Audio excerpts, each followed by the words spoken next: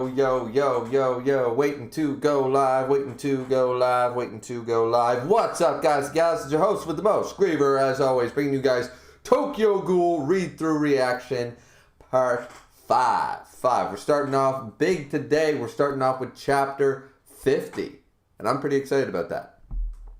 I really am. I've been told that we're going to be reading quite a few chapters tonight. Apparently, that's why the stream's starting early. We're going to be reading, I think, like 13, 14 chapters, something like that. Misk remembers. And he'll be in here, I'm sure, at some point. And, yeah, but apparently, because I thought, in all honesty, guys, I've been really liking Tokyo Ghoul. Tokyo Ghoul is quite good. You know, it's a solid 8 out of 10 manga, easily. But I found that the last few chapters were some of the weakest. You know, like part 4, when I was reading part 4 last Friday, I found that section of chapters, the 40s, are so far the weakest part of Tokyo Ghoul I've read. So, but I was promised that Tokyo Ghoul chapter 50 to about 60 something is going to be fire, going to be amazing. So I'm looking forward to it. I can't wait. And oh, and for anybody that's going to be jumping in here, I'll probably have to mention it once or twice during the stream. The One Punch Man chapter. Yes, I know the raws are out. Yes, I'm sure that in the next couple of minutes or hours that the One Punch Man translation is going to drop. I was, however, told that the chapter is going to be good, but that what I'm going to read right now today on stream is going to be better. So we decided not to push the Tokyo Ghoul stream, and we're going to push instead. If the One Punch Man chapter does drop, we are going to definitely stream that tomorrow. But so I'm not going to stream it, guys. But I'm not streaming it right when it drops, not right when it comes out. Plus, I still have to work on my rant video for Record of Ragnarok anime. I really got to do that. So. Oh, this is why I don't do streams right after supper, man. Like I'm full, I'm bloated. All I want to do is lay back and go, you know. So if I'm a little slow for the first half hour until I digest my food, guys. I'm not a big eater, but when I eat, I go into the lulls like everybody at turkey dinner sort of idea. You know, the classic turkey dinner thing. Remove your belt, sit down. All right, time for a nap. You know, that sort of deal. I get like that for fucking almost every meal I eat. It was a delicious meal, but I always overeat for my stomach. So, yeah. So if I'm a little sluggish at the beginning, forgive it, because this is probably going to be, I don't want to say a time frame, but it's probably going to be a longer stream. This is not going to be over in 2.5 hours or 3 hours. I have a feeling.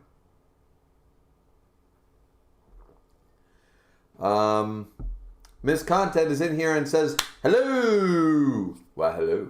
Also says, if you have the energy,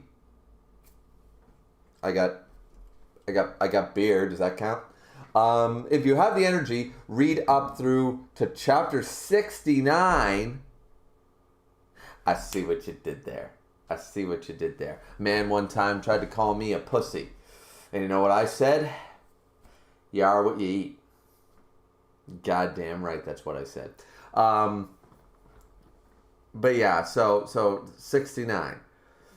Chapter 69. 19 chapters. Well, the Tokyo Ghoul chapters are usually a little longer, like about 22 to 25 pages, rather than the standard like 18 to 20 of a normal shonen. I believe that's because at times, wasn't the series released bi-weekly at one point or something? Anyways, regardless, point of the matter is that 19 chapters of Tokyo Ghoul.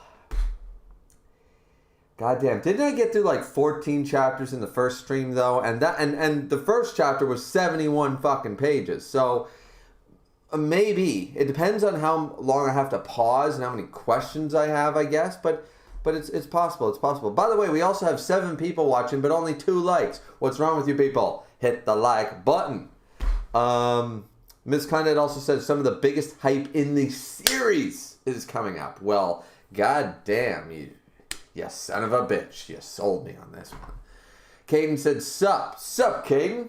So One Nation Army says, definitely agreeing with that choice. Oh, good to know, because some people are not going to agree with that choice, I'm sure. A lot of people are going to be wondering, hey, you're the Mr. It's not One Punch Man, it's the Garo show. What are you doing? Right? And I'm like, well, I was told that Tokyo Ghoul, like, chapter 50 to 70 was better than One Punch Man chapter, so... I don't know, guys. I haven't read the One Punch Man chapter, and I haven't read this, so I can only judge that after Saturday's stream of the One Punch Man chapter if this was the better option. But I'm going to trust everyone who's telling me it is. So, yeah. And Caden also said 2 chapters of Record of Ragnarok are going to be released this time. I know, but the best part is about Demi, who's the one who always translates it first. Demi always releases the chapters usually a day apart. He translates both and all that stuff, but he gives space and time. He's never actually, as far as I'm aware, Demi has never actually released double chapters at the same time. As far as I'm aware, I could be wrong about that, but I don't believe he has. So that means double the streams, boys. Double the streams. I'm excited for that. And girls, I do actually have a fair amount of female followers, but that's usually just because of the Katsuki no Yona reviews. But yeah, generally speaking, not too many women jump into the stream. So yeah. Okay, we're caught up with the chat, and we're only 6 minutes in, and I don't really want to get underway quite yet because I'm just trying to digest and settle. Come on, metabolism. I know I'm 30, but you weren't supposed to shut down until I was 45, right? So let's just see.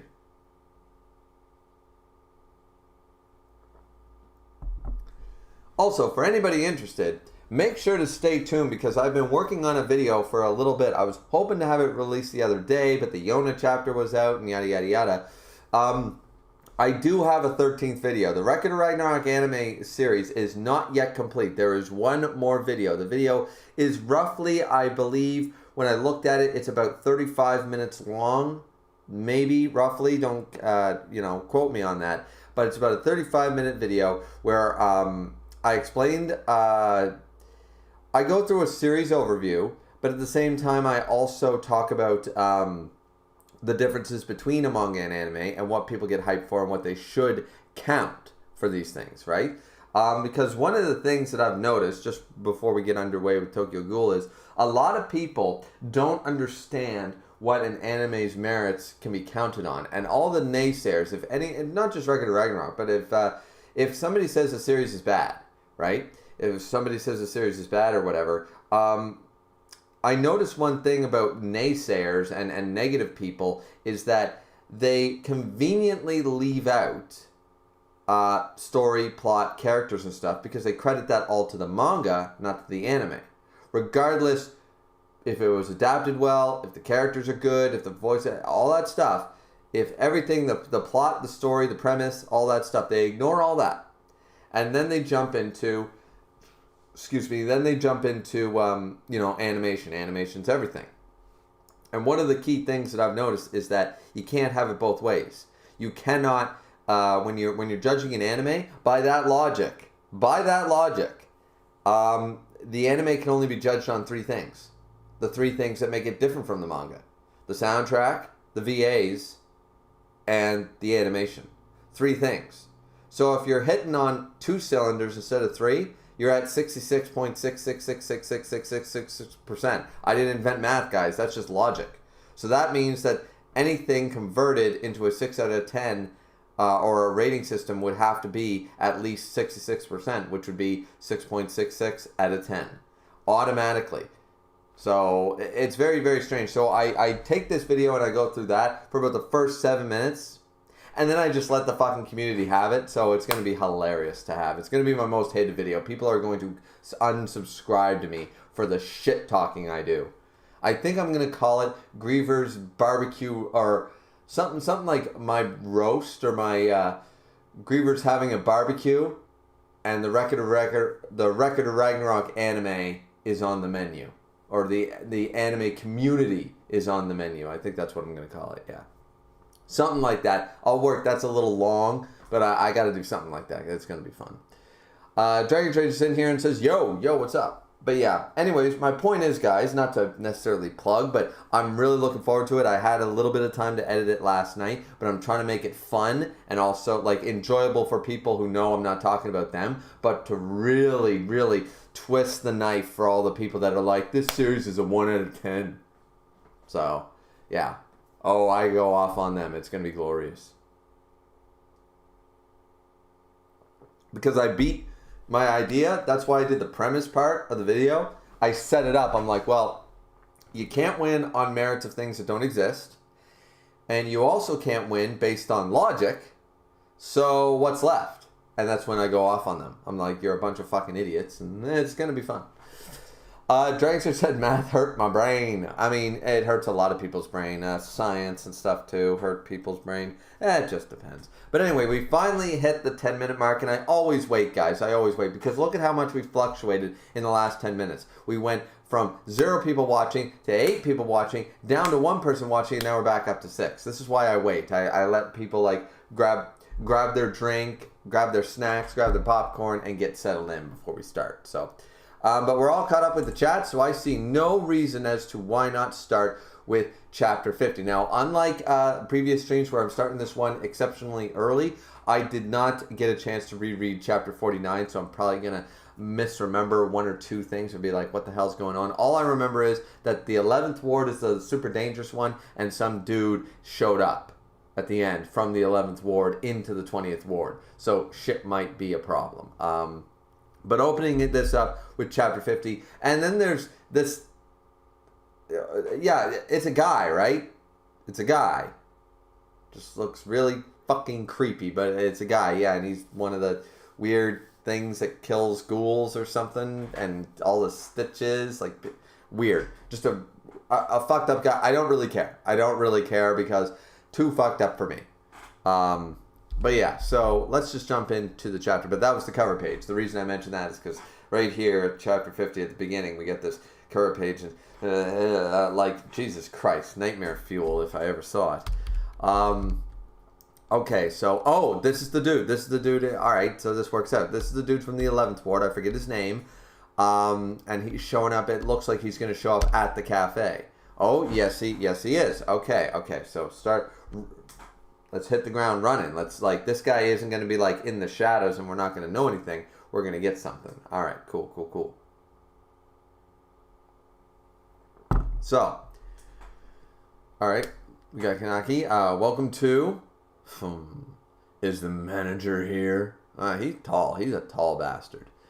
I can't tell, is that a tattoo or his facial hair cut that way? I'm not sure.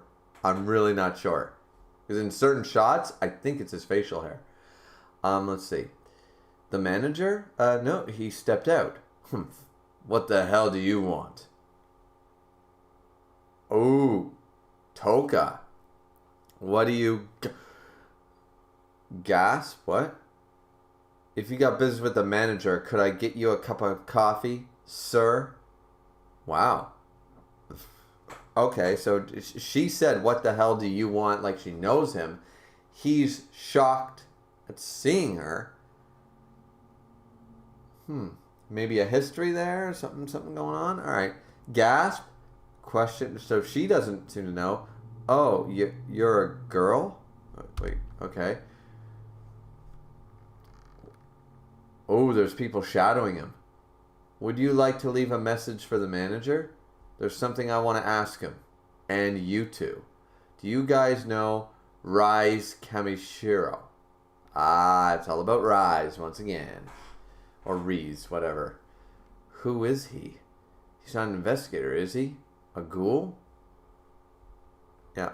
Let's go inside. Follow me. Okay, so join... And the back of the hood is number 1, number 2, number 3. I got my entourage. I got my peeps. Let's do this. And they're even color-coded. They're numerical order. We're playing the shonen game now. Let's see. Let me see your eyes. Oh, right. Making sure that it is a ghoul. Okay. You know what would be the ultimate way, which I'm sure this has been thought of and I'm sure it's going to happen? A ghoul is going to be a double agent. A ghoul is going to be undercover You know, like either a double or triple agent, like maybe they're actually on the Ghoul side, but they pretend to be on the other side. But you can't tell me that the branch office has not considered the fact of trying to find a powerful Ghoul to work for them and infiltrate places like this. That would be like the ideal way to rout out all the Ghouls, right? That's what you do. You know, you hire Nazis to infiltrate Nazis, right? Like that's what you do. I'm pretty sure if somebody wanted me to investigate in Iran, they wouldn't choose me because I'm a white, blue-eyed dude. No. They're going to choose somebody from Pakistan or Iran to infiltrate Pakistan or Iran, right? That's just using this, people. Or what's that? The Invincible comic. Think. I've just seen the meme. I have no idea what it's about. Apparently, the main character gets raped or something by a woman. That's what I've heard, but I don't know. So let's see. Satisfied. I'm Banjo. Banjo or Banjo? I'm going to go with Banjo. Yeah. Because right there, it's a G. Why is it a G? Oh, it is a J. Oh, I read that wrong. Yeah. So, he's Banjo. Banjo. That's actually a pretty cool name. I like it. I was with Rise in the 11th Ward. Ooh. So that's where she was. And why are you looking for her? You know her? So she did come here. Okay. Where is she? You gotta say she's dead. Like, why would they hide it? He's an old acquaintance of hers. He doesn't know that she's gone. Question mark. Oh, he notices something, looks over at Kanaki. Sniff. Oh no. First it was Tsukiyama, and now him. Why do ghouls always want to smell me? Why do you smell like rice? I'm gonna just... I can't keep switching. It's Reese. I'm gonna go with Reese. I know it's wrong, but I don't care. Reese... Like, Rise doesn't sound like a girl... Like, it doesn't even sound like a good name for a guy or a girl, so... But at least Reese. Oh, her name's Reese. Yeah. So Reese, whoa! Grabs him. Okay, what are you? Hey, not in the cafe. Banjo!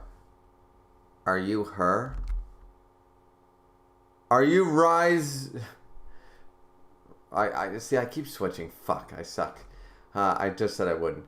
Are you, Reese-san's boyfriend? Oh, so he didn't figure it out. What? Me and her? It's not like that, Clench. She's your girlfriend? No, I mean, they did go on a date. Is he always like this? Yeah, usually. Oh, dodge the punch. Good. Okay. Whoa. Kanaki got the moves. Okay. Oh, no, I didn't mean to. My training with Toka and Yomo just came out instinctively. I'm sorry. Is he... This is a dude from the 11th Ward and he's passed out? What the fuck? Okay, interesting. Of course, he wasn't really trying. This, you know what this dude is all automatically reminding me of? Toto. It's like, you're my brother, clearly. You like tall girls with big butts, don't you? Clearly. Chad. It's like, and he just gets, you don't like girls with big butts? It's like, that's not what I said. You know? So, already, I sort of like Banjo. I like Banjo's design. I like his, I like quite a few things about him. I like his character so far. I like that he seems menacing, but we're going to be underestimating him or something like that. And he's from the 11th Ward, so he can't be, like, this much of a pushover. Maybe he's just putting this on or something. So, let's see. He's out. I knew it. I'm sorry about our leader. He's so weak, says Toka. Yeah, I don't believe it. Not if he's part of the 11th Ward. He can't be that weak. Riz, he must really want to see her. Even we don't know why he's looking for Riz, but we think he was in love with her. Well, we sort of gathered that. Trespassing into others' feeding grounds, killing the 11th Ward leader that tried to purge her. She was really out of hand. Killing the 11th Ward leaders that tried to purge. So this bitch was once again, that just leads you. You know what the problem is with long-running stories? Not that this is too long-running yet. Is that you initially bring someone into the fold and then you sort of soup them up to a degree. It's sort of like the whole Shanks's arm thing. It's been explained, but realistically, it's like, I don't think that was the best way to show Luffy what, they try to explain, oh, well, like, all these crazy powerful people, it's like, but he got his arm ripped off, but, you know what I mean? Like, when you have chapter 1, you have the premise, you just choose a character, and then you make them more and more badass throughout the story, and then you're just kind of like, yeah, but didn't they die by, like, literally a steel beam falling on their head? Like, how badass can they truly be?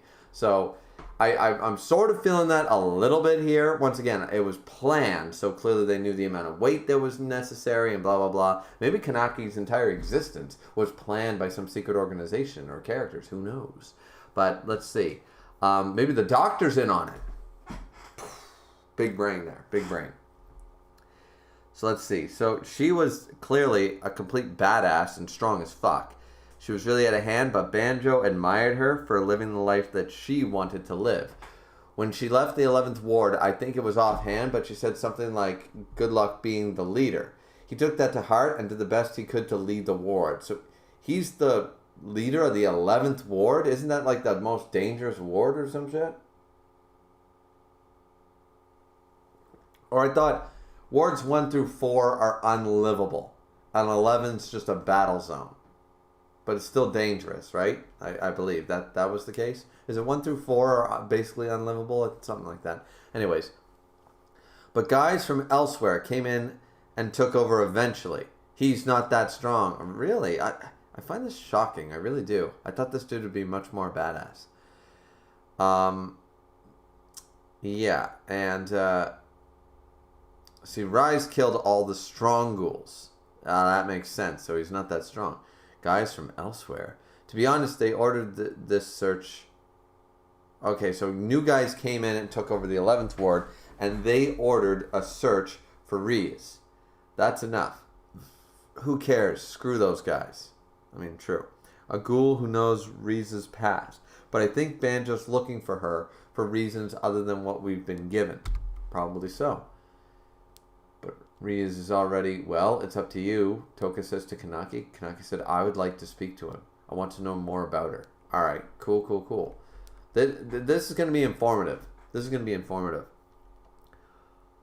Oh my god, we have Gojo All Might. Next page, look, it's Gojo All Might. That's what it is. See, it's the exact same hair as All Might, like when he's in his form, and he's got the glasses. It's Gojo All Might, the fusion you never knew you wanted. Okay, so Gojo All Might is in the house, clearly top in the verse. Let's see.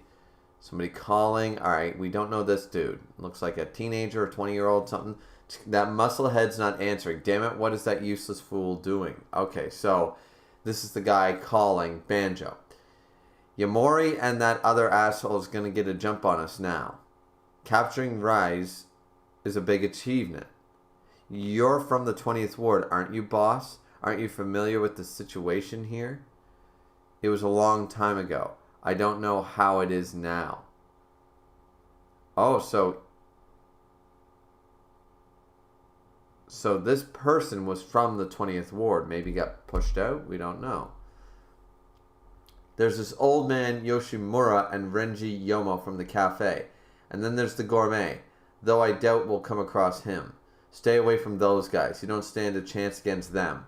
Yeah, because we all knew that Yoshimura, top in the verse, that's why the 20th Ward is safe. Nobody fucks with the manager of the cafe. Not especially when he's got fucking, Gildarts fucking sitting on the background just as his right hand being like, I provide a bunch of meat from dead bodies and I can kill all of you.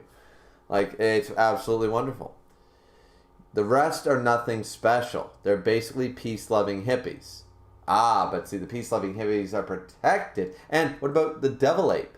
The dude who said he was the devil ape or whatever, the devil monkey, whatever his. Apparently, he must have been. So this is why the 20th Ward, I'm still holding to this theory that the 20th Ward is only safe because of that cafe, because Yoshimura and the people that he surrounds himself, his staff, is what keeps the peace. And nobody from any other ward wants to go to war with this fucker. Because this dude is clearly one of the top in the verse, and nobody wants to piss him off, because he will just bring down the carnage.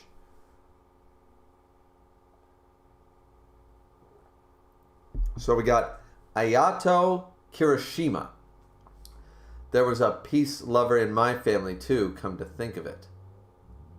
Okay, question mark Ward Ghoul, but was from the 20th Ward. So new character introduced. Pretty cool design. I like the sweater with the rolled up sleeves deal. It looks pretty cool. Yeah, I like it. Alright, cool. So that's chapter 50. Moving on to 51. Wow, the camera's pretty dark, isn't it, boys? Yeah, I probably should have fixed that before I started. Camera's pretty dark. Let's fix that. Let's fix that bitch. Woo, there we go. There we go. Now we fixed that bitch. Now we fixed it. Oh, good. This eye. Oh, shit. Yep, both eyes are infected now. Lovely. I got infections for days. Eyes for days. Infections for days. Okay, so let's yeah, alright, let's jump into the chat, then we'll jump into chapter 51. So 88 Ame said, yo, it's his facial hair. Yeah, I mean, I sort of figured that actually seeing the flashback style, because it looked different, so it's not a tattoo, it's his facial hair. It's very, I guess, tough guy, gangster supposed to be thing, but it looks cool or whatever. Durantrid said, also, why is Griever wearing a do-rag? I am wearing a do-rag because I recently got them in the mail and I was in the middle of cooking, and when you cook, you either tie your hair back. When you have long hair like mine, you either tie it back or you wear a do-rag to keep the hair out of the food, right? That's what you do. So I was cooking 5 minutes before I started the stream. I cooked, I ate, I didn't take the do-rag off. Whatever. I wear a do-rag once in a while. It'll probably come off eventually. I usually my forehead gets hot underneath it, blah, blah, blah, that kind of shit. But yeah, at least somebody noticed the do-rag. Dragon herself said there's a movie about a black guy infiltrating the KKK. That's crazy. I mean, wow and how, but sure, okay. 88 says it's neither, more like Rize.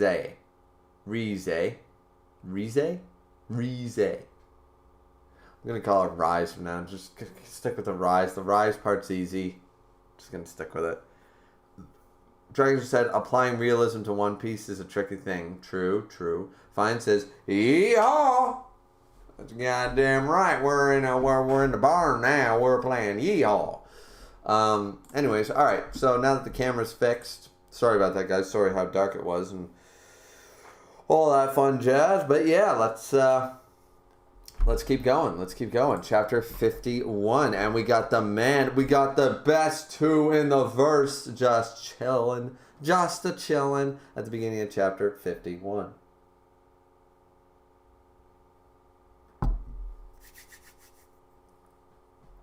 So they're away.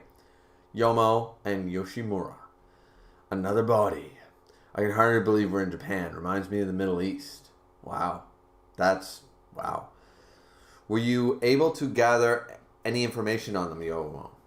Yes, I got one of them to talk. They're a group of ghouls calling themselves the Aogiri. The Aogiri tree. Okay. I don't know exactly how many members they have, but I think there are quite a few of them, and also yeah, I'm reading chapter 51. What the fuck? Okay, that was weird. Their leader is the One-Eyed King. One-Eyed. The One-Eyed King?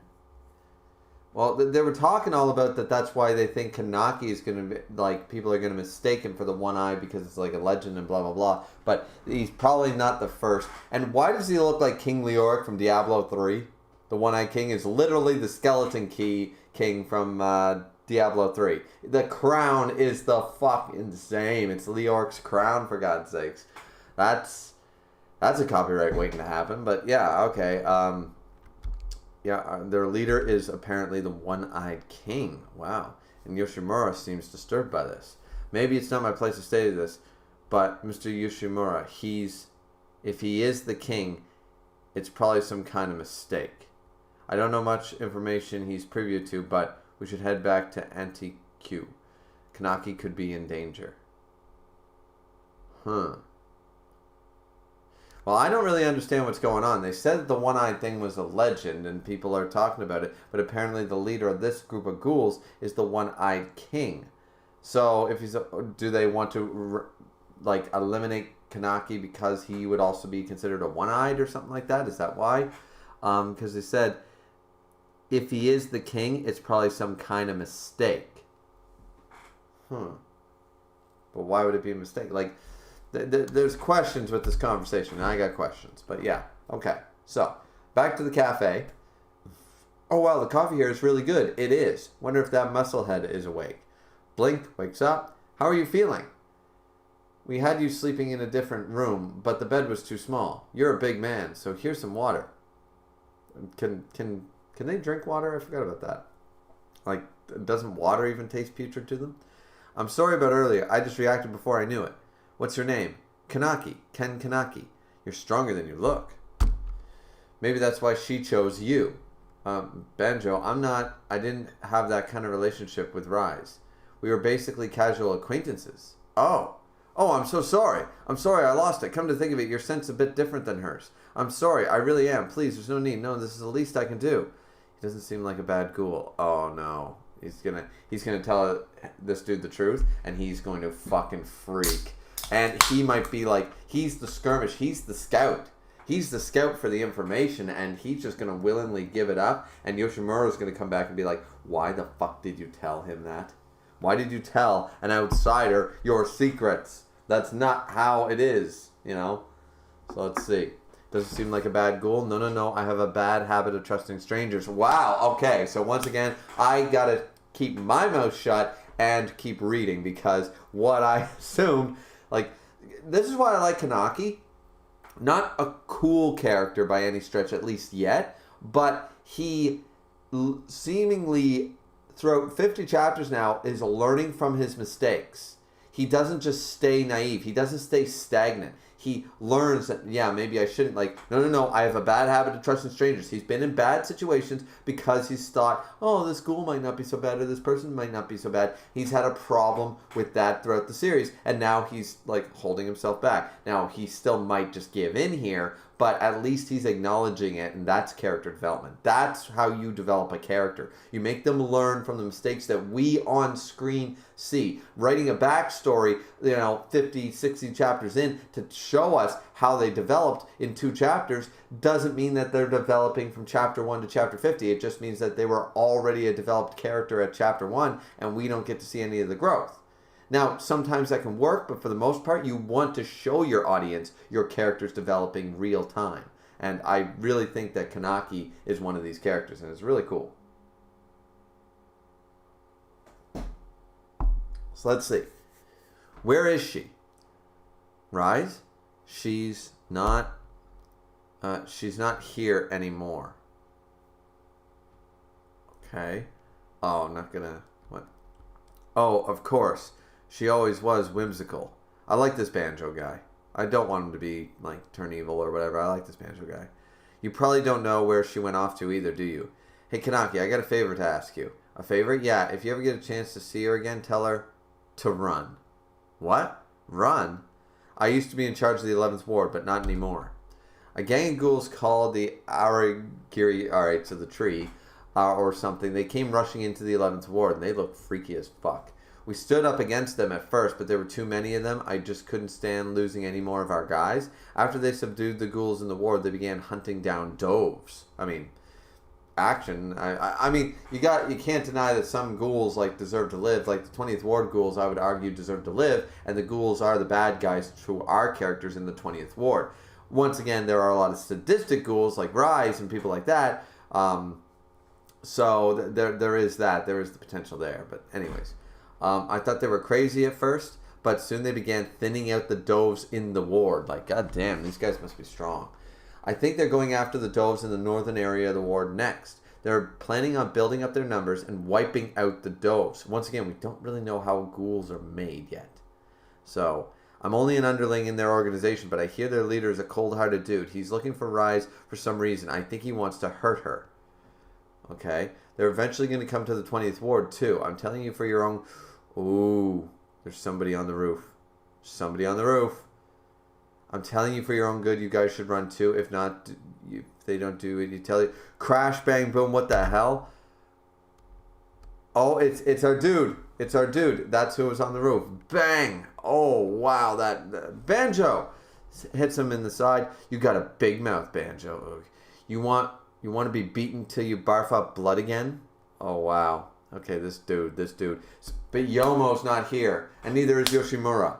They're going to head back early, but hopefully they head back just in time. Convenient? Yes, but I don't care. We're going to need it. We can't have this dude completely trashing up the 20th Ward without stepping on the toes. And this guy, clearly he scouted the area first, but he is literally the one who said, do not fuck with those guys.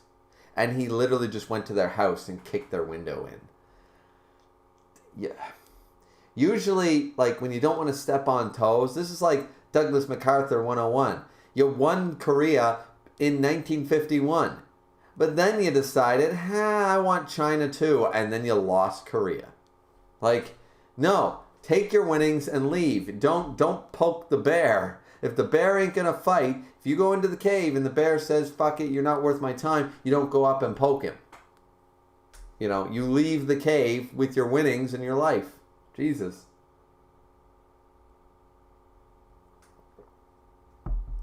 Ayato? Banjo, are you... Huh? Are we supposed to know his name? Because Kanaki even goes, Ayato? Like, so, was I supposed to know who this fucker was? At some point, was he mentioned? Let's see. Mr. Ayato, what are you... He wasn't answering his phone. All of the 20th Ward's information gatherers here. That's why I came here myself. You got that, you morons? You're wasting your time. Resend's not. Did you say something, you scrub? Ooh, Kanaki's gonna go against him. Oh, chills. Oh, wow. Hey, what's going on up here, Toka? Ayato. Hey, been a long time, my Wait a minute now.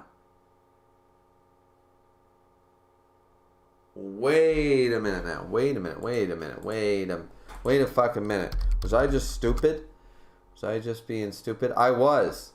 I completely forgot that Toka's last name is Kirishima. I should have put two and two together. Yeah. Oh, wow. A peace lover in the family. Okay. All right. Yeah. It's a Kronk moment. Oh, yeah. It's all coming together. Wow.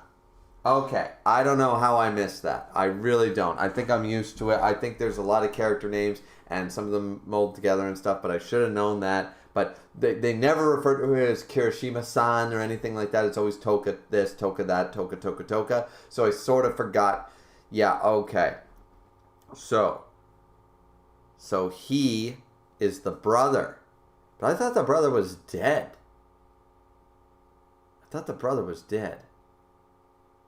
Wasn't there a mention about that? Anyways, doesn't matter. Clearly not. And is here. Alright. Hey, it's been a long time, my stupid sister. Let's see what Toka says. Where the hell have you been, you idiot? He's Toka's brother. And they do look alike. Yeah, that's true. They do look alike. Learning about the real world. Unlike your sheltered ass, I've been learning about the world of ghouls and not humans. You little punk.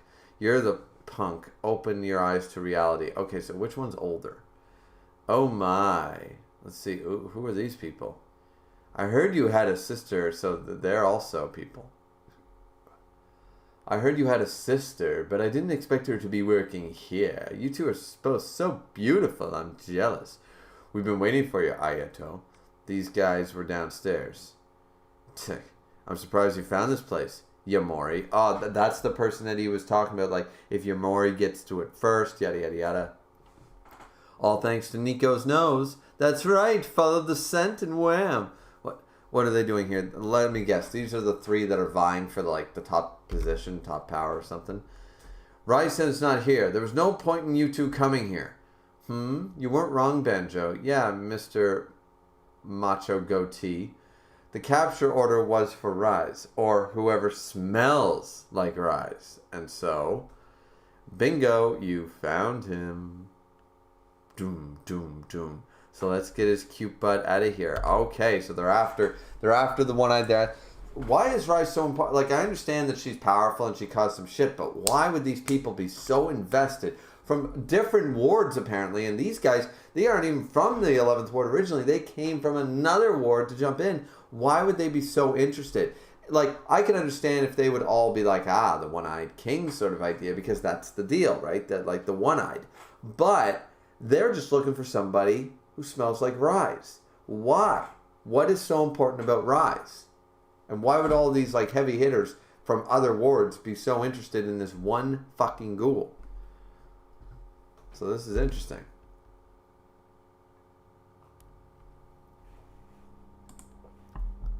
Okay, so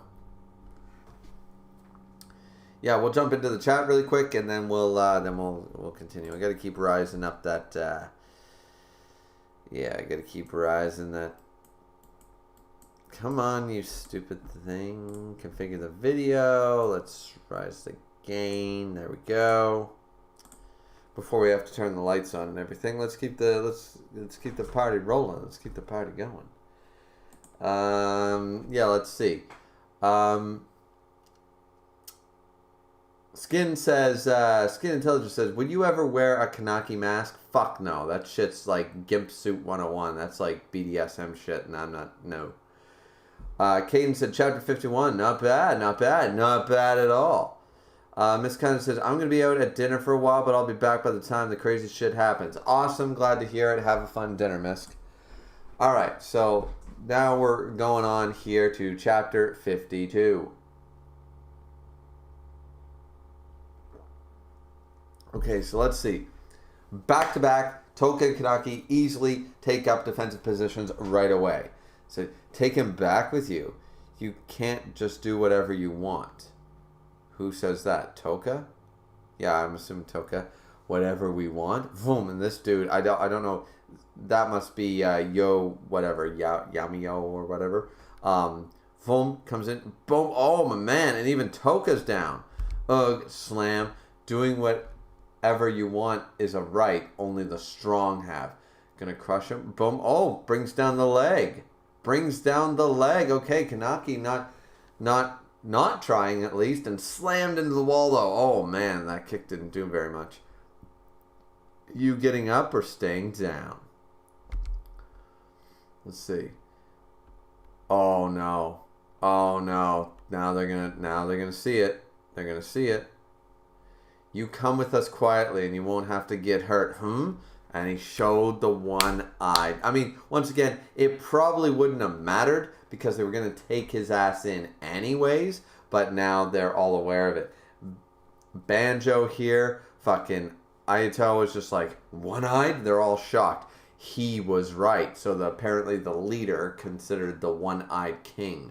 I'm assuming that's who they're referring to when they say he was right. Boom. Tried to punch and slam. Oh, wow. Stabbed through the... Damn. What? Where did that come from? He speed blitzed him like crazy, Toka. Kane. You... Jumps forward and Ayato gets in the way. Move, Ayato. And Ayato punches his sister in the face. What the fuck? You are so weak, Toka. You remind me of Dad. Oh, you remind me of Dad. So clearly, all right, so we have the black sheep. So we're starting to get more of the story. I really like this, though. I really like the fact that Ayato is now introduced in the story. We're starting to learn more about Toka's family. Apparently something about her father. Like, there's complexity here, and I'm really liking this. So, Dad was, he was fighting for us. You don't know anything. Oh, she's going ghoul mode. She's going ghoul. Here it comes. The Kagune. Wow, that's beautiful. Slam, and let's see, Ra. Slam, but of course not going to do very much to Ayato. Said, you're the one who doesn't know anything, Toka. Both Mom and Dad died because they were weak. I'm assuming they were ghouls too. We still don't know the whole, like, how did ghouls start? And can you turn somebody into a ghoul?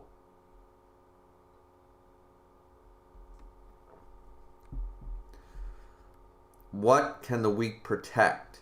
Who can they save? Without power, you lose everything. Now, we already know this type of character. We've seen this character so many times. It's in almost every long-running shonen. We have this character with this mentality. The idea is that if you're weak, you can't protect or save anybody. You need power, you need strength, and then you lose your way. Your initial goal was because you had tragedy in your past, betrayal, people died and you don't want to accept it. But it's been in fiction forever that people then say, well, if I have enough power, nobody that I love has to ever die or be hurt or whatever, right? That's the idea. It's all about protection, but it gets askewed. It gets this sort of, like, it gets warped. It gets twisted, and this is the end result, and you always get this type of character. So clearly the final battle for Toka's character will be to kill her brother, or save her brother, one way or another. Your wings can't fly anywhere. His look really creepy, actually, but not me. I'm going to prove that ghouls are better than humans. Once again, but without humans, you guys would all starve and die. You do realize that, right? Like, I always love that mentality. It's always like, I'm going to prove that we are better, that we don't need you. It's just sort of like, yeah, but you need them for the food source. You remember that real key point? So let's see. What? Slam. Oh, see ya. Slashes her all to bits. Oh wow, just completely takes down Toka. Stay down there. Okay, so the manager's got to come home soon. Like, he's got to put an end to this.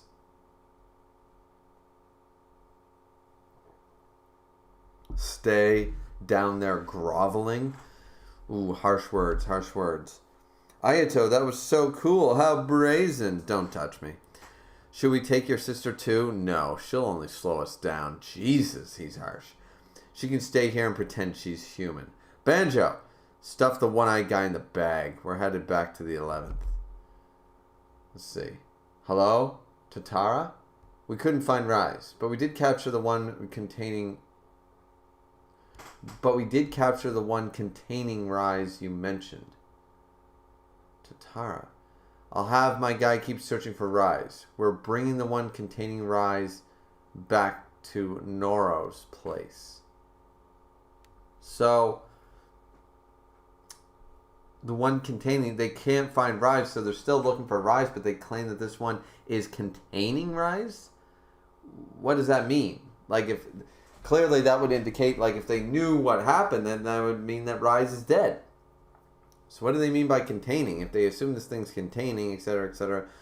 Anyways, so let's see. Guys, you showed up too late to the party. Oh, Yoshimura and Yomo have appeared, but it's too little, too late, and Toka's still damaged and hurt. They took him, didn't they? Mr. Yoshimura, Yomo, gather everyone. The cafe will be closed for a while. Oh, shit. Okay. So, chapter 53. Let's see. I mean, that was some heavy shit. Not gonna lie, that was some pretty heavy shit. What do we got here? Skin saying, I mean, strength isn't necessarily defined by how hard you punch. No, not at all. But people who seek power because of loss always end up being warped down the path.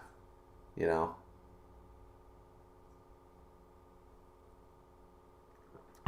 Yeah, I feel like you can't want to be better than the thing keeping you alive. Yeah, like that's sort of a weird concept, but anyways, like without humans as a food source, they are a necessity. Like I don't hate cows. I need cows. I need food. If I don't eat, I die, and I really like steak. So like I understand the necessity of a cow, and you know. So like yeah, I don't know.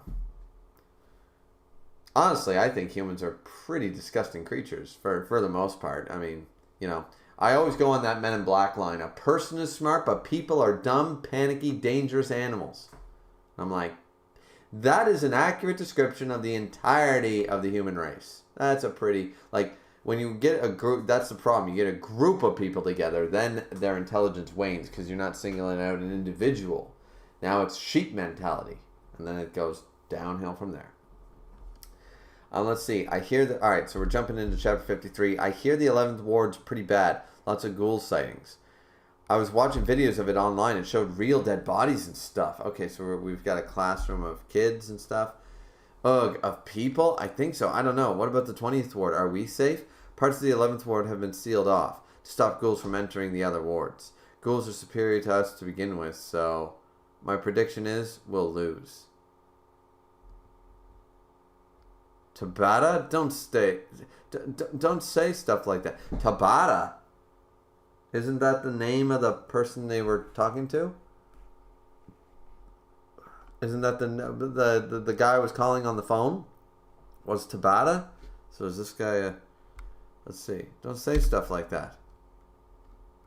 Could be a ghoul.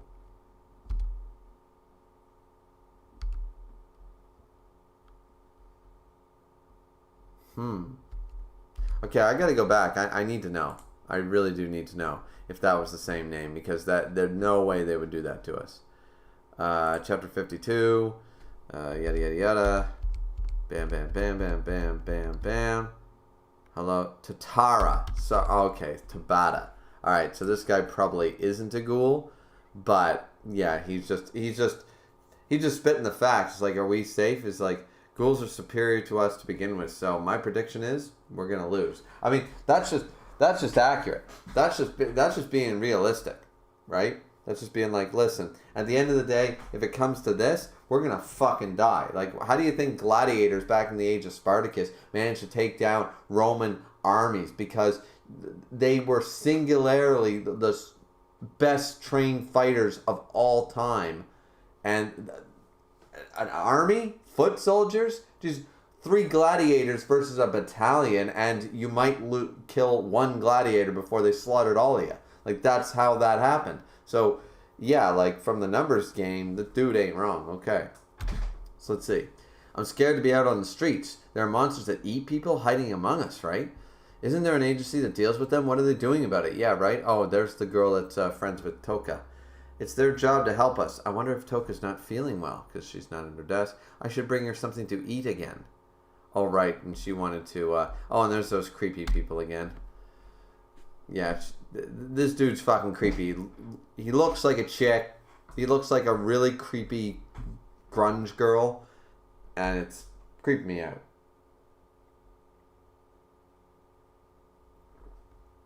So we're at a crime scene. I'm just glad that the stiffs are ghouls.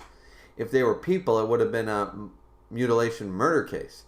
Yeah, you're right. So glad that it was a ghoul. We'll take it from here. You're up, guys. How many of them are there anyway? About 2 or 3? Damn it. Juzo? Yes, sir. Come here a sec. Huh? No. The bodies of the ghouls that were discovered, they've been cut into about 200 pieces? Jesus. The incisions are clean. It was done with a kind of orderly methodology. It was you, wasn't it? Oh, shit. So you're up there killing ghouls for fun, you fucking psychopath. Alright. Could you tell? I've seen your ways more than I ever wanted to during the Whack-A-Mole Underground. Ghoul Countermeasures Clause 2, Article 13. Huh? If their eyes turn red, they're ghouls. Oh, I remember this. I have to remember. It's wrong. 0 points. That's Article 12. Ghoul countermeasures Article 13 is about the investigator's mindset in exterminating and capturing ghouls. Clause 1. Ghoul investigators must carry out their duties with the safety of the citizens as their highest priority. And Clause 2. The infliction of unnecessary pain against ghouls is strictly prohibited. The unlawful reproduction of this is by the NFL is prohibited. I'm amazed that they actually have that. The infliction of unnecessary pain against ghouls is strictly prohibited. I'm amazed. I'm amazed at an organization that is basically been given license to kill. It's like a racist organization built on racism. They claim it's for safety, and sure, for one, but it's still technically, it's still like built on the fact that, okay, ghouls are evil, you kill ghouls. They're given a license to kill ghouls because they're ghouls with no other thing. I mean, that's the definition of racism. You judge someone based on who they were born as. Regardless in the right or wrong. The Tokyo Ghoul is a very gray manga in that way. But I'm amazed that such an organization would have that.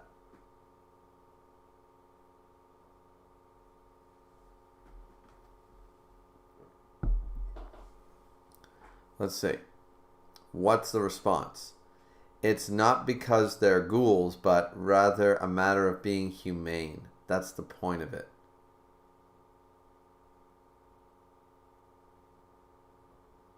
Although it's also a fact that that clause is the one most often violated. Yeah, like, you're no different from ghouls if you go around slaughtering them and being maniacal about it.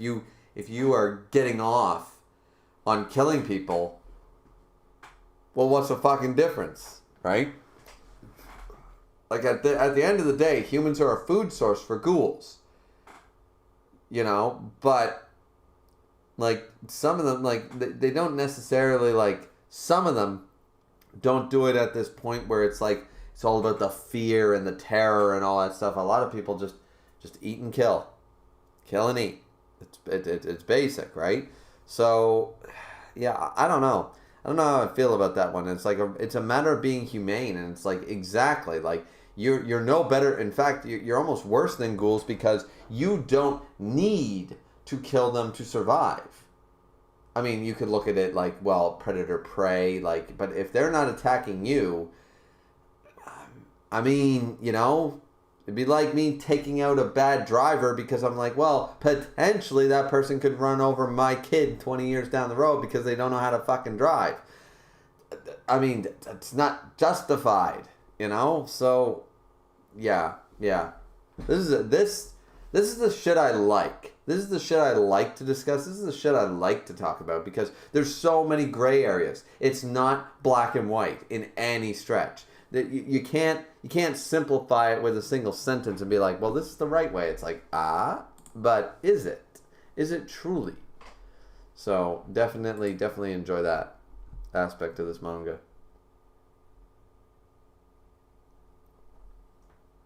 Also, Juzo, you can ask for Quinkui all you want, but if you keep ripping them up like this, you're never going to get one. What? I won't? Nope.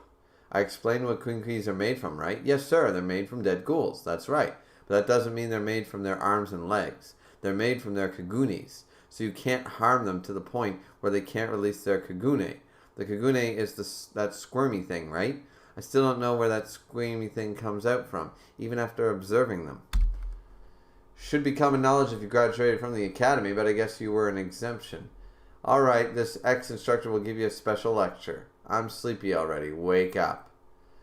So what is a kagune anyway? Let's start there. Okay, so now we're delving into the stuff. Alright.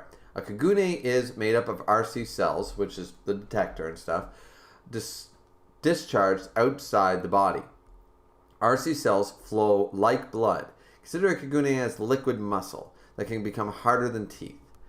But if it's a muscle, shouldn't it be soft? Imagine muscles with steel wires woven into them. A normal bullet can't penetrate it. Ghouls accumulate late RC cells in their blood by consuming humans. Okay.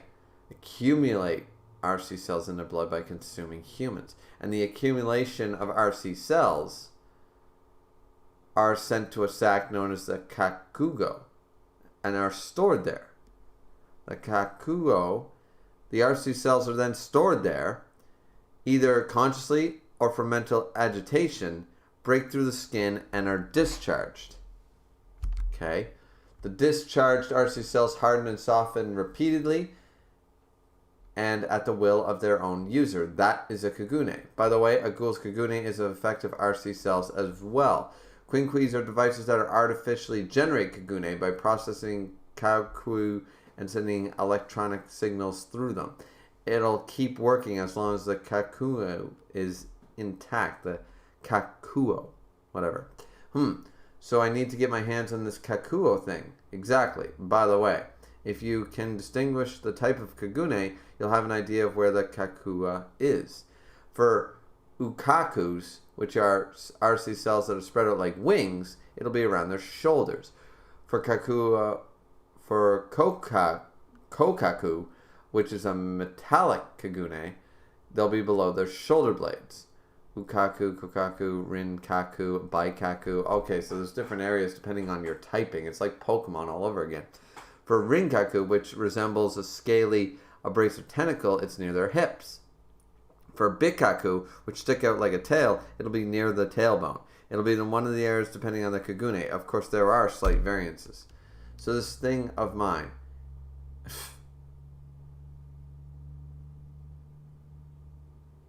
Wait, what the fuck?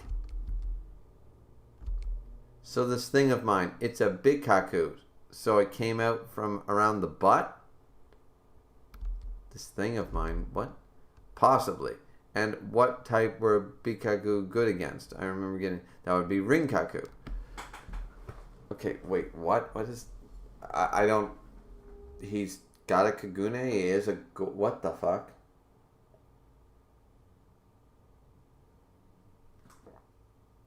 Or it's a piece of the kagune or something? Anyways. Bikaku are well-rounded, matching up well against rinkaku, which are more about brute strength, but it can be complicated against the speed of ukakus. It's well-balanced and easy to handle, so we recommend Bikaku quinquis to rookies. I want the stronger rinkaku. The rinkaku can be tricky. I guess you'd have to know the characteristics of kagune to know why. Yes. Ukaku are lightweight and characterized by their high-speed attacks. They're effective at both close and long ranges, likely resulting in a quick battle, but the discharge of RC cells is rapid by nature, so it lacks a lot of endurance, and we saw that with Toka. Therefore, there's always a concern of running out of gas, which we did see. Kokaku, which is like the gourmet apparently, boasts the greatest rigidity of any kagune due to their dense concentration of RC cells. In exchange, they lack speed compared to other kagune, and they're difficult to handle due to its weight. Rinkaku are characterized by their great regenerative power first and foremost, and the striking power that comes from their unique surface is also a strength. Okay, so Rise was a Rinkaku. Is also a strength. Let's see. Their great regenerative power. However, the RC cell's tendency to bond, which gives them their regenerative power, means it's a weak bond at the same time. They're brittle compared to other kagunes. Okay. The one I recommend is the Bikaku. It is truly well balanced. It displays its strength most at mid-range. It's above average both offensively, defensively, and is not lacking in speed. There are no obvious weaknesses. If I had to name one, it would be its lack of a knockout punch. So, it's your punch kick combo, but it doesn't have an ultimate like limit break. That's what it is. It's your standard attacks, right?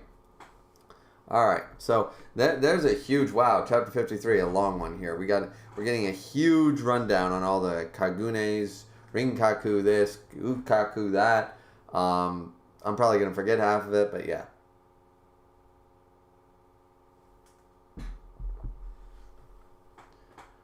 Let's see. I don't quite get the tendency and weakness part of rinkaku though.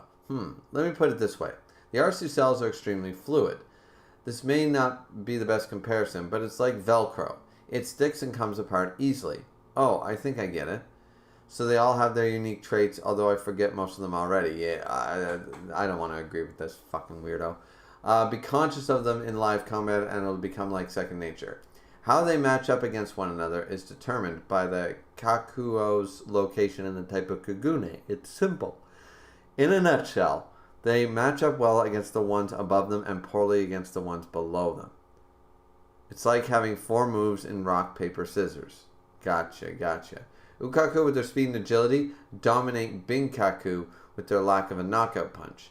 Kokaku with their defense can fend off light attacks of an Ukaku. Against Kokaku and their lack of speed, Rinkaku can unquestionably deliver a decisive blow. Rinkaku struggle mostly against Bikaku for their lack of weakness. The one strike, one type struggles against these type of opponents. And so it can be explained that if you look at their characteristics, but to put it simply, even more simply, the RC cells secrete by each Kagune type against Kagune that match up poorly against them, supposedly becoming an especially effective poison. Oh, don't understand? It's not that. Why is there a hierarchy within ghouls? That seems so weird. It's simple, because Kagunes are weapons to win battle for territories. They're designed to kill even their own kind. Wow. Okay.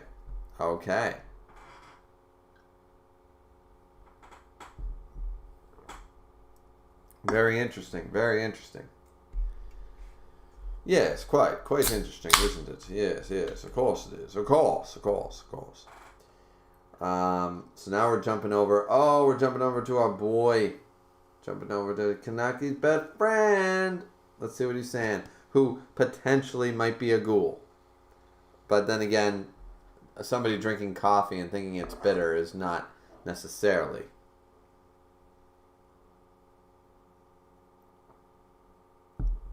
The area of investigation of the 11th Ward has been expanded in a rush to pinpoint the location of a ghoul organization. There have been casualties, so we do not advise entering off-limits area out of curiosity. Let's see. Thinking about it. Heidi, this is not good. My hunches are usually right. At least respond to my texts. Kanaki.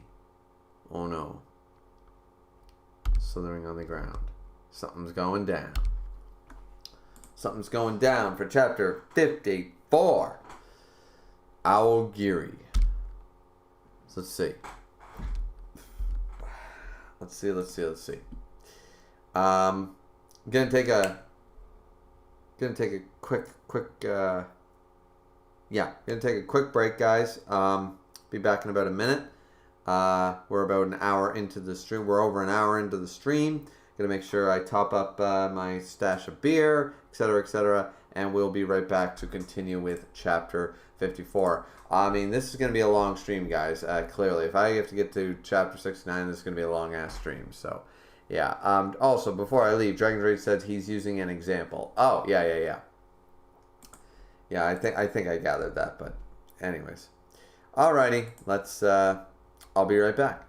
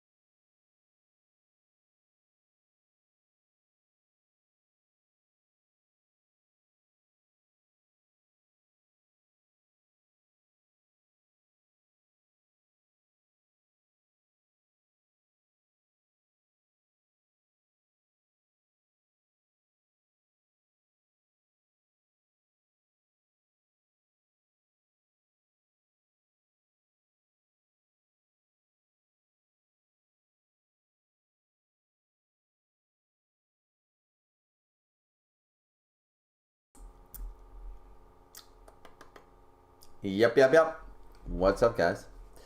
All right, so let's jump back in. We are gonna start off with chapter 54, and once again, for anybody curious, I am not going to be doing the One Punch Man reaction to the. I know the chapter has dropped. When I checked my phone earlier, the chapter did drop roughly around the same time I started the stream, but I will be doing the stream for that chapter. I will still be streaming that chapter, but it will be tomorrow, sometime tomorrow, maybe in the afternoon. I'm not sure.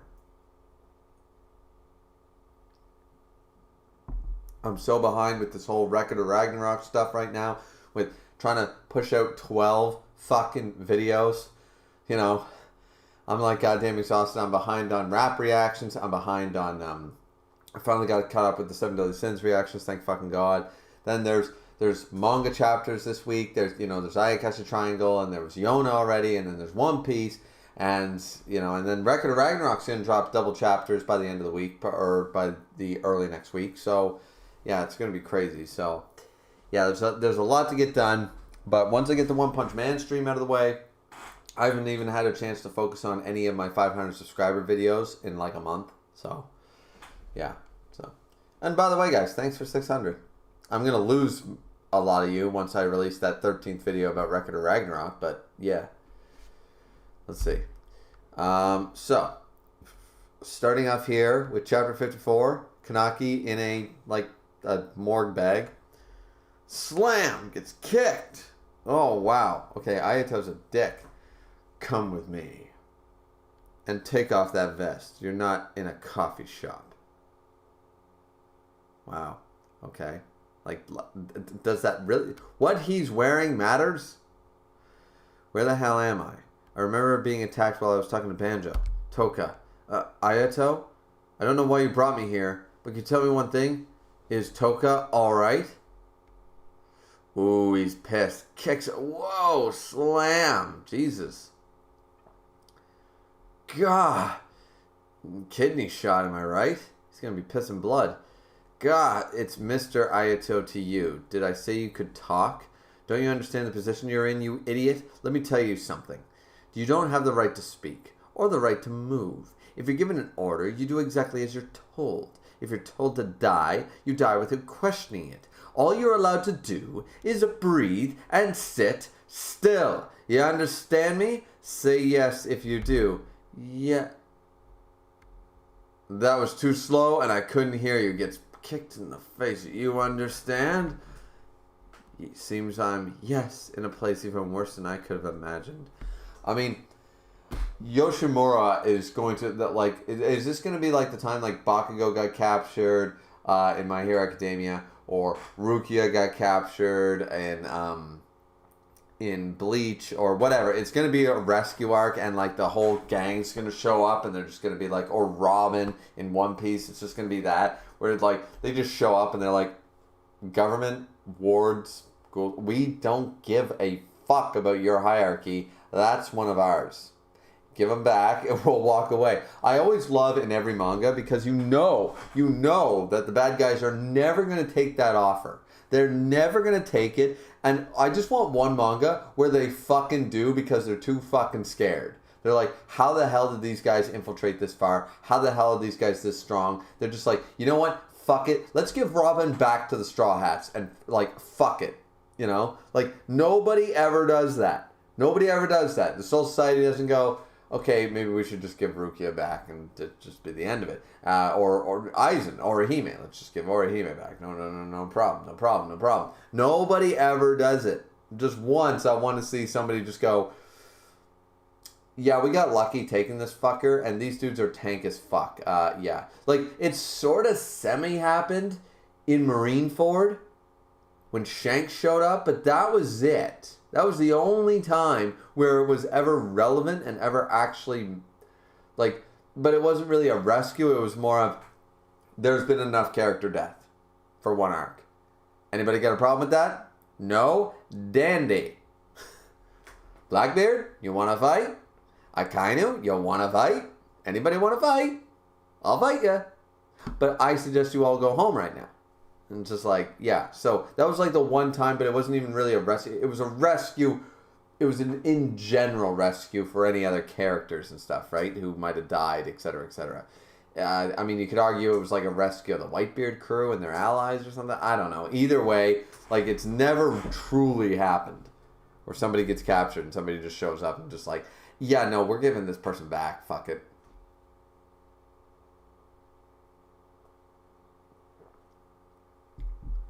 So let's see. Are they after Rise? They said whoever smells like Rise. That, in other words, is me. Is it Rise organs they want? Oh, shit. Hey, let me give you some advice since you're an idiot. The bosses aren't nice like me. You got that? Oh, shit. Bosses? See some kind of organization? Does that mean this is their hideout? Oh, gets kicked again. I asked if you got it. Answer me. Yes, nice. Are you kidding me? I guess Toko was like this at first, too. Walk out. Boom. Oh. What do we have here? A bunch of scrubs, clearly. But we also have, and like, there's Banjo and stuff. Then we got, you know what? That dude's reminding me so much of Bong Clay. I kind of like him. I kind of like the I don't know what the appropriate word is anymore without offending somebody, so fuck it. I'm just going to say the dude with the lips, okay? The dude wearing lipstick. That's just the way I'm going to say it, because I know whatever terminology I use, somebody's going to be pissed off in some country somewhere. So, yeah. I like that dude because it sort of reminded me of Bong Clay a little bit. This dude, his eyes, way too long and way too wide apart. I can't get over it. He looks too dorky. I know he's probably strong as fuck, this yo my guy, but he looks so fucking stupid. He looks so dorky with his eyes, like, boom, like, he just looks like so stupid. Like, if his eyes were different, like, his design is cool otherwise, but, like, it's not even his giant nose. The giant nose doesn't bother me because, I mean, look at me, you know? I'm a flamingo. But his eyes, holy fuck, it's not intimidating at all. And somebody's doing a plague doctor sort of mask look down there. Okay. Got the creepy child. We got the Joker smile. Okay, so Kanaki, I'm just taking in all the shots here, guys, with this double page spread. I'm taking in all the different character designs. I'm seeing what we're seeing. I'm seeing what we're doing. All right. So, Kanaki terrified. These are all ghouls. There's like 100 of them. Oh, shit. So this is Tatara. Okay, so this is the person, Tatara. So, I brought him for you, Tatara. Good. Come. Go. So, walks forward. That thing looks evil as fuck. A bodyguard? He looks scary. He's got the devil smile sort of idea, the Joker smile on the mask with no eye holes and everything. That is terrifying, actually. I mean, if you're going to terrify someone, that's how you do it. Tatara, was it? Is he the leader of the ghouls here? Or maybe he's the bodyguard and Tatara's the one standing? Who knows? Gets up. Oh.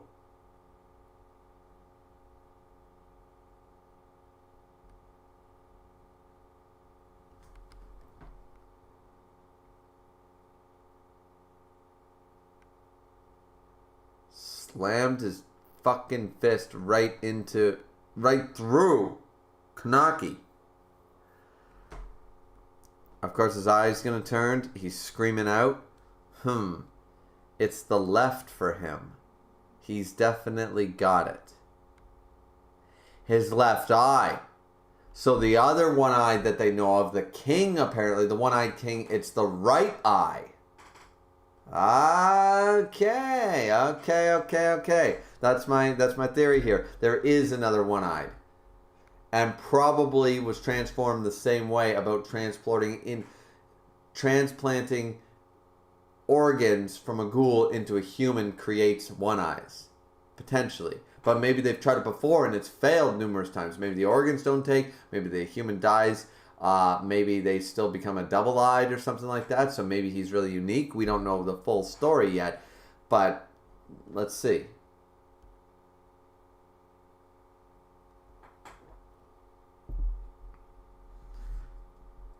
Let's see. That means Rise really was killed? Okay, so they've confirmed. So the evil organization knows, this tree organization knows that Rise was killed. Those guys sure do move fast. So they're thinking of another, there must be another organization out there. Ooh, who knows? Kirishima, yeah. We don't need him. He's yours. Don't need him. What? And even Kanaki, what? I was hoping he could help us, even if he wasn't Rise. But his eye is no good. He's useless. Use him as a soldier, a punching bag, do whatever you want with him. Okay.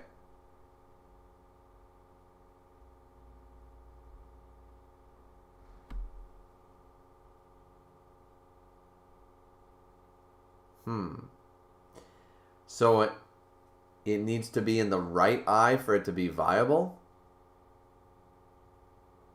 His eye is no good. It needs to be in the right eye? Is that the problem? Is there a different... Oh, okay. Wasn't worth sending you guys out for. We should have gone after the doctor that got away. Doctor? Yes. Yes, because... As I said, the doctor knew. The doctor was in on it. The doctor knew. Wonderful. I was right. I love it. Oh, yeah. It's all coming together. Oh, yeah. I always love when I'm right. Being right, being me, ladies and gentlemen, I'm right, I'm right quite a lot. Yeah, people are always surprised. But I'm right a lot, but I still get just as excited when I believe something and here's when I get excited. It's not about being right necessarily. That's part of it. But the part is that when you come up with something, when you come up with a theory that you think would be so cool, like that would be so awesome, just because you theorized and figured it out early before the story dropped the bomb, doesn't mean it makes the story any less. You've just come up because you're in sync with the story. You're in sync with the dialogue. You're in sync with the characters. You go through it and you theorize something that's possible and plausible, and you think you only would theorize it if you thought it'd be really, really fucking cool if it happened and if it was part of the plot. So it's not just about being right. It's about going, my theory's right, and I love that it's right because I think that's going to be really cool in the story. So that's why, to this day, whenever I'm right, I'm excited. Because being right is only a part of it. It's about the fact that, oh man, now shit's going to get even deeper, it's going to get even better, Because my theories generally is always about enhancing. It's never about... Yeah, well, Shanks is going to die and Blackbeard's going to kill Luffy and that's going to be the end of it. That's a depressing fucking theory and I don't want any of that to happen. So,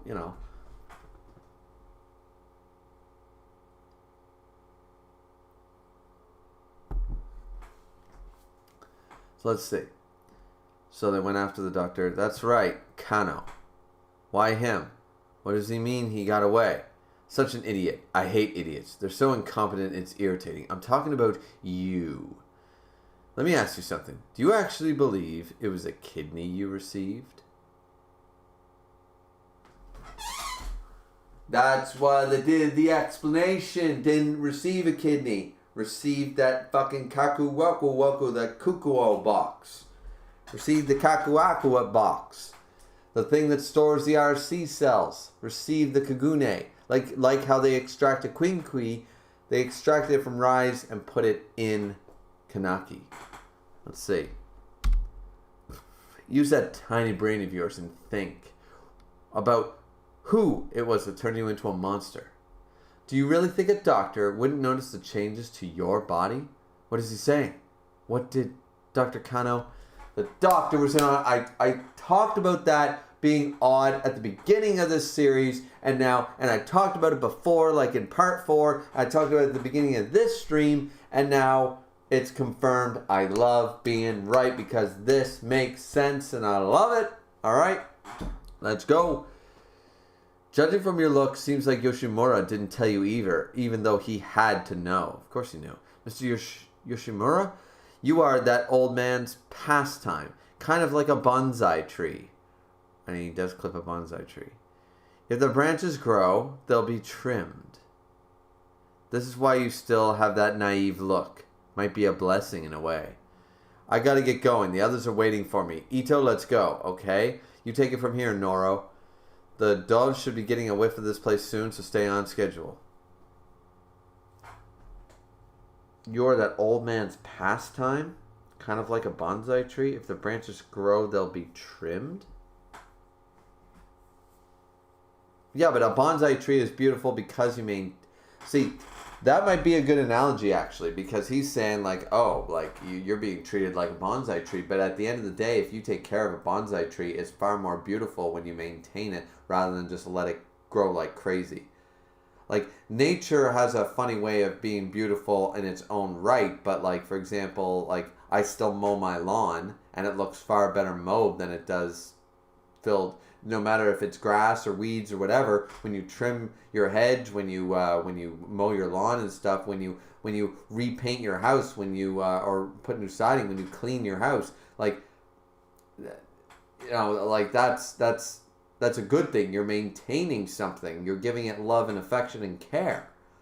So a bonsai tree is actually can be looked at like they're using it as an insult here, but if you think about it, it's actually a great way to show. Like there's a flip side to that. That's all I'm trying to explain. There's a flip side. It's pretty cool.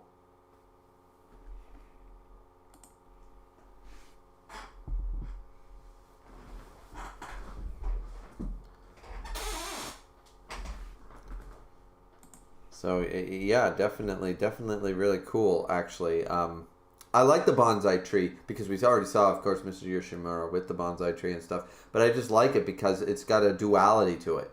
You could argue that, yeah, like you should let nature take its course, but at the same time, certain things are, when they're given maintenance and love and affection and taken care of, they can be better than they ever would have been on their natural course. So it's sort of like a duality thing. I like that.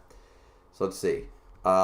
How much did Dr. Kano know? He knew everything. Of course he did. He knows the difference between a kidney and a Kagune Ghoul box. He's just left alone in his thoughts. Let's see. Mr. Yoshimura kept something from me again. No, Mr. Yoshimura saved me. Food, shelter, encouragement. I am who I am now thanks to him. This is also true. I'm just confused right now. There's no way these bad thoughts are buzzing through my head. Kanaki, you awake? Banjo? Shh. Oh, wait. You mind coming with me? Huh? Where? A rally. An anti-Augiri. Rally. But don't worry. Jesus, this is really feeling like some KKK level shit right now. Don't worry. Both Ayato and Yamori are in different buildings. You don't belong here. Escape with us. Okay, wow. So... that's the end of chapter 54, guys. There was quite a bit to talk about with that one. There was quite a bit to talk about with chapter 53. But yeah, so...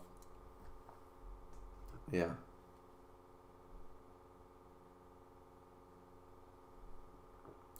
So let's jump into the chat because I don't believe I've done that in a little bit here. And then we'll jump straight into chapter 55. We'll jump straight into chapter 55. Let's see. Ms. Content says, I have returned. Yes, you have. Dragon Jade said, I mean, for Bleach, I highly doubt Yamamoto would be scared of Ichigo to just give a review. I mean, yeah, a poor example of that. What I'm saying is that sometimes it's just like the enemy is left in a worse situation than if they had just fucking given the captive back, you know? Like One Piece, for example. And his lobby would still be standing, you know? Miss Content said, I see you've gotten past the Kagune info dump. It's pretty interesting stuff. It was a bit of a drawl to get through, but at least it was all interesting stuff, and I'm probably going to forget half of it, but we'll see. Dragon Trick said, the gay dude with the lips. I could say that because I don't care. I mean, yeah, I mean, I could say it, but like there's a word for it, though. A cross-dresser. That's the word I was looking for. Because he's not necessarily gay. He might like women. Like, I'm pretty sure Bung Clay is a cross-dresser, but he's not gay as far as I know. I don't know. I don't really care. Unless the relations in the bedroom are relevant to the story of One Piece, I don't really think we need to know if Bon Clay is straight, gay, or whatever the else things exist now. Yeah.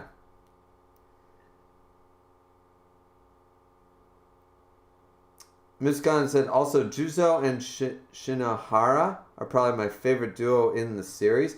I hate Juzo. I fucking hate Juzo.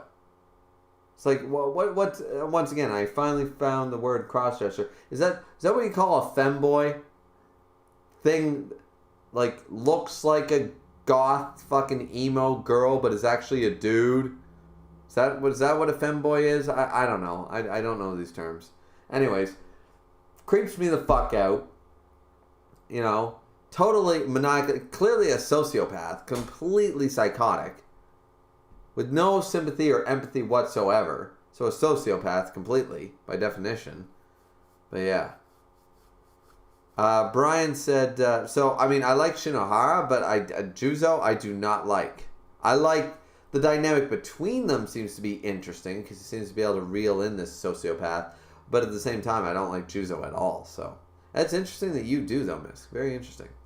Brian is in here. Hello, Brian. Said, what are you reading? I am reading Tokyo Ghoul. Hence the title. I'm reading Tokyo Ghoul, man.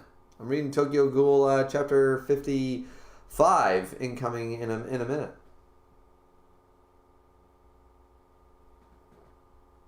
Miss Condon said, by the way, what chapter are we on? Blah, blah. Oh, I figured it out. Perfect.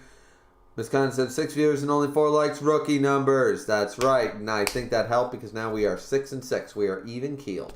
All right. And 88 said this is one of my favorite spelt wrong parts of the story. It's one of your favorite parts of the story. Interesting. Well, I'm definitely really excited for how this is going to go down. I did not expect an escape attempt by Kanaki so quickly here or anything like that. But the doctor shit was awesome. Like, so far, this is far better than the 40s. The 40s chapters were probably some of the worst chapters, to be honest with you. Not that they were bad, they were just sort of like there and then a little bit boring, to be honest with you. Now we're getting into some really heavy shit, so I'm definitely enjoying this way more than the last stream. Let's see. So, the beginning of chapter 55. Escape? How? It's crawling with guards outside, and I don't think I could make a sound decision right now. Well, whoa, okay. So, I praised Kanaki a few chapters ago for being developed, but I don't think I can make a sound decision right now. Literally, you were kicked in the gut fucking no less than 1, 2, 3, 4, like 5 to half a dozen times you were kicked in the gut just for speaking. Then somebody rammed a fucking arm through your kidney. And then said, hey, you're useless. Take a soldier a punching bag. Now you do what we say. You're a prisoner now. Pretty sure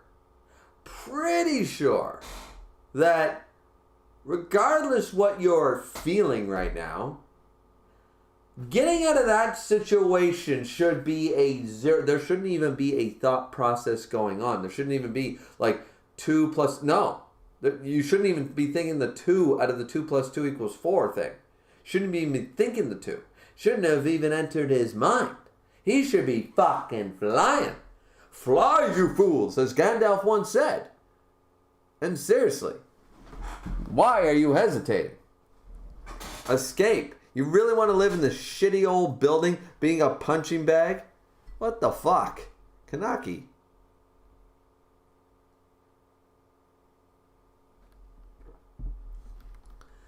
Let's see. Please, Banjo, talk some sense into him. I know it's sudden and hard to believe, but all I can say is that you have to trust me. I honestly just can't stand seeing anybody else get hurt. You don't want to be here a second longer than you have to, do you? No, but then, hear us out and you'll know we're serious. There you go. Okay. Finally. I'm so glad he didn't say, no, I don't want to go back. That would have been horrible. I would have been like, no, I don't like this. I don't like this at all. But now, we're getting some beauty. We're getting some absolutely smashing, bloody well good, oh, yes. So let's see. Let's see what we're into here. Let's see what we're into.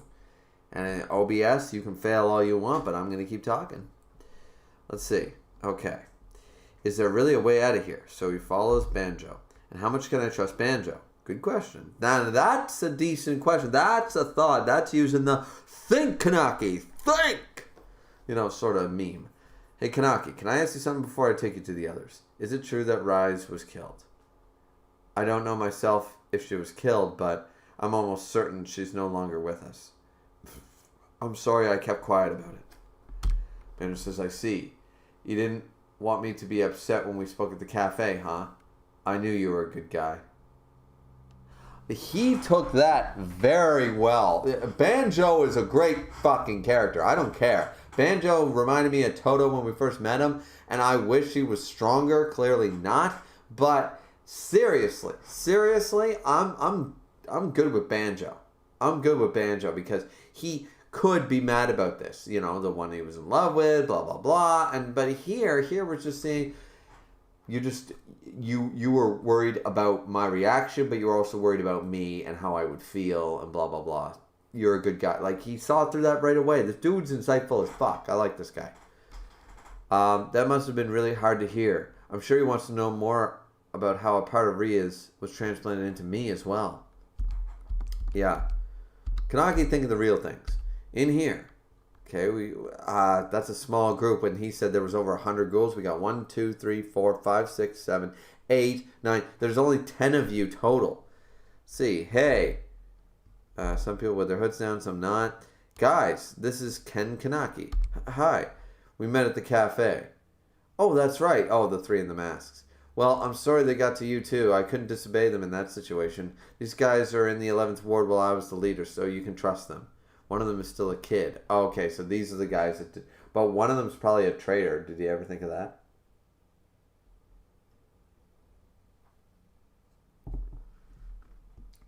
Let's see. But man, I can't believe a one-eyed ghoul really exists. I've never met one before. Me neither. I hear Arigori's leader is one too. So clearly there's more than one. The one-eyed king, who apparently it's in the right eye, not the left. And apparently that means something. Interesting.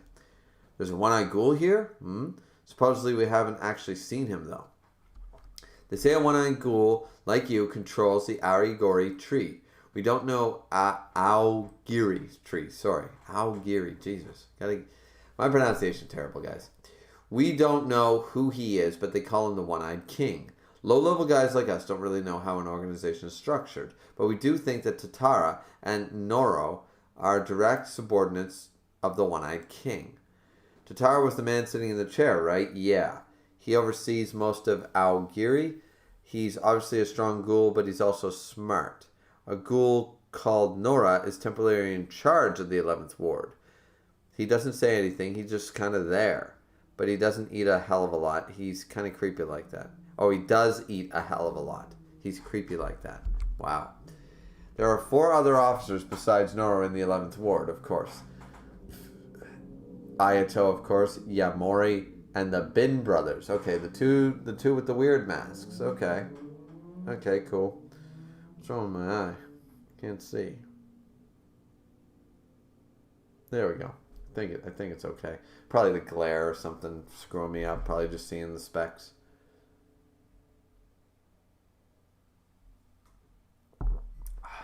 Ayato Kirishima. Yamori is a sadistic and highly skilled fighter who looks like a dork. He's originally from the 13th ward where a bunch of thieves live. Killing wasn't enough for him after a while, so he started going after doves. We don't know which ward the Bin brothers are from, but they used to be the leaders of large groups of ghouls. Most of the Aragori ghouls in the 11th ward are their men, hence all the masks and the similar robes. They say they're deeply devoted to the One-Eyed King's ideals. Ayato caught the attention of Tatara and was recruited into the Aragiri when he was wreaking havoc across the wards. Seems like he's also deeply into the Aragori's idea of ruling ghouls and humans with power. I'm supposed to be one of his guys. When the leadership group is here in this hideout, we can't do anything reckless. Attempting an escape would be out of the question. But they've been away from this hideout pretty frequently these days. Noro and Ayato leave to meet with the other leaders every 6 days. Yamori goes to town every 4 days and doesn't come back for an entire day. And the Brim brothers leave this place and never leave this place. Okay, the Brim brothers never leave. I see. So if they leave exactly at those intervals on the 12th day, there are only 2 leaders in the hideout. So if we could somehow hold off the Bin brothers, what day are we on today? 7 days since the last overlap day. We don't know if they'll follow that pattern again. If they stick to that schedule, it'll be 5 days from now. We could really use your help, Kanaki. We need as much manpower as we can to improve our chances. I get the picture, but are you sure I should be a part of this plan was important? You just met me. How can you trust me? Ask them real questions. I mean, I'm not going to tip them off, but what are you talking about, huh? Yeah, you're thinking too much. If Banjo brought you here, we trust you. Yeah, you're good in our book. I mean, see, Banjo is a man. Banjo is respected by his people. They're like, if Banjo vouches for you, that's it. That's it. We don't care about anything you say. Banjo says yes, we follow yes because Banjo's a Chad. Banjo's a Chad. Got a sick name too. Banjo's a Chad. And he does his facial hair in the weirdest fucking most hipster ass way to be cool that I've ever seen. At least when he attempts to do something hipstery, at least he pulls it off. Most hipsters just look like a bunch of people that lost their way on the way to a punk rock concert. And also somehow stumbled into a plaid store.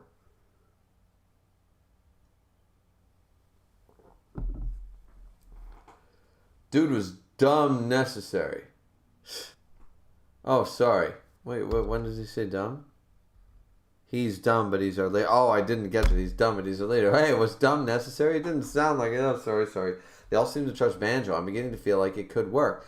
What could we do? What would we do after we escape? Actually, I haven't thought that far ahead. It'd be pretty rough for us outside of Tokyo, too. If only we knew somebody in the underground. The 20th Ward.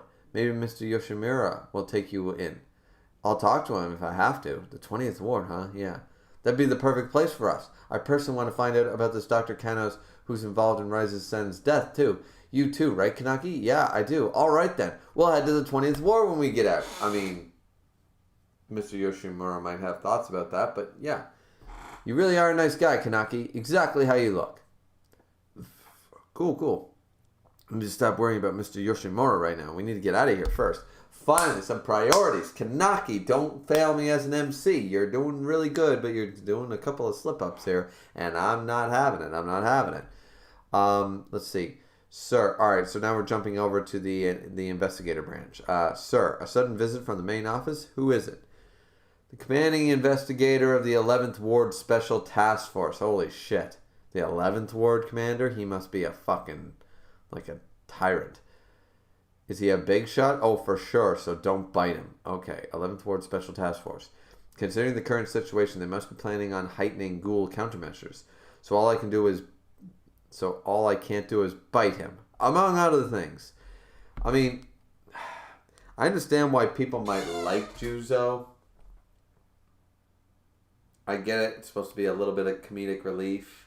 Like, can't I carve him up? But it sort of reminded me a bit of Barry the Chopper from Full Metal Alchemist. The difference is that Barry had a cooler design and was just a better character. I don't like Juzo. I'm sorry. Yo, we're here. Yo, Special Investigator Itsuki Murade. We've been waiting for you. Oh, yo, been waiting for you, Shinohara. Hehehe. Well, you seem awfully happy, Maru. Wasn't sure why you called me at first. Of course, I'm in charge of the operations. Huge opportunity for me. How can I not be happy? This goes well. Becoming an executive officer is a real possibility. Hooray for me. Mr. Murade. I've never been too fond of him. Oh, he's met him before. Hey, Amon. You're big as always. It's been a long time. I'm sorry about Mato. Thank you, sir. Anyway, just don't end up the same way he did. Don't get caught up playing with those Quinqui toys, all right?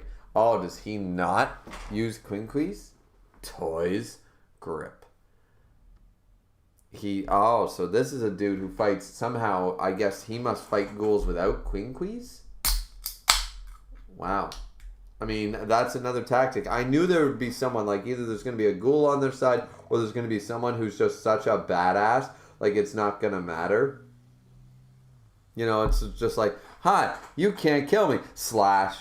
It's like, what do you mean? No, you seriously can't kill me. Yeah, but I'd love to fucking try. And they just kick the living shit out of them anyways, because they're just so strong. Sort of like an easy, a latent easy example would be Toji from Jujutsu Kaisen. It's just sort of like all these cursed abilities, all these domain expansions, all this shit, and he's just so fucking strong that it doesn't matter. He just cuts through it anyway. He cuts through the bullshit. Your magical abilities are bullshit. It's like Kenpachi Zaraki. It don't matter what fucking your Bankai can do, your Shikai, your volley, your this, that, and that. No. I cut you. My sword cuts you. That's the end of the day. You know? So if this guy's sort of got that mentality, it's going to be hilarious.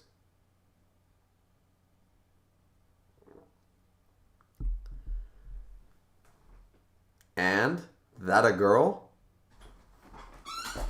Oh, I'm glad it was said in universe so I don't feel like a dick. Because in this day and age, you know, if this was about 15 years ago, you could say, oh, who's the chick? And people would be like, or who's the broad or whatever. And people would just be like, they wouldn't shout at you 95 times about how there's 64 genders now. But like back then you were able to do that shit. Nowadays, when I do a stream, now I feel bad. You know, I'm just like, I don't want to say anything. I don't want to offend anybody. God damn it, don't cancel me. You know, sometimes I just don't give a fuck when I know I'm in the right. But other times, like, I'm not intentionally trying, you know, to offend anybody. You know, like if I want to call you an asshole, I'll call you an asshole. I don't use slurs. Slurs are a problem. But I don't mind insulting someone. I mind slurring someone. Slurring is a little bit, you know. That's a little beneath me anyways, I think. You know, you can insult someone without slurring them, right? But, yeah, this is hilarious. And that a girl, because that's the same thing I said. I was like, who's the chick? And everyone was like, it's a dude. I'm like, well, fuck me. So he's that, you know. All right, so Shinohara. He's Suzuya. Hello? Well, you do look like a chick. I'm sorry, you do. I mean, says the dude who wears a ponytail and has a do-rag on his head, but nonetheless, nobody would mistaken me for a girl. Maybe the bearded lady, but no one would mistake me for a girl. So just saying. Even though I have long hair and wear my hair like a girl sometimes and shit, nobody's mistaken me for that shit. So, yeah, Juzo's just creepy. Juzo, like, I'm just looking at this hello panel for the last, like, minute, and it's just... Juzo's just fucking creepy. Oh, it's you. The guy, General Chairman Washu, personally recommended for the commission. Complete opposite type of Arima. Wonder what the chairman was thinking, Maru. I wouldn't badmouth the Washu family here. I'd never say it in public. I'd be squashed. But man, he's awfully scrawny. He really have balls? Oh. Wow. But man, he's awfully scrawny. He really have balls? Jesus Christ. And I was worried about offending people with my interpretation. Jesus, the manga's doing a worse... Like, Jesus. Gasp. Maru, don't mind Suzuya too much. Do not bite him. Crap, he better not. I'm on thinking. Oh, wow. Jing, completely shocked by something. Looks actually smiling or terrified. Can't really tell with that expression. Phew. What was that look? So anyway, what brought you here, huh? What else? This is the biggest case in the history for me. I can't screw it up. I need my pieces. So you guys will be helping the 11th Ward Special Task Force. By the way, this is an order. You can't say no. Wow. Wow, okay, so that was a fucking chapter. Honestly, that was a pretty damn good chapter. That was pretty good. I enjoyed that chapter. And look at that, we're up to 7 likes. Thanks, guys. Thanks, everybody. Yeah. Interesting.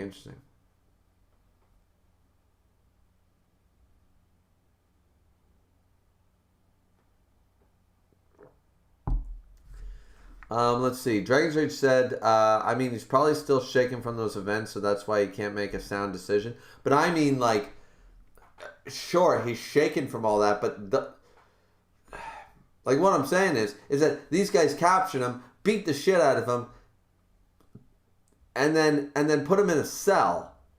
And now somebody's saying escape? I don't care how shitty your day life is, you were at least free and not getting your shit kicked every fucking 2 seconds. It shouldn't matter what he's thinking. Like right now, I know there's a lot of shit on his plate right now. A lot of like, what about the doctor? What about Mr. Yoshimura? What about the cafe? What about everybody? But at the end of the day, clearly a better alternative. It should be a no-brainer is what I'm saying.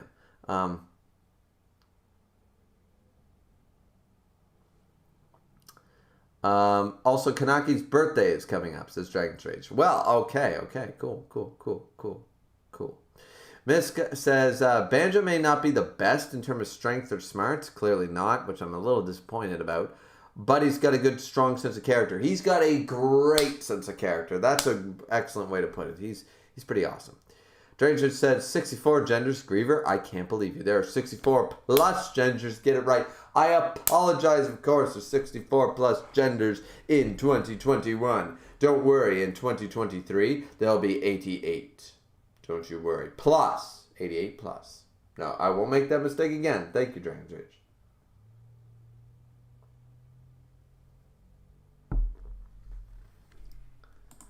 All right.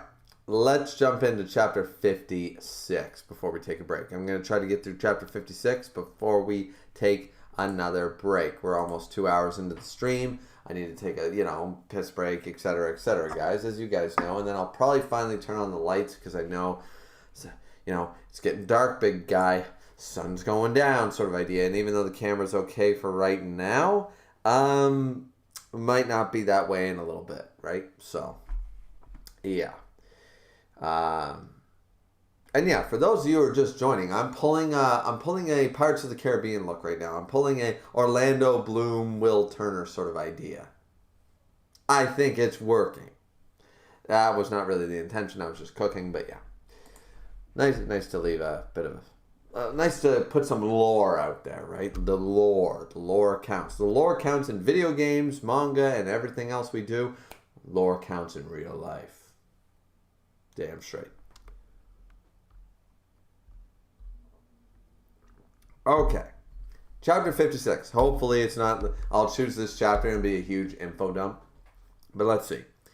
What is the 11th Special Ward Task Force member list? Why are we assigned to the 20th Ward?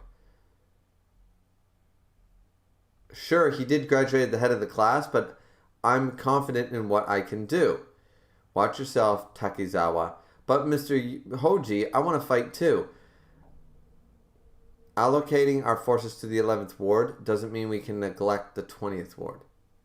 Special Investigator Murata put some thought into this. He left the two of us in charge of the 20th Ward. We should be proud of that. Juzo's only a rank 3. Why am I always second fiddle? Okay, so, I mean, this guy clearly has a beef with Juzo, who didn't graduate and blah, blah, blah.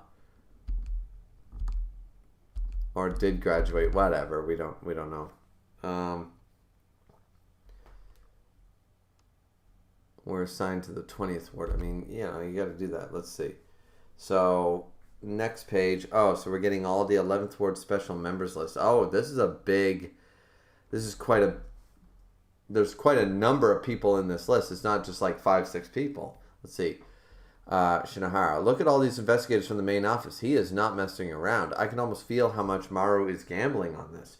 We'll be extremely thinned out around the 23rd Ward. I'm a little worried. Yeah, because they're leaving basically...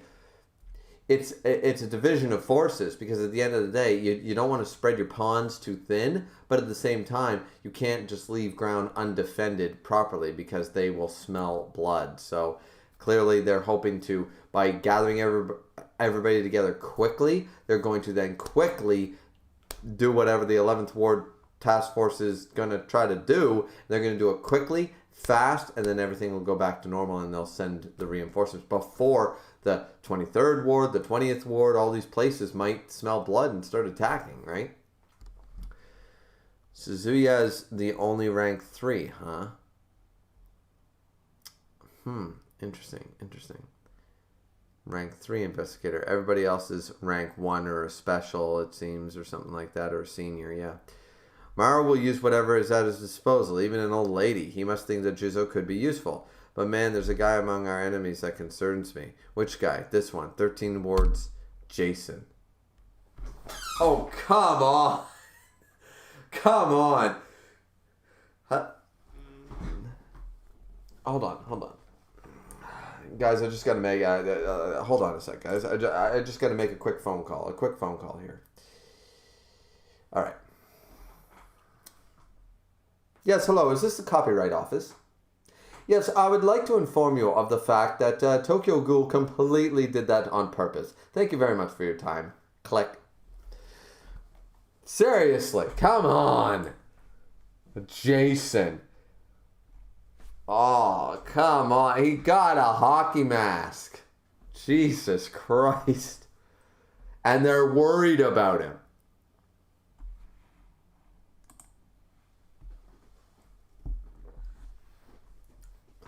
Well, looks like I can't wait to turn the light on. Shit, that sucks. Too dark out there. Too dark. Yes, indeedy. Yes, indeedy it is. All right. All right. So yeah, they did that on purpose. Not that I don't love it. It's sort of like Record of Ragnarok. It's all about the nostalgia, regardless what all the Hindus and Buddhists are pissed off about. And regardless of that fact, I love the fact that we get like representation and we get like these cameos and stuff like that, or these nuances, these sort of like odes, or like what's the word? I've said all of them, but there's like one more. There's sort of like a shout out, I guess. Sign of respect, really, but yeah, okay. 13th ward is the ward that the CCG is paying most attention to after wards 1 through 4. I was right about wards 1 through 4. Perfect. The ghoul considered the most troublesome in that ward is 13 wards Jason. His name comes from the hockey mask he wears. What?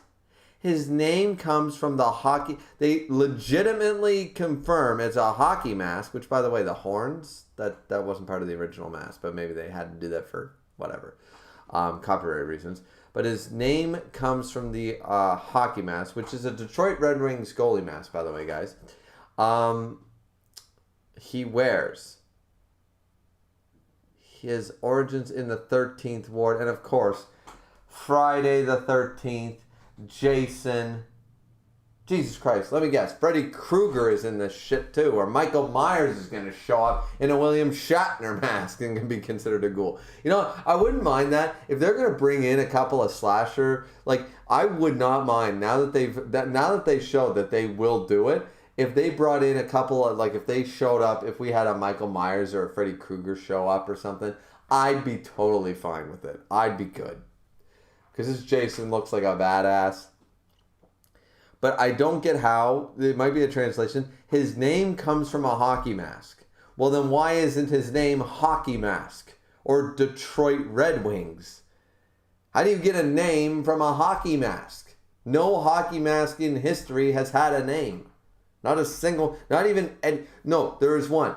The Eagle, which is Eddie Belfour's helmet, who played on the Dallas Stars in 1999 and later played for Toronto and blah, blah, blah, and won the Stanley Cup with Dallas in 1999. But the only mask that I would argue actually has an actual name, you could call it the Eagle or Eddie the Eagle, because Eddie the Eagle is on the mask and he's known as Eddie the Eagle, etc. That would be the only mask.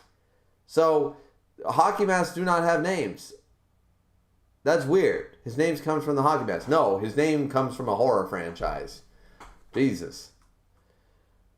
No. See, a little shit like that bothers me. His name comes from the hockey mask. That'd be like, hey, my name's Griever. It doesn't come from this. It comes from this. Yeah, my name Griever comes from a beer can. It says Coors Light on it. But Griever, that's where the name comes from. How does that make any fucking sense? Or even this, my do-rag. Yeah, my name's Griever, and it comes from my do-rag. In what universe does do-rag have anything to do with Griever? It's not the color. It's not the fucking... There's not a name on it. There's nothing... I know I'm harping on this too long, guys. But that fucking shit is what... Like, that shit just sometimes pisses me the fuck off. It's like, you already did it. 13th Ward, Jason, wearing the hockey mask. You might as well just say his name comes from a series of popular movies. Or... whatever, from legends, stories. His name doesn't come from a hockey mask. That's dumb. And because of his brutal anyway, moving on. I'm still, like, that thing pisses me off, guys. But don't get me wrong. I am so fucking stoked. I did not expect this. Jason Voorhees is in Tokyo Ghoul. It is fucking hype. Let's just say that. That's a 2 thumbs up right there. That shit is hype. Absolutely. Yeah, so that is pretty badass. And the fact that he looks cool. And of course the 13th Ward. Like it was a match made in heaven. It really was. So that's really cool. I can't wait to meet this Jason guy. If he gets you, you'll be thoroughly toyed with and thrown out like a rag. At least they're being honest. Like, you don't fuck with Jason. He's a sadistic bastard who kills not to feed, but for fun. Well, Jason kills because... I mean... he definitely doesn't kill to feed. He kills for fun. Not necessarily for fun. He's just like, this is my land and anybody on it I kill. So... he's one of the ghouls not even senior investigators want to come up against. Awesome. I love how they're also they bring Jason Voorhees into Tokyo Ghoul and they go, yeah, he's fucking top tier. Nobody fucks with him. Because fucking 13 fucking movies, ironically, 13 Friday the 13th movies would say, yeah, nobody fucks with this dude. And they kill him all the time and he just keeps coming back. So, yeah. Without knowing their organizational structure, it's certain to be an uphill battle. What a crappy assignment. Maru, that bastard. Okay, so we're moving on from Jason. But this is probably my favorite part of Tokyo Ghoul right here. The fact that they had the balls. And it suits it. Jason being a ghoul makes so much fucking sense, actually. It really does.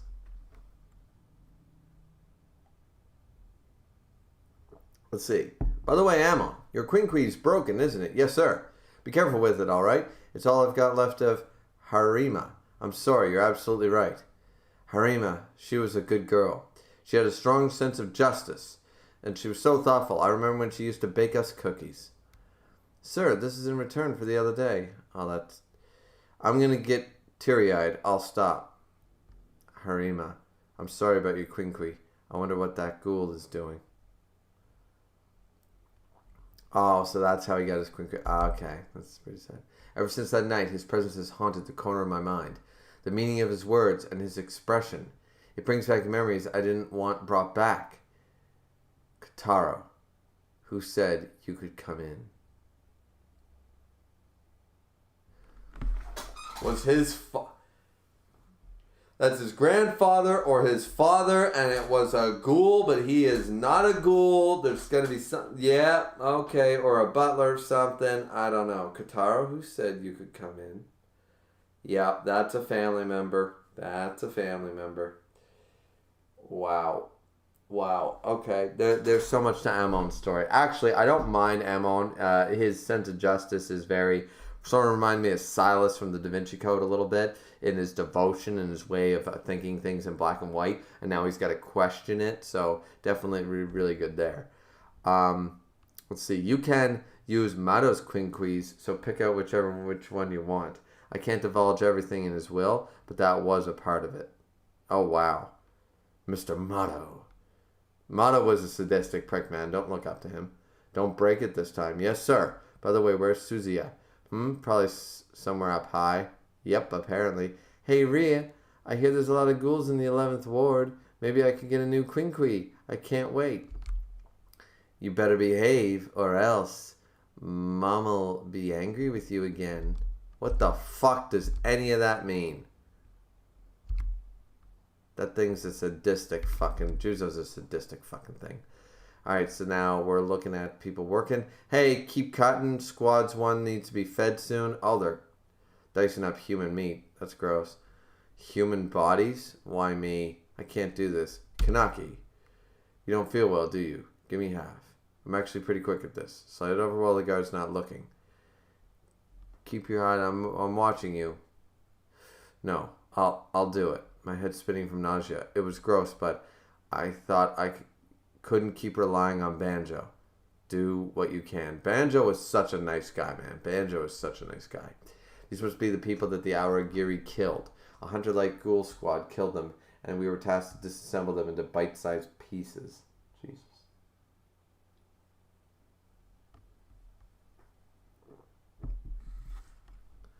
The entire group is divided into 5 squads. Each squad is given a job and fed accordingly based on schedule. Definitely seems impossible to escape while an officer is around. And there's Yamori watching carefully and seeing Kanaki struggle. So what's going to happen here? I hate the feel of it. The flesh, it's hard, but it's also kind of soft. This is a pig. This is a pig. I'm sorry if I don't think like that. Ugh! This one had to be killed by Yamori. Who's looking at it? Ayato's cuts their limbs off clean. Ugh, but Yamori's are all smashed up. It's tough to look at, even for a ghoul. Switch with me. No way.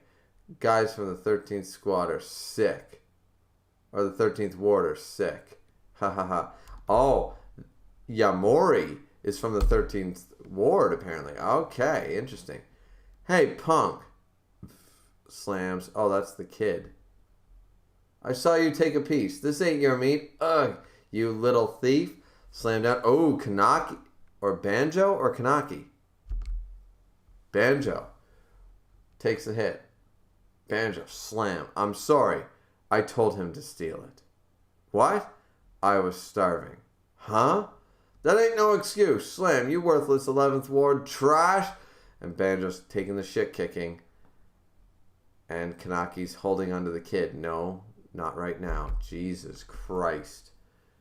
Banjo gets his shit. Banjo is a man. Banjo is the Chad. Banjo's top 3 characters in the verse right now. Not in the verse. He's top 3 characters. He's got to be. Like, who's like, you got Mr. Yoshimura, you got Yomo, and you got fucking Banjo.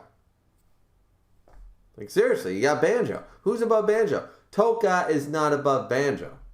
Banjo is too much of a Chad for Toka and her little tsundere act or whatever she does. Or that's not tsundere, it's Yasure?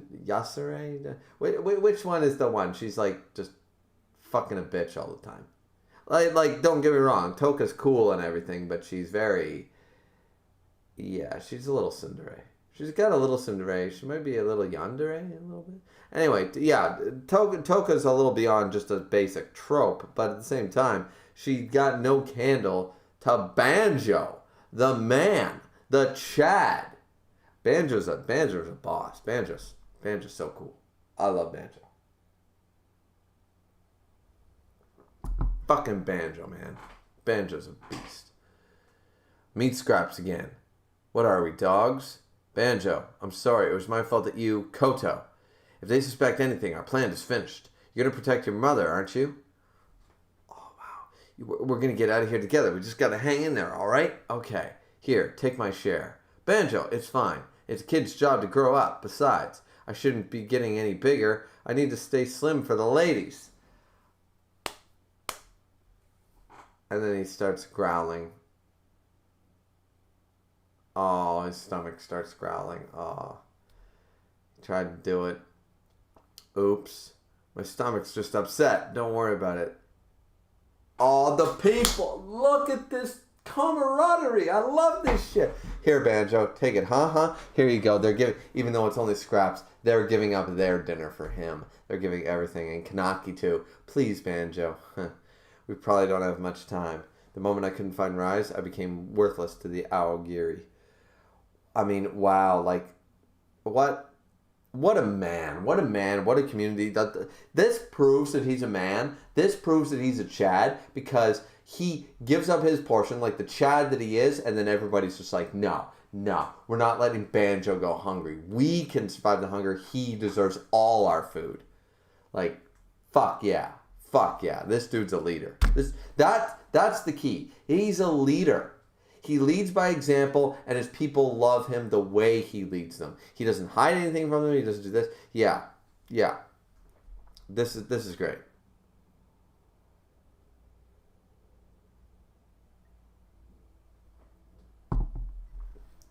I need to get us out of here before they try to get rid of me. I'm their leader. Yeah, damn right you are. To this day, I think if I had been a strong leader like Riaz, the 11th Ward wouldn't have been taken over. All of us could have lived much better lives. I think they're lucky to have you as their leader, says Kanaki. Hey, Nico. What? Oh, it's you. You think a one-eyed is hard to break? Oh, Jesus Christ. This guy's sadistic as fuck. Jesus. Chapter 57. Well, we got to chapter 57 so far, so I think we're doing okay. I think we're doing pretty good. We're 2 hours into the stream, but we knew this is why I started early, guys. It's going to be a long fucking night. It's going to be a long stream if we've got to get to chapter 69. We're not even at the halfway point, and we're 2 hours in. So hopefully some of the chapters are, I'm assuming some of the chapters are more action, because that's why I was able to get through in certain streams. I boom, knocked off 13 chapters in fucking 3 hours. Is because 4 to 5 of those chapters was they fight, and they're really good, don't get me wrong, but this has been a lot of dialogue heavy stuff, a lot of info dumping. There's been a lot of things to talk about. It's been the setup for the shit going down, right? So hopefully once we get maybe to chapter 60 or whatever, there's going to be some fight scenes for a few chapters, and then we'll be able to knock off chapter 60, 61, 62 really quick, don't get me wrong, guys. If this is going to be an 8-hour stream, it's going to be an 8-hour stream, but whatever.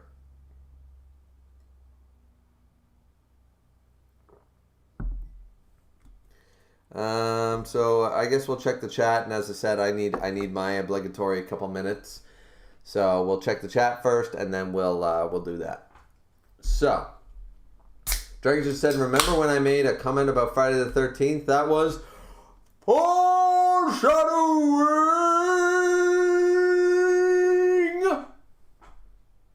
How do you like that one, Dragon's Rage? But yeah, no, it really was. Good on you. Good on you. I did not see that foreshadowing. To be fair, I did not see it. Jay says, to be fair, the people who made Friday the 13th don't legally own the name Jason, or they legally own all hockey masks. No, or do they legally own all hockey masks? No, once again, but they own the rights to the character, and technically speaking, under copyright law, depending on how you... It's sort of like how Record of Ragnarok is getting away with some shit. Have you not noticed they have not actually produced the Christian God yet? Not that that's not copyrighted, but there's certain things there's certain things you can and you cannot do with an interpretation.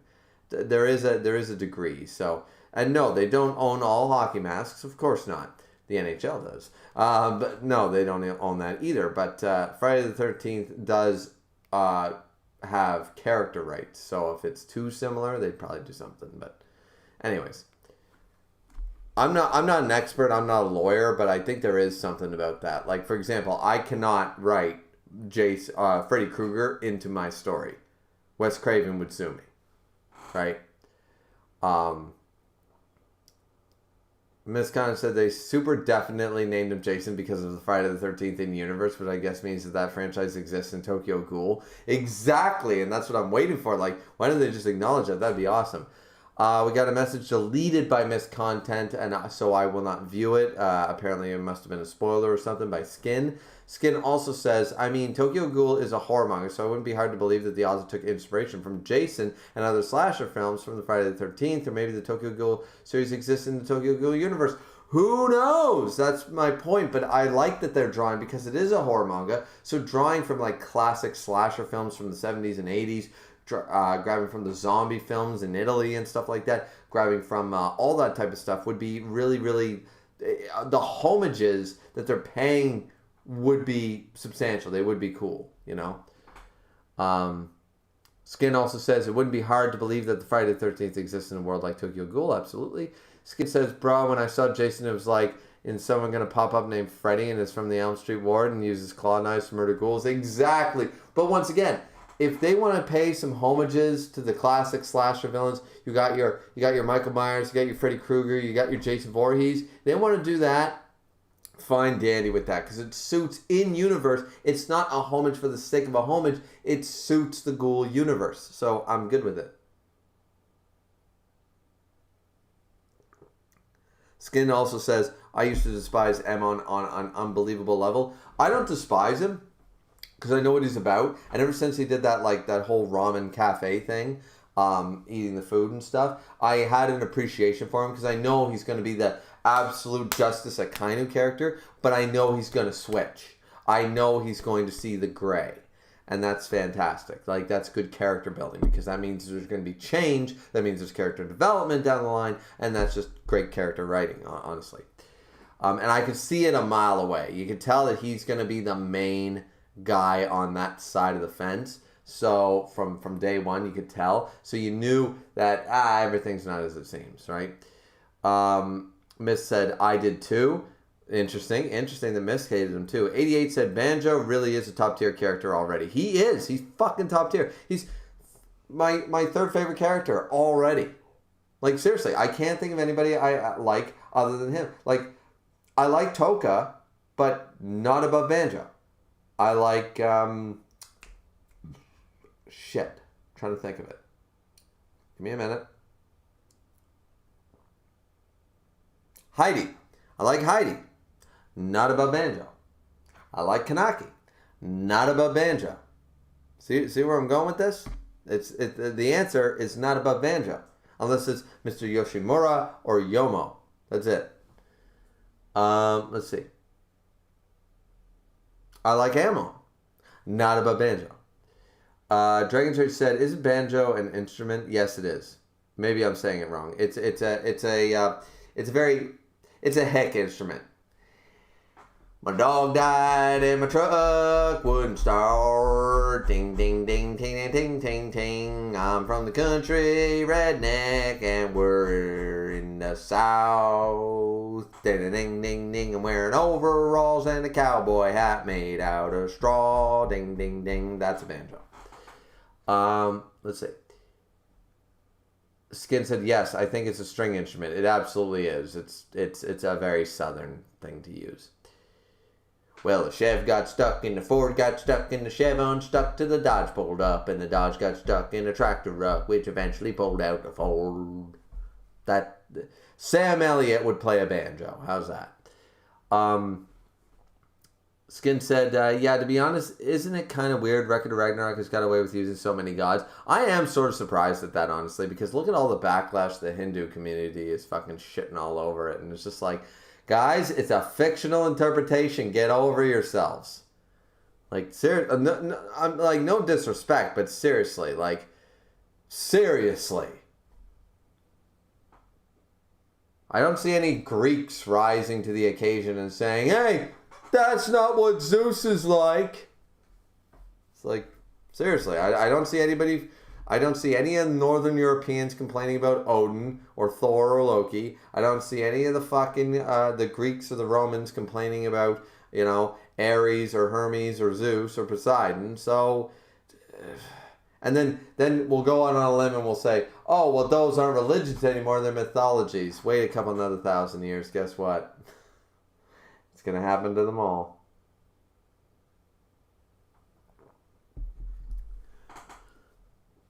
Dragons just said, oh, there will be scenes, all right, Griever. There will be scenes. Oh, no. Oh, no. I cannot wait.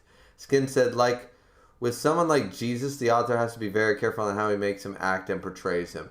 I mean, in a sense, but I mean, you look at Buddha. Buddha is the furthest thing. In all honesty, Shiva, people are just pissed because Shiva wasn't the fucking, like, Shiva didn't just go,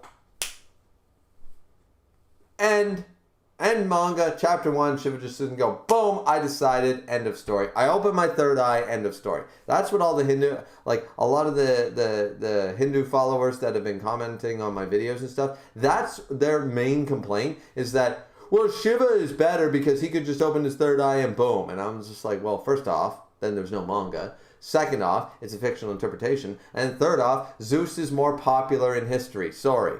Just is. Zeus is like considered, once again, why do you think the Catholic God and every Simpsons, Family Guy, all these things, why do you think God is a big white dude with a big white beard and stuff? It's because the Catholics took his Zeus's likeness to apply it to their Catholic God. So literally one of the most feared people in history was the statue of Zeus and all that stuff, Olympus and all that crap. So it wasn't Shiva, it was Zeus. He was the most imposing figure in the world. So that's just the way it worked. So yeah. So I don't know, what makes me ironic is that Shiva seems to be somewhat portrayed, somewhat okay. Compared to Buddha, that's what I'm saying. Compared to Buddha, Shiva is portrayed just fine from what I've read. And I did all my research. Is he portrayed correctly? But neither is Zeus, for fuck's sake. Zeus is nothing like Zeus from Greek mythology at all. There's not a thing that's similar other than the dude is named Zeus. Seriously. So, but the idea is that you have fucking Buddha. Buddha is not a single trait of Buddha seems to be anything like the real life Buddha. But I don't hear a bunch of Buddhists complaining. So all I hear is the other. So I don't get it. Are Buddhists more tolerant? Do they just not read manga? Do they not give a shit because you shouldn't because it's fiction? I don't know. Miss said, yeah, the ramen thing forced me to like him too. Yeah, the ramen thing is what made me like Amon. Skin said, what about Nishiki? Nishiki is okay. But Nishiki was also sort of, once again, it's sort of like Mato and all these other people. They're okay, but they have too many flaws for me to actually like them. Nishiki went through the girl and blah, blah, blah and all that stuff. And it's just yeah, that's fine, Danny. But initially too much of a dick for me to just forgive all that shit. So, yeah. Skin also said, religion aside, I don't really want to hear people arguing about which god is stronger than which because last time I checked, no one in modern day has ever seen the gods fight. Well, it's not exactly that. It's not exactly seeing gods fight because you never will because eventually what it's going to boil down to is, and no one on earth is probably ever going to know, but one religion has to be right and the others have to be wrong. I'm sorry. At the end of the day, maybe the Hindus are right. Maybe the Buddhists are right. Maybe the Shintos are right. Maybe the Catholics are right. Maybe the Protestants are right. Maybe the fucking Mesopotamians are right. We don't know. Nobody knows. And the fact of the matter is that that's just the way it's always going to be. So we're never going to see that because in modern day, at the end of the day, we're never going to see it. So I just don't get why people get... I understand people get butthurt when it's their own religion. I get it. And that's why I think they've really skirted around the existence of the Christian god in Record of Ragnarok. I don't think they expected this much backlash for Shiva, but, I don't know why Shiva won his fight. I sort of get why, but they're these are all fictional interpretations. Not a single one is Thor from Marvel is so much different from Thor from Record of Ragnarok, and nobody from Northern Europe is bitching. So, no, and my point is nobody's bitching about either one. These are poetic, fictional interpretations based on, Jack the Ripper. You really think the father of all humanity? I'm surprised there's not a bunch of people going, actually, Adam does not exist. Adam was not the father of all humanity, blah, blah, blah, blah. There's too many arguments. That's why I can't stand it. The moment you start applying real world, the real world application, the actual Bible, the Quran, the real religion, to Record of Ragnarok and judge Record of Ragnarok for it, your opinion has just become invalid. It gets cut off right there, halfway through the sentence, because you cannot, Lu Bu didn't cut the sky in half. Adam, if he existed, never had an ability like Eyes of the Lord. Sasaki Kojiro could not predict the prediction a million steps ahead. These are all fiction. It's all fiction. So, I don't know. People are just sort of... You know what I'm going to make? I think I'm going to make another video. I'm going to make a video about It's not going to be a 14th video in the Record of Ragnarok anime thing. It's going to be discussing people from the manga. I'm just going to discuss. I can even think of the thumbnail, the equal sign with the slash through it saying no, like a big red no. And I'm going to show two pictures. I'm going to show Buddha and Shiva on one side, and then Buddha and Shiva from Record of Ragnarok, and be like, this is not this. And I'm just going to talk about this. Instead of boring you guys with the stream, because we got to move on, and I got to take my break really quick. But instead of boring you guys with this now, I think I'm just going to make like a 20-minute video about it and discuss how that is not fair. And if you don't like it, you don't have to read it. Like, at the end of the day, if you don't like the interpretation of your God, a fictional interpretation, don't read the fucking story. Like, seriously. If you don't like Christmas, don't celebrate it. It's pretty fucking simple, right? So, I don't know. Dranger said, wouldn't be a stream without a tangent. I mean, of course not. Of course not. And actually, I'm surprised we lasted over 2 hours without a tangent. We stayed on point for this long. But once again, it's being brought up in the chat as well. Like, I'm just responding to the chat, and it is a tangent, but it's still like, I didn't just go, hey guys, why don't we talk about vampires right now? Because I think that that's totally not relevant to anything you said or anything in the manga. But I think I want to talk about vampires for 15 minutes, you know? Like, at least it wasn't like an offshoot tangent. At least, I'm getting better. Skin said, people need to Google the word fiction. Yeah, Skin, you're 100%, that's a perfect line. But yeah, okay. So what I'm going to do is, as I said, I'm going to grab a few more beer, going to take a piss, just check on a few texts, and I'll be right back. Probably be about a minute, minute and a half. All right? So stay tuned, everybody. Don't go anywhere. Don't change that dial, because we're going all the way with this one. All right. Be right back.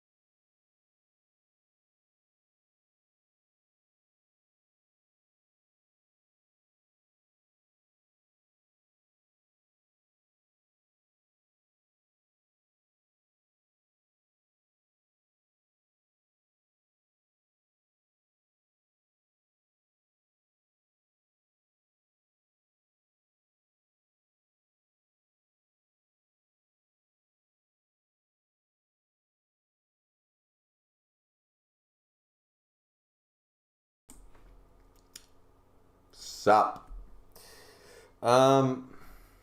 Yeah, I really need to, like, look at this fucking chair. Jesus Christ, this thing is beat. Look at this fucking thing. This thing is beat, guys. Jesus. It's really hurting my ass, honestly. My tailbone is killing me right now.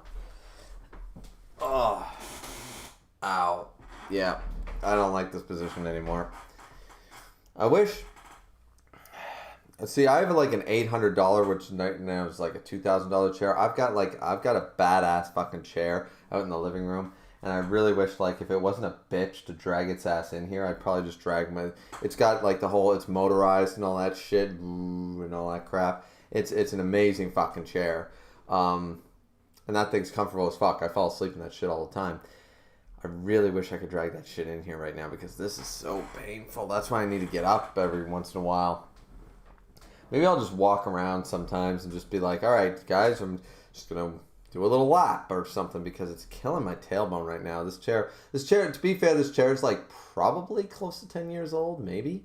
I got it at Costco years ago, for sure. At least 5-6 years ago, but I think it's closer to 10. So I understand why there's no cushioning left.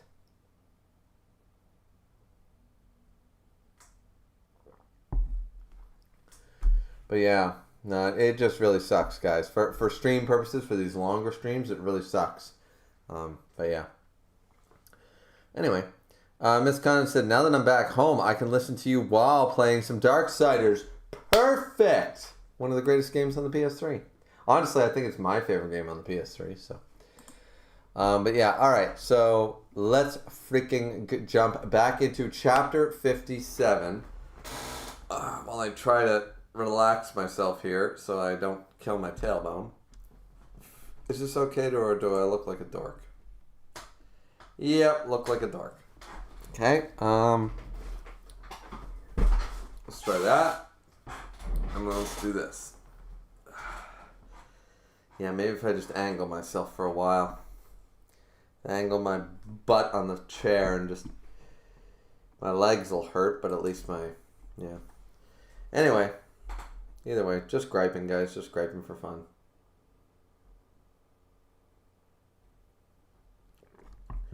Alright, let's go. So, Chapter 57, Escape. Both Ayato and Noro are at the meetings as scheduled. Yamori's out too, but probably not. The day of the escape. I'm glad they're skipping that. I didn't want to see them go through all the days. It's like, Jesus Christ. So, it's time to make our move. It's almost time for the younger Bin brother to take a break from keeping watch.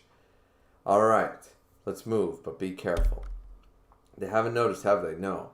Those Bin brothers are careless. We didn't have to be so afraid of them. I knew that the moment you got here, Kanaki, that something was going to happen. I hear one-eyed ghouls have special powers, unlike us. To have you, a one-eyed ghoul, on our side, gotta believe the wind's blowing in our favor. You know... You knocked down Banjo with one punch, right? Well, that was just luck. It was against Banjo, though. What's that supposed to mean? Working out isn't going to help you get it out. What? Working out isn't going to help you get it out? What else am I supposed to do then? Are they talking about Kagunes? Is that it? Can none of them use their Kagune?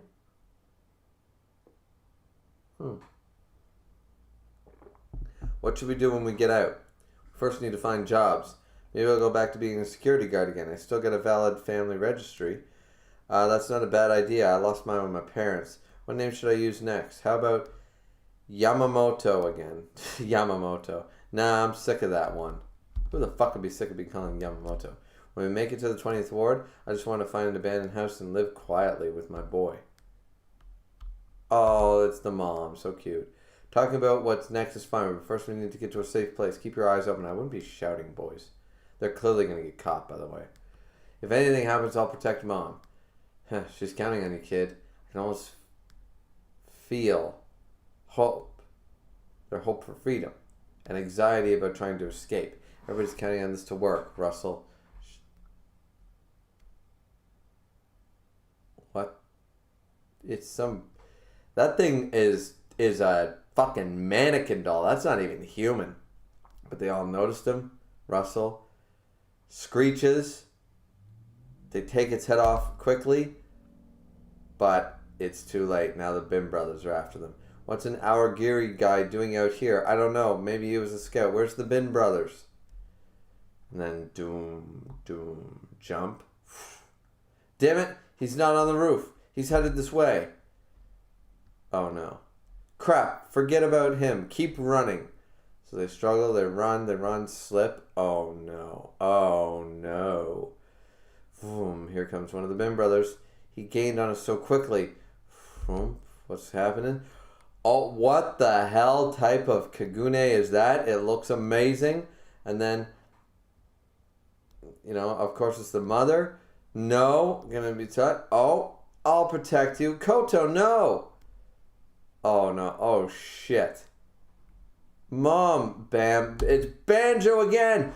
Banjo the man! Banjo the man! Yes, Banjo taking the hit, grabbing the Kagune. Banjo, grabs, oh man, grabs the Kagune that he got stabbed with and flings the Bin brother by it. God damn. Says, go, he yells. And he glares at everybody and everybody starts running. Banjo, oh Kota, thank you. But because of me, Banjo's, maybe we should go back. No. If we turn back, what he did would have been for nothing. Can I keep going? Says Kanaki. Kanaki, you gotta go back. There's no way Banjo could. Not by himself. Stand. Banjo can't get his Kagune out. What? He's no good at hand-to-hand combat either. He's a peace-loving man who's not meant for fighting. That's why they're talking about it. They can't get the Kagune out. His only saving grace is that he's tough.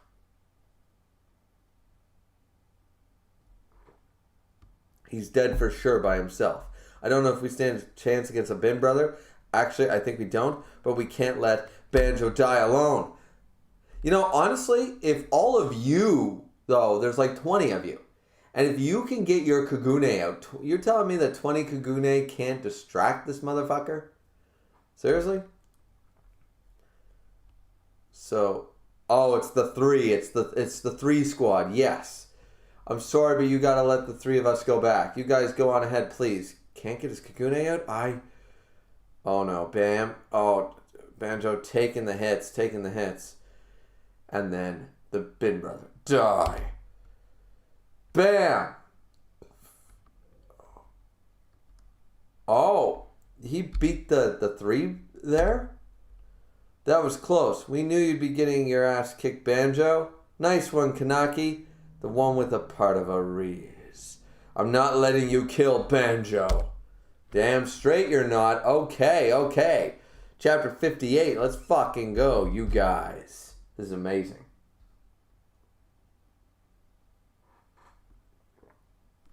Here's the problem. They just took all the fighters. Every single one of them is going to be slaughtered, aren't they? These guys will escape. These 5, the 3, Banjo, and fucking Kanaki, of course, will escape.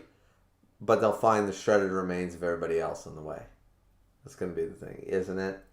It'd be too easy. It'd be too nice an ending. Oh man, this is going to be bad. You guys, why'd you come back? Where's the rest of you? We left them with Usu and let them go on ahead, which they're all going to be slaughtered. It's a minion's duty to follow his leader. Besides, Usu is twice as strong as you, so they'll be alright. You idiots. The both of us are... Banjo, we're leaving together, says Kanaki. Kanaki, you despicable rah. And Art, Kanaki's got his one eye up. Oh, he's fighting back. Boom, boom. Dodges the Kagune. Okay. Bam. Almost took a hit there. The Bin brother. He's actually holding his own slightly against a Bin brother. Cool. He's kind of hard to fight. So he jumps in again. What's he doing here? He's grabbing like a pole or something. Whack! Slam! Oh, nice improvisation there. Do it. No, don't do that. He says surrender. No, Kanaki, you naive fuck. Slaughter him. Bring his head down. Surrender. And he just gives him the finger. Yeah, right. And here comes the other Bin brother. The other one. No, Kanaki might have been a match for one of the Bin brothers, but he can't fight them both.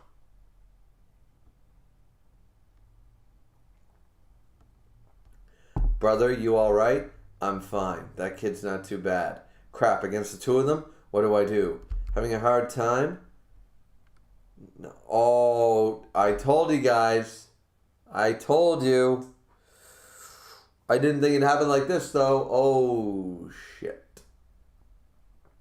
No. Oh, the heads of two of them. Oh, well, that's just disgusting. Need a hand? Yamori, what are you doing here? I thought you were in town tonight. Oh shit, they're all shocked. Gasp, Moko, Tetsu. Nico told me about this. Banjo and his jolly friends. I'm so sorry, my hearing's also freakishly good. Anti-Awagiri? Ha ha ha, don't underestimate us. Or you'll end up like this. Banjo, sorry, they ambushed us. No, Banjo, they'll kill you. He's getting up. How could you? Punishment for those who break the organization's rules. In this case, I think that means punishment by death. I honestly don't care whether you guys escape or die. Yamori, what are you... I'm only interested in one thing. Kanaki, who has a pot of Riz in him. I'm always on the lookout for good men. This is why I was so disappointed to lose Kanaki to Ayato. Neither he nor Tatara realized Kanaki's true value. If Kanaki will serve me, I'll let the rest of you go. Really?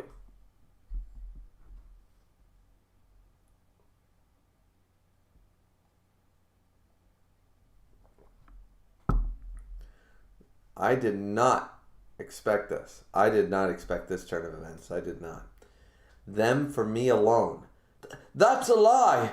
I don't trust you! I would never say such a petty lie. I told you, I'm not interested in the others. Or would you rather watch her die? Oh shit, this fucker was probably watching the entire time from the fucking... Yeah, I know the type. Yeah, okay. Yamori, do you even realize what you're saying? You're in no position to make that kind of decision. So the Ben brothers are arguing. We've always had issues with your attitude. Where's your loyalty to our king, who rose up to change the ghoul world? Shut up. As long as I can have fun, I don't care about anything else. Ben brother, you want to die first? You crazy 13th Ward ghoul. This is probably the dude that used to fight fucking against Jason. Slam. Come on now, boys. What's the point of having men that aren't loyal to our Giri? That would actually be more disrespectful to the king, no? And also, even if these folks get away, their boss is Ayato. Who cares? Let them go. Come on, you're going to wake up this poor boy. Now there's a deflated. Yeah. There's an equalizer right there. Do whatever you want then. Thank you, Nico. I was really about to kill them. No problemo. Anyway, what do you say, Kanaki? He's of course going to go. He's going to take the risk.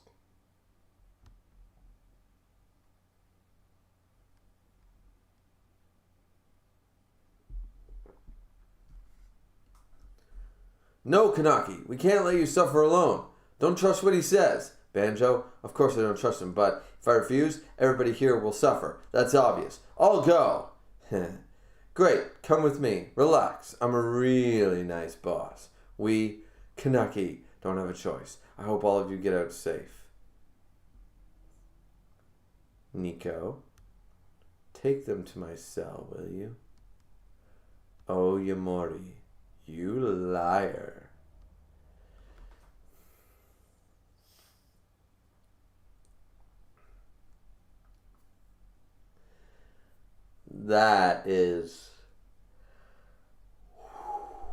That's dirty. That's fucking dirty, ladies and gentlemen. That's what we call dirty.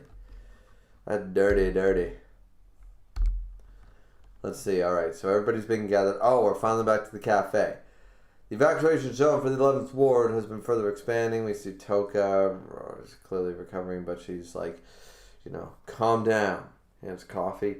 He's not as weak as he looks. Toka, yeah. Everybody here? Mr. Yoshimura.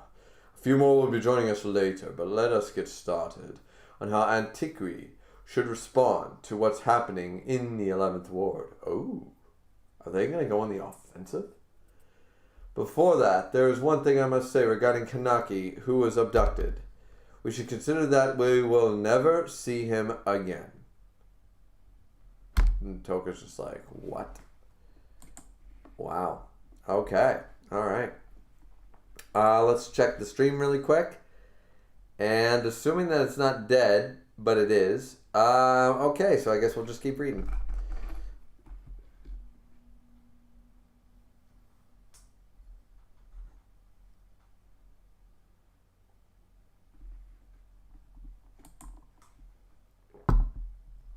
Yep, so, okay, I guess we're going to keep reading. I got to top off this beer. This beer's getting a little warm. I'm reading too much and not drinking enough. You guys have changed me. You're making me read. You're making me a scholar, not a gentleman. What's wrong with you people? I'm supposed to be your resident Canadian drunk, and you guys are fucking trying to change me. But don't worry, ladies and gentlemen. My wife is already doing that for the sake of my liver, so...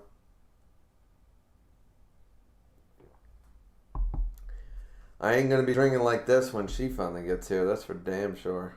She'd kick the shit out of me if I did. Alright, chapter 59, closed. So we're still going on like, oh, I thought that would be the end of it, but now we're into the conversation. So, never see him again, Toka. Hey, old man! Oh, it's Shiki. Stop talking out of your ass. Nishio, you're telling me Kanaki's dead? No, and of course the little girl, Himaki, I forget her name. I know her name, I just can't pronounce it. No, I won't get to see him ever again. No, I can't say for certain he's dead or alive. But if he's alive, we may have a chance to save him. However, this time, we should also expect the worst. If there's a chance, we're going, right, to save him, aren't we? See, he's so, once again, can't really love this guy in any stretch because he was such a fucking prick. But he's not a terrible character by any stretch and stuff. But I like that they're starting to band together for him. The Artigoti tree is practically made up of ghouls who live to fight. It won't be easy to infiltrate their stronghold and bring Kanaki back. We also can't ignore the CCG's movements either. They are most likely dispatching men to the 11th ward to wipe out the Ariguri tree. If so, our hands are tied. There's a very good chance we'll be killed trying to rescue him. Honestly, it's too risky. Everybody's silent. Hey, don't tell me that we're going to turn our backs on him. Yoshimura, silent. Say something. I'm going. Toka, who looks stupidly like Rukia in this shot. I'm just saying. This is Rukia Kuchiki right here. What was the cafe's policy? If Mr. Yoshimura won't go, I'll go alone. I owe him one, says Nishio. So he's going to go. If he's going to die anyway, I need him to die after I repay him. Otherwise, I won't sleep well at night. I want to help too. And she's a badass. Hina is completely like she's stupidly she's, because she's got the combination of both of her parents' Kagune. We saw what she's capable of. She's strong as fuck. I want to help too. He's done nothing but help me. I'll do whatever I can. Wow. Well, we get to, they're not all powerhouses, but they're definitely none of the three that are saying they're gonna go are weak. And what about Mr. Devil Ape? I have a feeling if the cafe puts forward their entire strength, it's sort of like the White Council in Lord of the Rings. It's sort of like if they actually all band together and fight, they can destroy anything. It's sort of like the red hair pirates showing up, But they have to show up united. That's the difference. Hina, Toka, Nishiki. let me be clear about something. I never said I didn't intend to save him. I just want you all to know that I cannot guarantee your safety. Now that I know you all how you all feel, if you want to help Kanaki, put your lives on the line. In return, Yoma and I will do our best to protect you. They're gonna go. Yoshimura is going to invade these fuckers, and he's gonna make the officers look like fucking children. He's gonna pull what Mr. Yoshimura is going to do is he's gonna pull a Setsuno from fucking Toriko in the ice cave. Just be like, speed blitz, boom. Yeah, you might want to put those away and like shatter their kagunes before they even fucking pulled them out, and they just drop. And he's like, yeah, children shouldn't pick fights with grown-ups. He's gonna say something super badass. It's gonna be amazing. So yeah, this is amazing. This is gonna be so fucking good. And yes, wife, what do you want? Blah blah blah. Oh yeah, it's my father-in-law's birthday today, so there's just some stuff.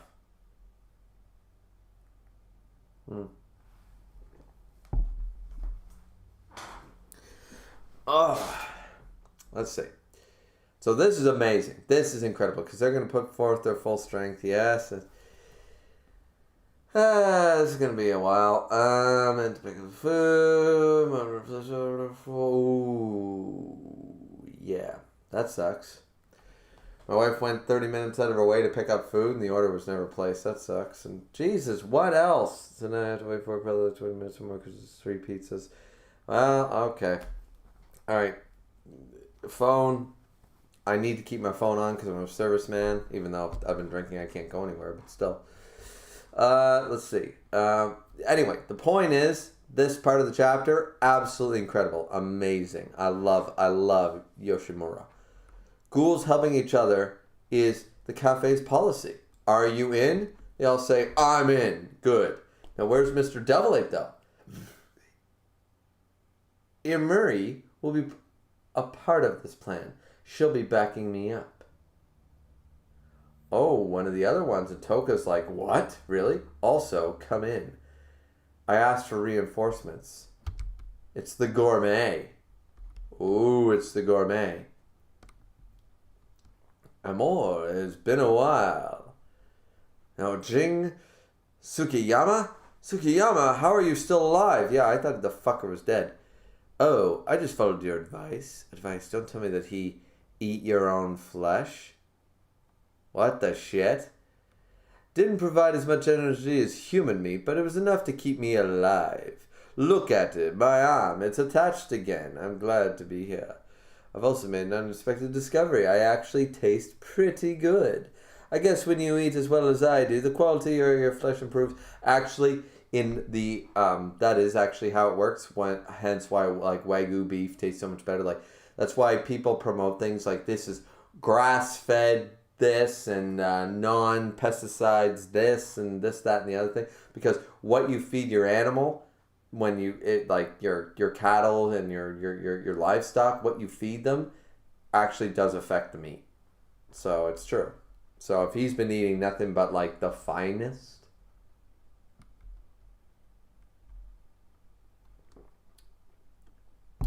Toka says you're one tough bastard. Where's the devil ape though? He's there, so what are you doing here anyway? Why? Do you object? Of course I do. I asked him to come here, Mr. Yoshimura, and he's gonna fall in line when it comes to Mr. Yoshimura. Our chances of saving Kanaki improve with the gourmet on our side. He'll be a dependable ally. That may be so, but I'm honored, Mr. Yoshimura. The hot break. I feel the same way you all do. A friend like Kanaki, placed in danger by such unsavory people. That is unacceptable. Am I wrong? I mean, technically he does, like, in this twisted fucking sense, it's like I got no real analogy for this, but like he does view him as a friend, but he wants to eat him at the same time. Like he's like, You are one of the finest delicacies. I can't wait to sink my teeth into you. But if anybody else is trying to touch you or kill you, no. You are my greatest friend in the world, and I will do everything to protect you. And once we're free and clear, I want to eat you. Like, that's his stance. So I can actually trust that he's going to go all out. And he's not weak. We know that. The gourmet is probably one of the strongest people in this room. So how could you say that? I'm against this. Mr. Yoshimura, he's planning on eating Kanaki. He absolutely has no intention of helping him. You don't have to worry about that. Yomo, I'll keep an eye on him. I won't let him. Yomo. Where's Uta? Why isn't Uta here? Can't Uta help? If he was a badass that fought on the side of if Yomo couldn't take down Yuta back in the day, why isn't the mask maker here? He would be, clearly he's a strong badass.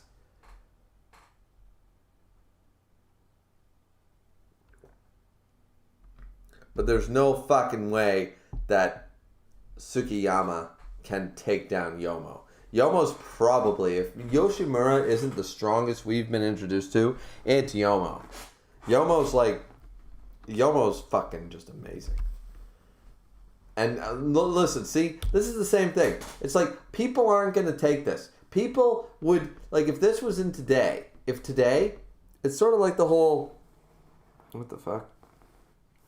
It's like the whole, the Yuta thing. The Yuta thing in Jujutsu Kaisen. People, like the power scalers, don't trust the shit. Like right now, he says, I won't let him. Nobody questions that Yomo can do the job. Why is everybody questioning that Yuta can take on Sukuna 20 Fingers? I don't get it. I'll do what I can. I won't let him. It's the same line. It's, alright. Like here's, like, what happens if Sukuna gets 20 fingers? Yuta, can you do something about it? Not a no, it's not a yes, it's a, yeah, I'll give it a shot. Why does nobody take that at face value? Because for some reason, everybody's taking at face value that Yuta says that Hakari is stronger than Yuta. So everybody's like hyping this fucker up. Which, don't get me wrong, I'm hyped as fuck too, but why do you trust him in one chapter and not another? Power scalers are the most hypocritical fuckers ever. Anyways, there was my tangent on that. Moving on. Because I trust Yomo when he says this. I trusted Yuta when he said that. Why can't people just trust the word of people? So let's see. Oh boy, that hurts my feelings. Can't you see I'm a changed man? No, you're not. My reason for wanting to save Kanaki is purely out of friendship. Out of my fondness for him. He's been so good to me.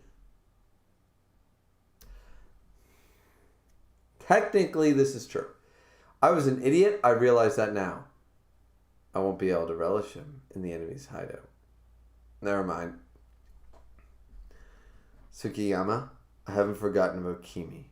She doesn't interest me anymore. You? Stop it. It's not worth it. Hello? Can we come in? Ittori and Uta. Yes, the dude who fought toe-to-toe when they were kids against Yomo. The dude's got to be a powerhouse. He's got too many piercings, but he's still a badass. Yes, yes, yes, yes, yes. Fireworks going off. I didn't actually call it. I was just like, where the fuck is that dude? Because if he's like, if he managed to not die against Yomo, then yeah, he's got to be strong as fuck. Ittori and Uta. Hey, hooligans! You see, Mr. Yoshimura asked for our help as well. This is what I'm talking about. They're putting forth the full strength of the cafe, the full strength of the 20th Ward, which I believe the only reason it's peaceful. I said this from chapter fucking 1. The only reason the 20th Ward is peaceful is because nobody in any of the other wards would dare fuck with them. Because if they ever did, they know the power and strength of all these people coming together. They know Mr. Yoshimura. They know Yomo. They know Uta. They know all these people are here, and if they ever banded together, they'd be fucked. Sort of like the One Piece world. Two Yonko getting together, the world government shits their fucking pants. It's like, no, we can't let that happen. That's the scariest... End times, apocalypse, Judgment Day. It's over. And that's the reason the 20th ward is so safe. It's because nobody wants to ever do anything to insult or disrespect or aggravate these fuckers, because look at what's going to happen. They're going to put together the strongest tree. The Aragiri tree is going to look like a bitch compared to this fucking force. Like, I've seen them. But there's no way that the Bim brothers, who Kanaki was able to go toe-to-toe with one of them, all of these fuckers are stronger than Kanaki. They're going to get their shit kicked. It's going to be awesome. No wonder Misk wanted me to read like so far and stuff, and no wonder chapter 59 so far the best chapter, because it's just building the hype. It's saying, hey, we got the strongest force, we got the badasses, here we fucking go. We're going to war and we're gonna fucking win. And this is just like what I was talking about the rescue arc thing. It's like, they would be stupid. Give us Kanaki and we'll leave. That's what's going to be the answer. And they're going to say, fuck no, we can take you. And then they're going to be decimated. There is not going to be an Aragiri tree any longer when they're done. It's awesome.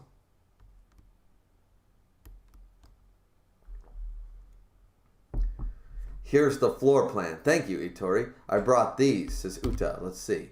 I knew I could count on you, Uta. These are perfect. I'm glad I could help.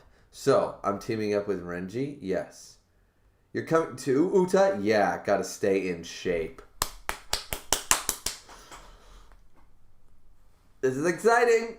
There's also something I want to see as a mask maker. I hope so, at least. Uta looking fucking dead. He's gonna team up. Oh, this is deadly. This is fucking deadly. The Bin brothers? Get the fuck out of here. Kanaki took one of you down. This is bullshit. These guys are going to fucking rape. Like, they don't need everybody else. Send in Uta with Yomo. They're literally going to massacre. It's going to be a fucking... They're going to be brought up on sexual assault rape charges with how bad they fuck these people. It's going to be so beautifully, yeah. This is hype. This shit. Hanami will be with Irumiri and me. Okay. This is for you, Hanami. Toko, Nishiki, and Tsukiyama. You three are with Yomo and Uta. Okay. Mr. Yoshimura is only taking, but Toko was surprised by Irumiri coming. So maybe she's special in some way. Because she was shocked. So Hanami will be... So, of course, Mr. Yoshimura... Hanami is powerful, but Mr. Yoshimura is probably still the strongest in the verse. So maybe next to the One-Eyed King or whatever. But, so clearly a small group there. And then a bigger group, all 5 of them. Jesus Christ, that group's a powerhouse.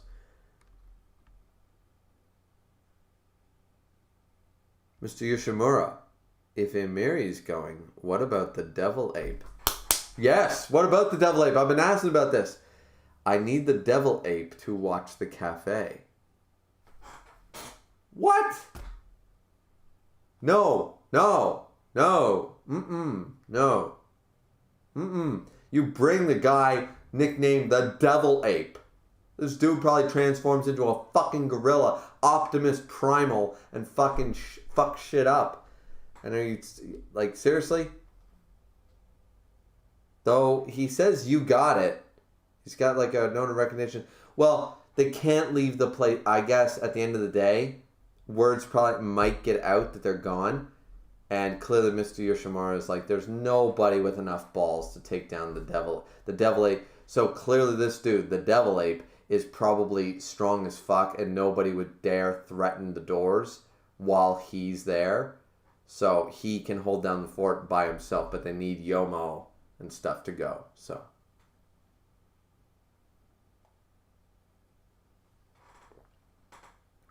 interesting that they leave. I'm curious about the Devil Ape. I'm sort of miffed that we're not going to see him yet, but still. That's too bad. I wanted to go crazy for a change. Yeah, see, this is what I'm talking about. The 20th ward is probably the strongest ward. It's the smallest collection of the strongest ghouls, and this is why nobody fucks with the 20th ward, because you come into this ward and you don't obey the rules, they kill you. And literally, you're not strong enough to defeat them. It's like walking on fucking red-haired Shanks territory. You just don't do it. Fuck, red-haired Shanks walks onto your territory and you fucking do what he says. Let's see. You're better suited to stay here.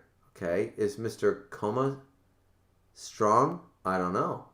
Oh, they don't even know about it. But he's good at making coffee. Mr. Yoshimura, are you sure about this? Going against them?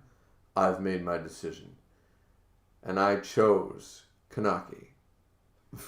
Even if he may no longer be the Kanaki we knew. You guys bring your toys with you? Yes, sir. Good. Attaboy. It's playtime with the ghouls.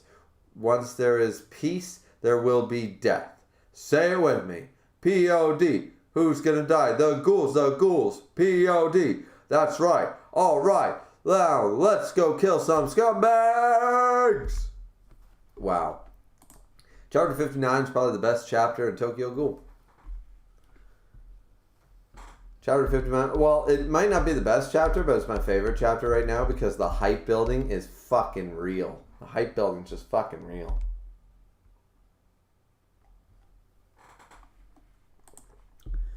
So let's see what what are some of you fuckers saying in the chat. Let's see. Dragon Judge said, I'm always on the lookout for good men, me, so this series has a gay Jason Voorhees. Well, it is Pride Month. That's a fair assessment. And thank you guys for 9 likes and over 600 subscribers. But while we're at it, I'm going to lose all you guys when I release that Record of Ragnarok video. But anyways, Dragon Judge said, happy birthday to your father-in-law. Yes, thank you very much, Dragon Judge. Dragon Judge said, Sukuna is a beast, that's why. I know that, but Yuta is still... Gojo can also contend with Sukuna, and I just believe that Yuta and Rika can do too. And if he said it was, why don't we take him at face value? But we're taking Yomo at face value, so I'm just saying pot, kettle. They're both black. Miss Content said, hey, if everyone else is going, you need someone strong to watch the shop. That's true. That's true. That's what I'm saying. Like, clearly the Devil Ape is a badass.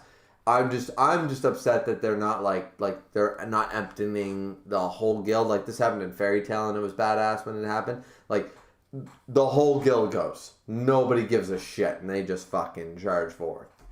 Actually, Fairy Tail had one of the best versions of this, in my opinion, because like they defaced the guild, they broke down the guild, they destroyed everything, and all fucking the Grandmaster of the guild, Makarov, just let it go. Let it go, let it go. He said, oh, well, like, we'll rebuild. And they're like, we should attack. No, like that, let's not cause shit. Just like he was doing before, like when, what's her name died? Hina's mom, when she died, you know, Mr. Yoshimura. Keeping the calm, you gotta keep the calm. But then, when he saw basically 2 of the members got beat up, and they were strapped up like on crosses, sort of idea, like they were strapped to a tree or something like that, and they were like beaten black and bloody. That's when he just went, I was gonna give it, I was gonna let it all go, deface the guild, smear my name, graffiti the place, smash all my bottles, I don't give a shit. We're gonna kill him. And just, boom, it's like, no, you don't fight. There's a certain line you don't cross. Now, main characters is always like, oh, they disrespected us, you crossed the line. But no. And we see that in One Piece, we see it in Toriko, we see it in Bleach, we see it in Fairy Tail, you see it all the time. We're seeing it now here. It's like, when there's a certain line crossed, that's when the shit goes down. And the main characters always want to jump the gun way before. But it's a certain line that needs to be crossed. You know what I mean? But yeah. So, yeah, pretty crazy. Dragon Trade said, Griever, you've read One Piece. You should be used to waiting on characters to do stuff. This is true. Actually, this is very true. I should.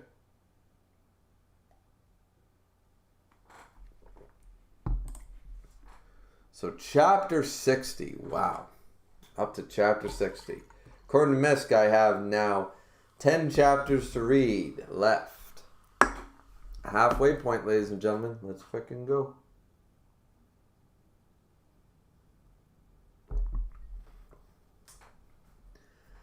Over 1,000 members of the CCG and police have surrounded and are waiting to raid the 11th Ward Ghoul's stronghold. Oh, Heidi's watching again. But he's eating something, it seems. So maybe he's not a ghoul. Nearby residents are being evacuated to designated locations by the police. The raid is being commanded by Special Investigator Itsuki Madare, who also discovered the location. He spoke confidently about this large-scale operation. We will risk our lives to protect 99% of the citizens, but we'll need everybody's cooperation for the other 1%. Excuse me, guys. I'm a little stuffed up for some reason. We will regain peace in the 11th Ward. And we see the CCG 11th Ward Special Task Force. Shit ton of like crazies. On December 19th at 11:05 or 2300 hours. At 2300 hours, this is what happens. Sorry, guys. I'm just all of a sudden feeling like I got bubbles in my throat. I'm choked up. I'm nasally. Just give me a minute, would you guys? I need a minute. I just want to clear my throat and shit. I'll just go gargle some Listerine or some shit. It's got alcohol in it. It counts. Just one sec.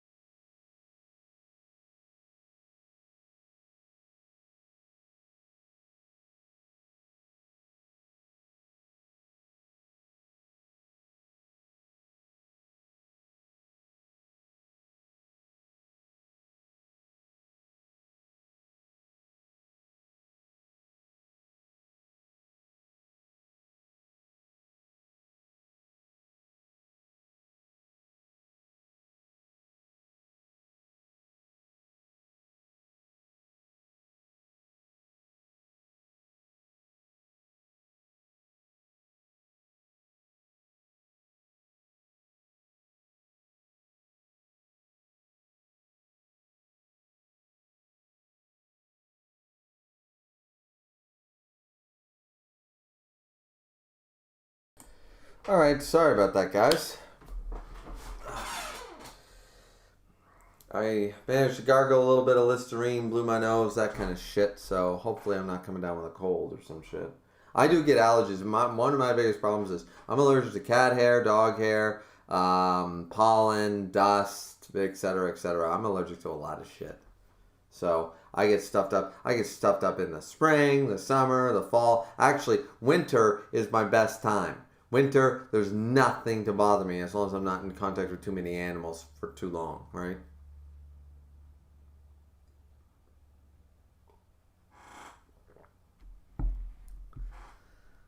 But yeah, so as I said before, sorry about that, guys.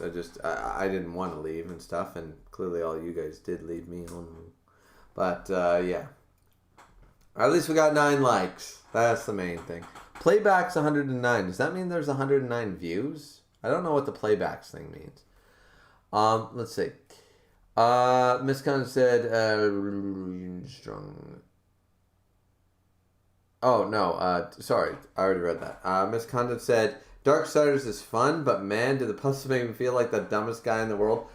Trust me, when I was playing Darksiders 2, I felt that way. Like, Darksiders 1, not so much, because when I transitioned to the PS3, I was a Nintendo guy up until the PS3. I never owned a PS2.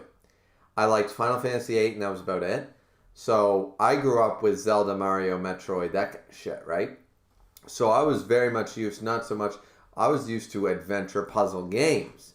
So when I played Darksiders, I was pretty in there. But as I transitioned away from Nintendo, which was adventure heavy for their main titles, into like the RPG and the tactical and the other styles of gameplay for the PS3, all of a sudden I started to lose my knack for adventure puzzle dungeons. And so by the time Darksiders 2 came out, I was fucking dumb. I felt like a fucking moron. So don't feel bad. Like if you're not used to that, if you don't constantly play like Zelda and Metroid and things like that, where it's puzzle solving, Castlevania, when you gotta play the puzzle solving games, when you're not doing that all the time, you lose the knack. It's simple.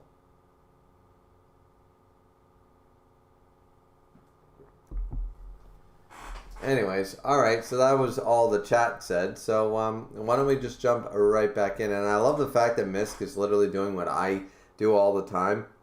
Well, I used to. I haven't been gaming in a long time, but whenever I'm gaming, like whenever I was playing Minecraft or something, I just put on a live stream.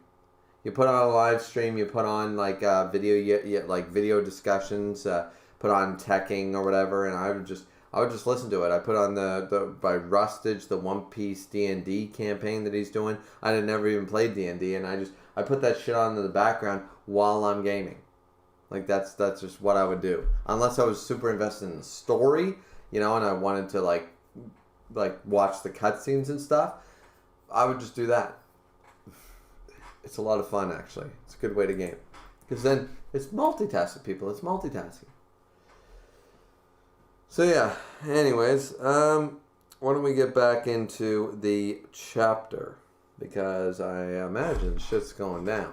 So we saw all the schmucks from the 11th Ward Special Task Force 3 hours after the start of the operation. Boom. Oh, we got shots fired, apparently. Good. Somebody just got killed? What? Why are we being shot at? Because rifles were stolen from the CCG's 11th Ward branch office. I'm asking why we're being outshot.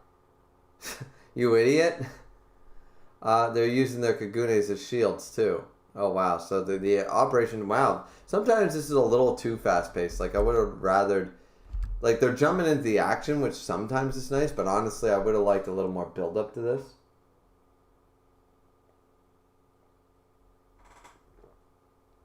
But let's see. But more than anything, they've got scope. That ex-mercenary Ghoul, huh? He's a crack shot too. Our forward lines are struggling. He's surreal. So he must have taught the other ghouls how to shoot, huh? Why aren't we attacking? We can't attack. Okay, there's the guy who's a girl who's a guy. They're using weapons taken from the 11th Ward branch to pick us off from above. What do we do about it around back? It's too risky. We could be ambushed. Besides, the other side is the ocean. The surrounding forest makes it difficult to flank them. Attacking from towers 1 and 2 in the front is the safest plan. So we're seeing like how the map plays out and stuff. And also, why are we using guns against ghouls? Bullets don't penetrate Kagune, do they? Not normal lead bullets. The CCG uses Kagune bullets. They're known as Q bullets. They were dissolved Kagune mixed into them. It's effective against all 4 types of Kagune. Of course they would come up with a bullet like that. Sounds like sea stone bullets from One Piece. Using Kagune bullets is to some degree an effective option, strictly to some degree though. I don't know about that. You know so much, Emon. It's only thinly coated. Since the material can only be obtained from ghouls, in a one-on-one situation, the Quinkui is the best weapon. A long-range Quinkui is much more effective than any Q bullet. Not having that tonight is our biggest drawback. Will my Scorpion be effective? Should be, but don't use it against strong ghouls. You'll die. If Jason or the Bin brothers show up, avoid them.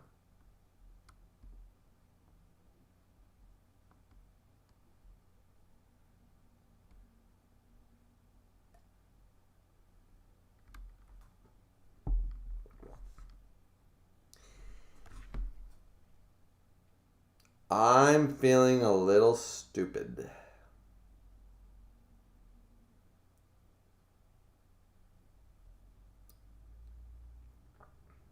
Yeah. Yep. I'm feeling a little dumb. I'm sure you guys know why. But in my defense, don't give a character one name and then call him something else completely.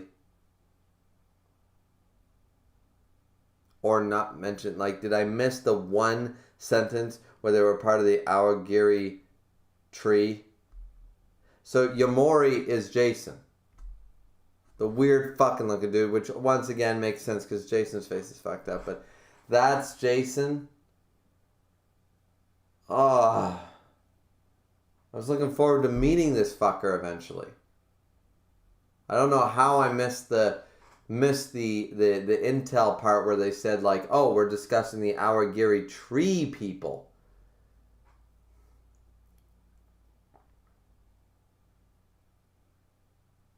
So it's him without the mask.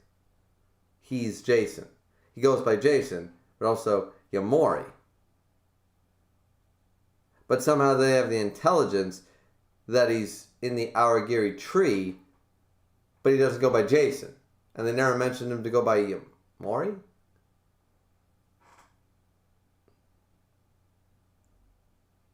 I'm fucking confused.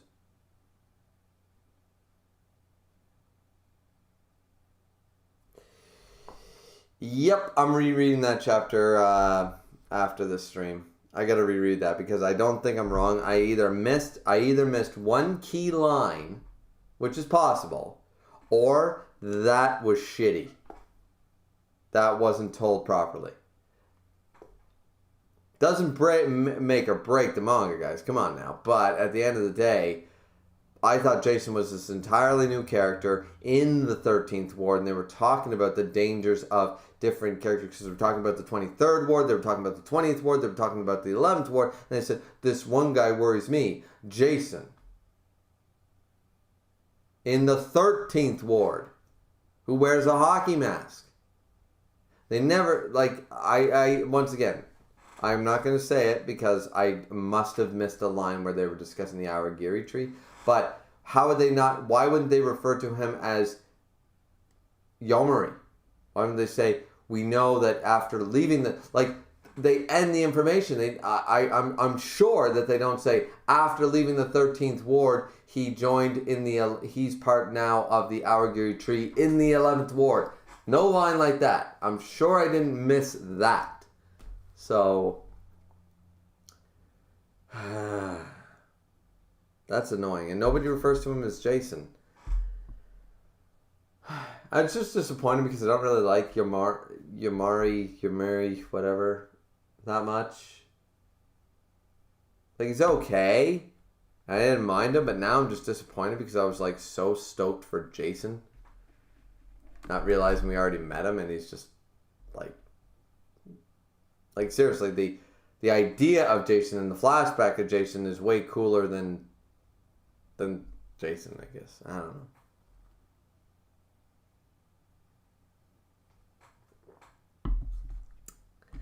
So not only do I feel stupid, I feel disappointed. This sucks. All right. So, I'd like to see your Quinkri too, Amon. What kaku is it? Kokaku. Amon's good with the heavy ones. Can I borrow it? Can I have it? Actually, no. Shinohara. Iwachu. Hey, he's the guy that we keep seeing. He's like a special investigator. Yeah. Special Task Force Commander. How's it going to the front? It's a standstill. Murata's frustrated. We're trying to come up with a different route. Although breaking through the front would be the quickest way, Ghoul's using human weapons. Now that's funny. Our commander's screaming to bring in tanks. Jesus. Sir, whose bike is that? Oh, that's Murati's. He drives it even to crime scenes. Damn, Mr. Murati's pissed. Hey, give me your rifle. What? Just give it to me. Stop. Bang. Where do you guys learn to shoot? Oh, he shot one in the face. Kids in the arcade are better shots than you. Now hurry up and get rid of those insidious snipers. Damn it. Well, why don't you just keep the rifle and keep shooting them? Oof. That looks exactly like my bike. Yeah, it's yours. You're right, I have my keys right here. Wait, what's he doing on my bike? Could you please move? I don't know. No. Wait, stop. Borrowing it for a sec. Oh, God. Sir? Juzo? Maro? Let go. You're gonna get you hurt, you idiot. He's the idiot.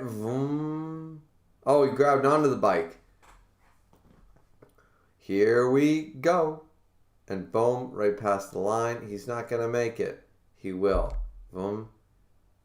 Good evening. That is one creepy motherfucker. I want to deny that's a badass move. But you just totaled a beautiful fucking bike. Like, that's a nice hog. And you just ruined it. Bum. Trying to kill all the snipers really quickly. Scope. Am I cut? Huh? Gosh. You punk. Devour him. Come on in. Oh, killed all the ghouls. So this Juzo dude is like very effective at what he does, but he's still a creepy motherfucker.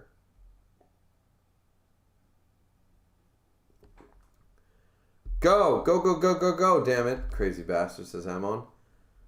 Let's see. Are they in Tower 1? They took out the sniper team. Scope was supposed to buy us more time. Where's Yamori? How should I know? I haven't seen him. What the hell is that guy doing at a time like this? Doom. So once again, I don't know how I missed that he's fucking Jason, but apparently he's Jason. He looks really cool, I'll give him that, but that's so disappointing. I don't know why it's disappointing, it's just that, I had, Jason pictured in my mind as a different character, and Yamori, I was just like, yeah, he's not a bad character, he's a good villain, he's sadistic, etc., etc. He's clearly powerful and all that shit, but I just, I don't know. Maybe it's because we met this dude, no mask, in a suit, talking like a normal person, and then it's Jason. And so I didn't connect the dots.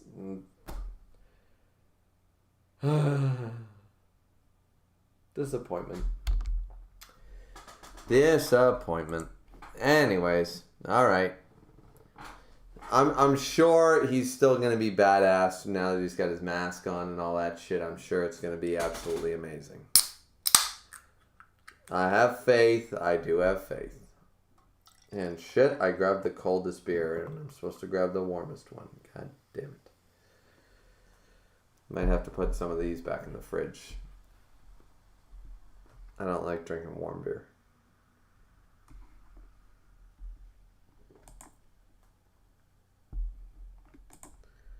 So, anyways, we'll start chapter 61 here in a sec. I'll just check the chat. I doubt it went very far. Oh, Miss said a lot of shit, so maybe I pissed Miss off. This would be a first. I don't think I've ever pissed Miss off before. Dark Side is fun, man. I already read that. Oh, hell yeah, I make my videos in a way that people can do that with them because I do it all the time. Yeah, exactly. Like, that's the point. You want to sit down. You just want to, like, you can multitask. Like, when I'm cooking, I have YouTube playing.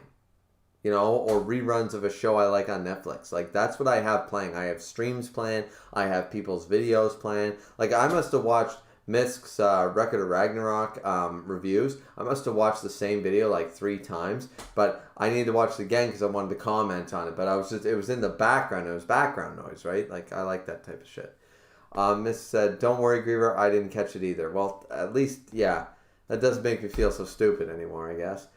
Said Jason is his code name, like the rabbit or the devil ape. They don't know his real name. But, like, I think I just don't like the order of operations that took place. Like, but I don't remember a single line saying he's part of the Ariguri tree in the 11th Ward right now. They're talking about the guy who worries me, Jason, 13th Ward, wears a hockey mask, crazy strong. Then they move on to the 23rd Ward or some bullshit. I'm like, where was the indication that this dude was the dude, you know? So that's what pisses me off. Miss said, they said in the briefing that they were worried about Jason being there during the operation. Oh, so one little throwaway line. But I still hold to my point that they should have made it more clear. It was vague.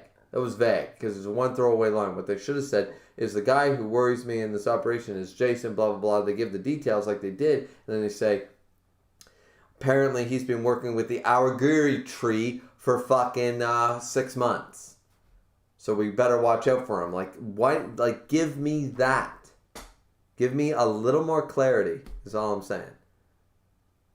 Dragons just said, Griever, why do you think I called him a gay Jason Voorhees? Yeah. Dragons Rage said, congratulations, you played yourself. Yes, I fucking did, didn't I? Well, shit.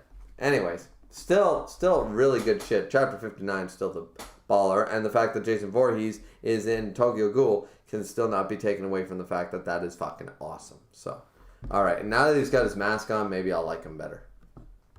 Let's go.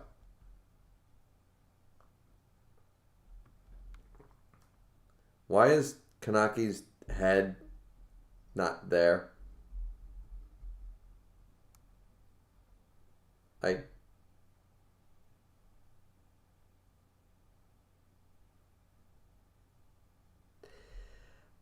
Page 1, chapter 61, guys.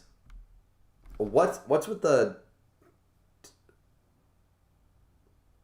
It's disturbing and it makes no sense.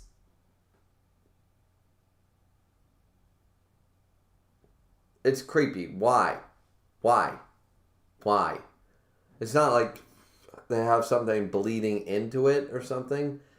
They've got weird, like, I don't know, rain or fucking jizz or something going into his head in a weird cone-shaped thing.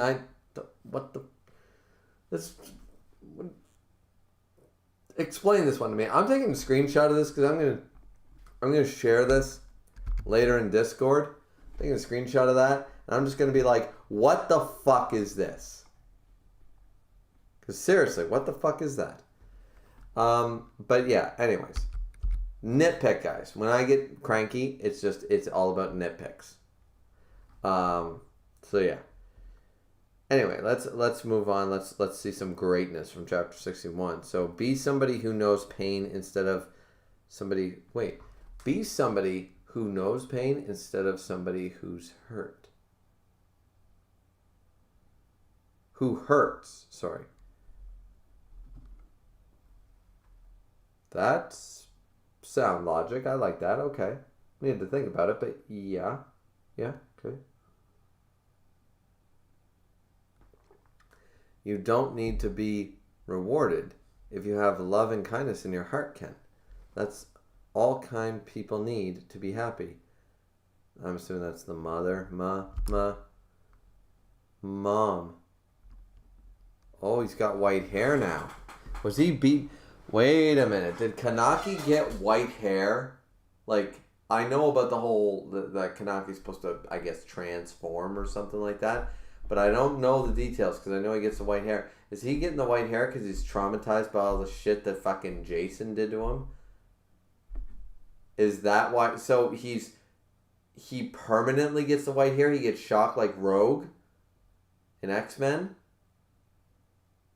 I didn't consider that. I always just thought it was like some ultimate transformation. That's why everybody's so fucking interested in Rise, which I still don't really understand why is Rise so important.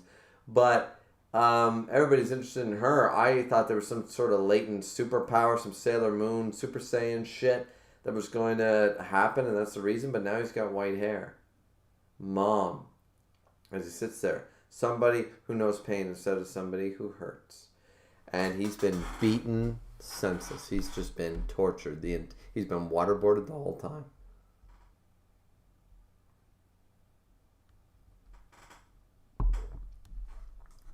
About a dozen days before the 11th Ward Task Force raided. Oh, God. A dozen days of waterboarding? Shit. Hideout. What am I supposed to do? Not that much. I just need you to quietly listen to me. That's it. That's it? Can't help but think he chose me for a reason. Come on in. Oh. What's in the bucket? I can't see what's in the bucket. This looks... Is he dead? He's one of my men. Punishment for screwing up. You know what this is? RC suppressant used for ghoul dissection and surgeries. Okay. Okay. Rise survived and then was shot full of this shit.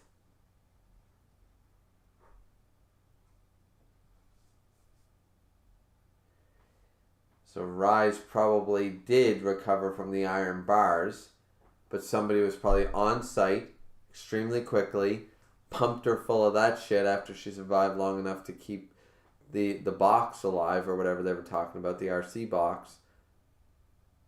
Okay.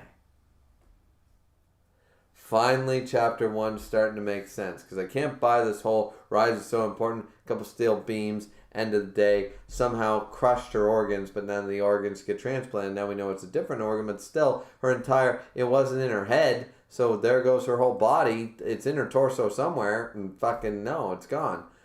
But now this, okay.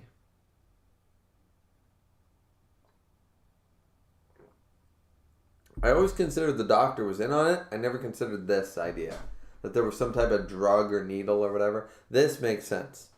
This is me. Oh yeah, it's a Kronk moment. It's all coming together. Yeah. Okay. Okay. All right. Specially made by the medical branch of the CCG. Once this enters the body, the ghoul's RC cell activity is suppressed. Yeah. The body's resistance is lost, and making an incision becomes easy, almost like a human. That's how they were able to cut into Rise. That's how they were able to cut into the organs. That's how. But a normal needle can't penetrate a ghoul's skin. Do you know where I inject them? No, you don't. In the eyes. A membrane. Right in the eye. What are you? It's weak for ghouls, too. And he's screaming. I thought he was injecting lava into me. The needle pierced the corner of my eye. Imagine the absolute worst pain. This is beyond that. Yamori was after me from the start. He chose me for his sick enjoyment. Okay, I mean, this is definitely very Jason Voorhees-like. So, I mean, I get that. But, you know, it's more Leatherface. Honestly. Like, don't get me wrong, Jason Voorhees is more, like iconic than Leatherface, I would argue. But this is a little more Leatherface than Jason. Jason didn't really ever torture anybody, so to speak. He just fucking killed them.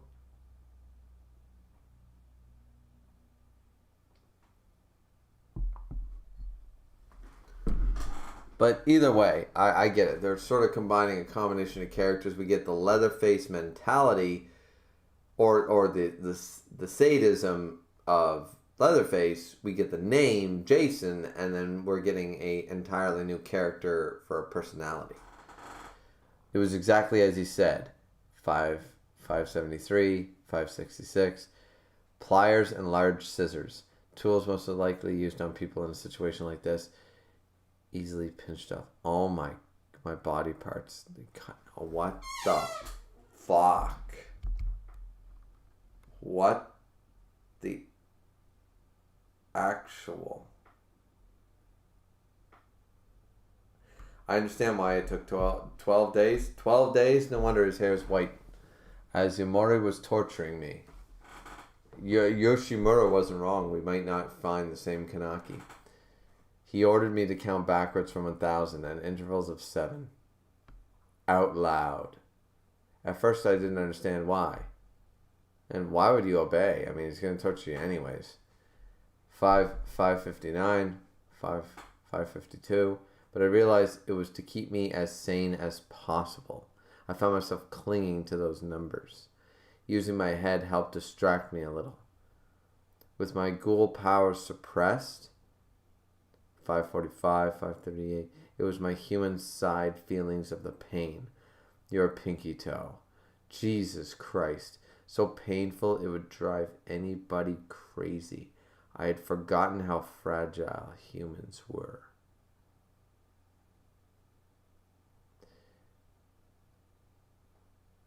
When the injection wore off, Yamori fed me. God, look. He waited for my injuries to heal. Once they were back to normal, he'd inject me again. And that went on. My arms, fingers, they grow back like fingernails or hair. Over and over and over and over and over and over and over and over and over and over and over and over and over and over and over. Oh my fucking Jesus Christ. What the shit am I reading?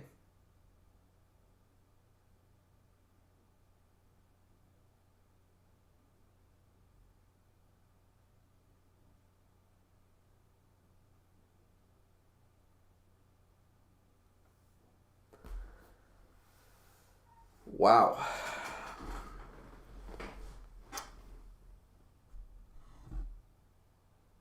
Okay.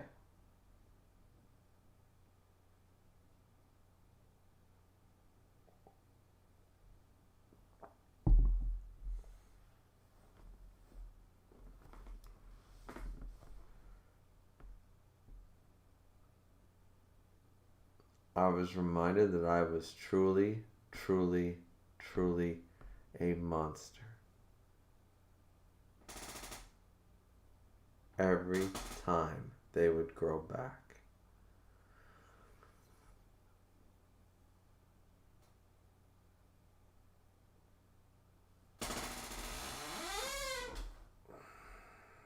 This chair needs WD.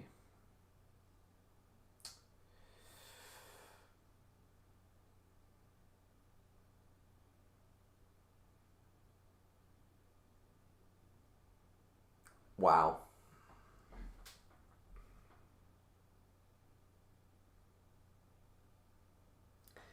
I got thoughts about this, guys. I got feelings about this, but I just don't think that right now I can legitimately,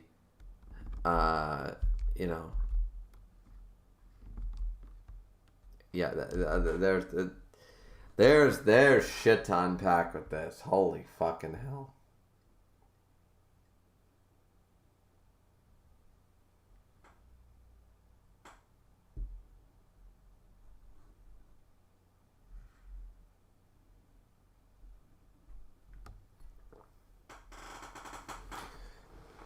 Let's see. Damn. I want to kill him. Kill. Should I finish him off? No, I can't. It's too much fun. No. He control himself. If he dies, can't have fun anymore. No, so I can't. I have to control myself. Nico. Cool by that name, yes. would be called over every time Yamori would get overly excited and have his gut pierced. Jesus Christ. In order to not break his newfound toy.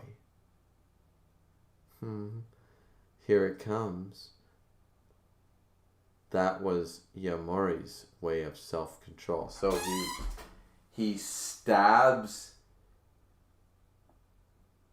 because he wants to kill him so bad. Jesus Christ.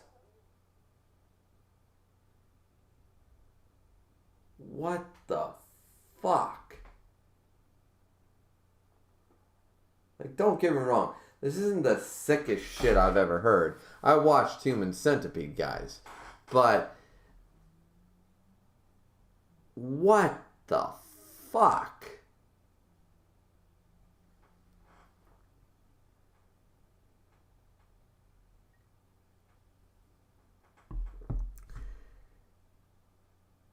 Yeah, just because you can accept that there are worse ways, like I've seen all the Saw movies and I've seen Human Centipede and stuff, just because you can think of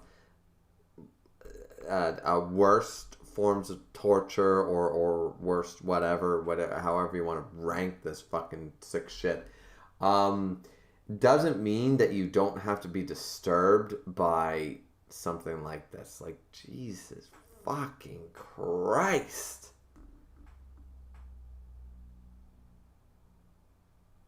Jesus.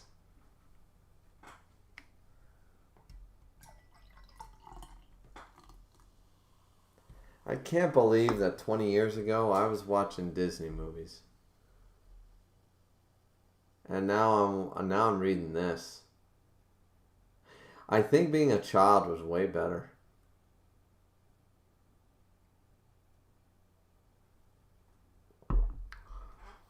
All right. Jesus fucking Christ. Kanaki thinks, when will that be me? If I had some kind of secret, and if this were a way to get that secret out of me, maybe it wouldn't have been so bad. Torture without purpose. When torture itself, that's what the bowl is full of? Fingers and toes that he cuts? Jesus fucking Christ!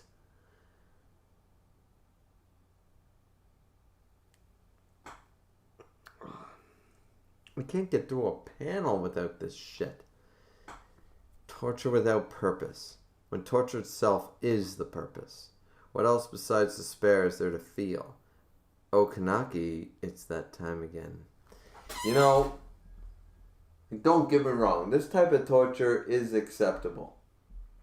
For certain people. You know? Serial rapists. You know, that kind of shit. Those type of people. Oh fuck yeah, I could cut off every single one of their toes. That wouldn't bother me a bit. I'd do it with a pair of rusty pliers and I would sleep like a baby the next night.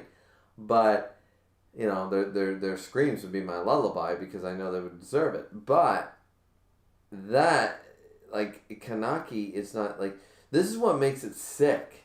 Like yeah, the act is evil. The act is sick. Don't get me wrong, but I never pretended to be a saint either. So like, could I do this to somebody?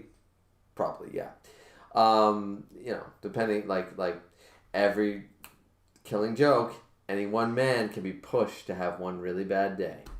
But the idea here, what's sick about this, more so because it's not the worst thing I've ever seen. It's not the most disgusting thing I've ever seen. It's not the most torturous, most inhumane thing I've ever heard of or seen.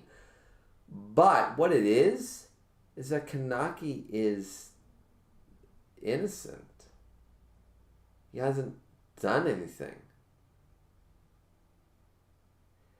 The torturer is doing this for pleasure. That's what I think boosts it.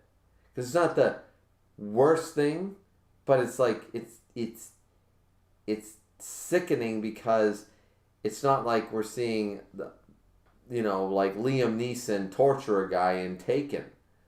He's justified doing that. This isn't justified. This is, as I said, torture without purpose. torture for the sake of torture.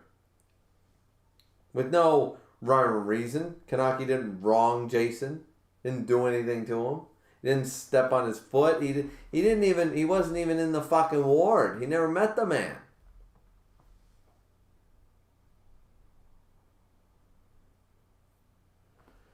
Wow.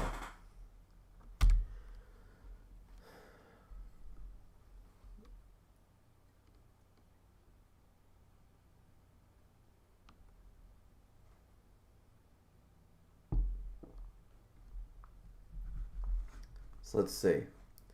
How do you think I discovered the pleasure of giving pain?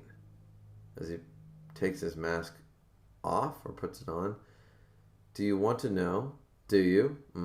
I guess you do. His hair's starting to go white at this point. I messed up and got sent to the Ghoul Detention Center in the 23rd Ward, back before I was called Jason.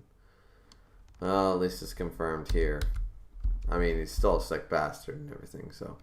And I guess he does earn the title of Jason if he's doing this shit. Still. I knew the ins and outs of the 13th Ward, so I was kept alive and avoided being euthanized. I think clowns being in power had something to do with it. There was an investigator with a screw loose. He was human, but he was crazy. Every disadvantage in the world is from a lack of competence. I'm sorry. The weak were trampled upon, impinged upon, and violated and abused. Okay, so there was a very sadistic son of a bitch. When you go through a long, painful life of torture...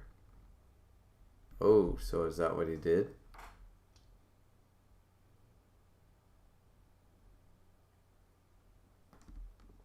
There's a Ghoul Detention Center? I thought they just murdered them on the spot. None of this is making much sense, but... When you go through a long, painful life of torture, you try to desperately to find ways to escape the pain. And I mean desperate. I decided to think of myself not as Yamari the Ghoul, but as the investigator torturing me. Eventually, I couldn't tell if it was me feeling or inflicting the pain. I sensed strange feelings of oneness with him. One day, when he let his guard down, our roles switched in reality. It lasted only an hour, but it really felt like I had become a human. I can't forget the excitement I felt then. Ah, so that's his origin story. I learned about the injection and how to torture ghouls there. These days I search for ways to make it more enjoyable. Both humans and ghouls are so fragile, they die easily. But you're one of the good ones. Rise's Kagune is special, even among Rinkaku. So it's so much fun, Kanaki. Why is Rise's Kagune special, though?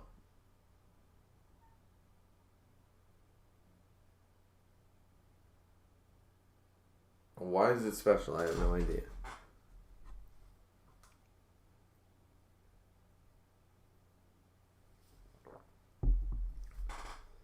I don't know if you've noticed, but its regenerative property is extraordinary.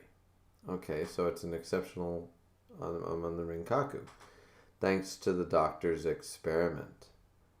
What kind of experiment do you think it was? There are a few like you. With Kano fleeing yesterday, a few things became clear. Kano is using Rise to make ghouls. The experiment is still happening.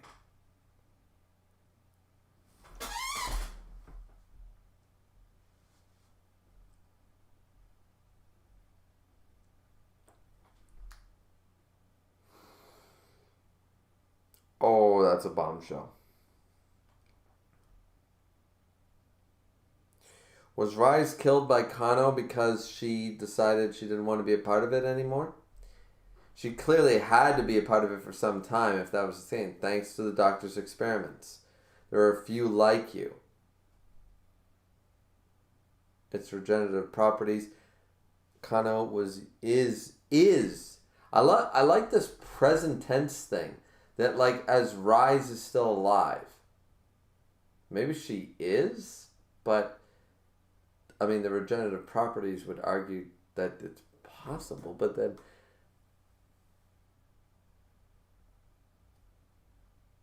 Is Rise actually alive? Huh. It's possible, I guess. I don't want her to be, but it's possible, I guess, given this information. The experiments is still happening. Well, it can't still be happening if she's not alive, so clearly Rise is alive, but I don't think I like that. I think that's sort of weird, I guess. I mean, it's not wrong or anything. I mean, or anything like that. I find it weird. I would prefer her to stay dead, and everybody's all about the whole Rise is special thing, but Rise is gone, and who killed her, and like the who shot JR sort of thing, which nobody in the stream is going to get that reference.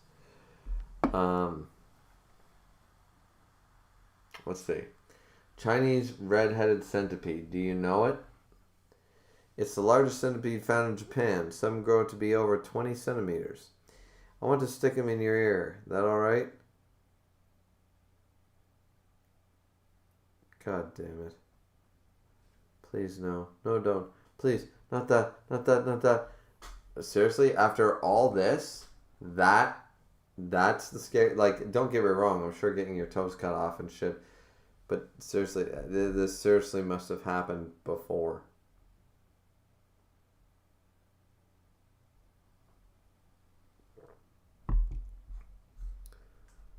Oh God, I heard somebody laughing in the background.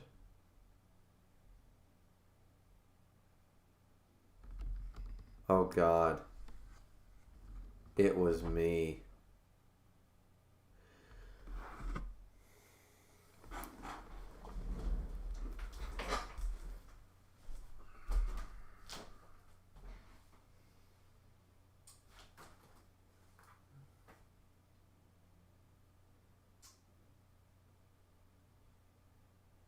I have it here somewhere.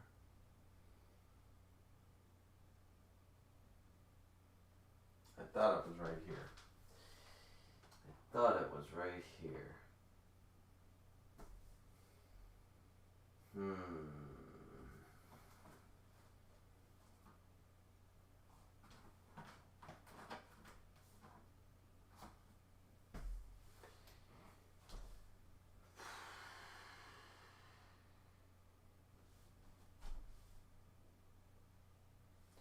One second, guys.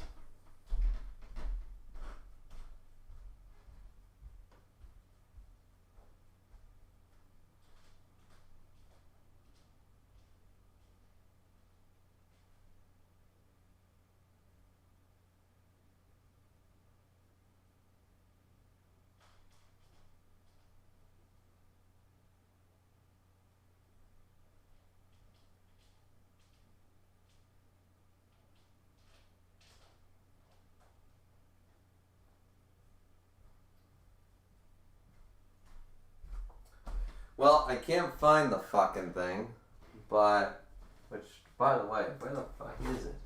Should be right there. But it's not.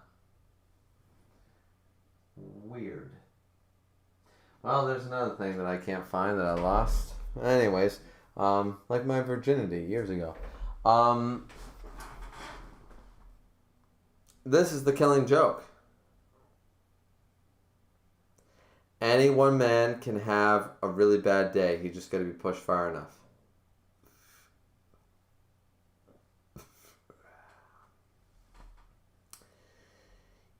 This is proving that fucking theory, which I believe is actually true. Every single mind on Earth has a breaking point. Now, I'm not saying they're going to turn into a sociopath, but they might turn into a vegetable, never speak again or something. But every mind has a snap, has a breaking point. The mind can only handle so much.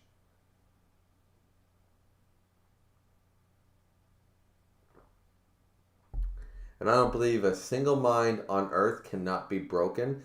I mean, the threshold might be far greater than the next person or whatever, but at the end of the day, this can happen to anybody. Any person on Earth, this can happen to. If it is pushed this far. somebody was laughing and it was me. So now he's going to turn to the Joker. His hair's going white. Jason's laughing. Wow. Okay. So let's see. What a relief it would be if I could just lose my mind. Kill me. Please kill me. I can see everybody's faces on the back of my eyelids. Banjo, everybody at the coffee shop. I wonder if Toka's doing all right. I hope she is. If she isn't, Heidi. Haven't seen him in a while. Wonder how he's doing. Somebody who knows pain instead of somebody who hurts. Mom. Did I grow up the way you wanted me to? What is that? That's so boring. Who is that? Don't you just think, to hell with it? Don't you, Kanaki? Rise? What the fuck?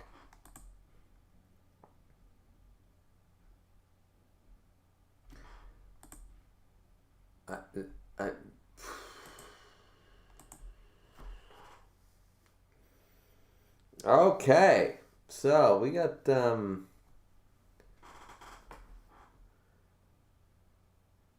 wow, look at you.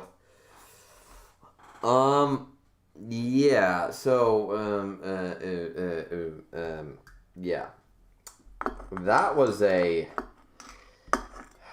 an experience, ladies and gentlemen. That was an experience. I was trying to find my copy. I have a hard copy of The Killing Joke, actually, along with Dark Knight Metal. I have hardcover copies of that shit, and I wanted to use it as a prop. I couldn't find it for some reason.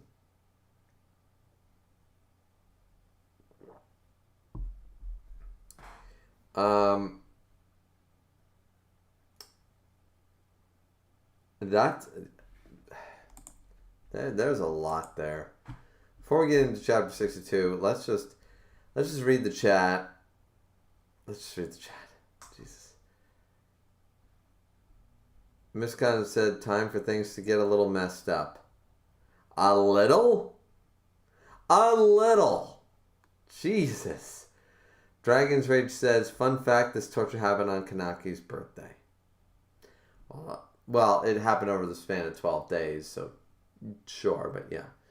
Caden said, never liked Jason. I mean, I like Jason in Friday the 13th. I think this Jason is embodying him pretty good. Skin said, imagine torturing someone so bad to the point that their hair turned white.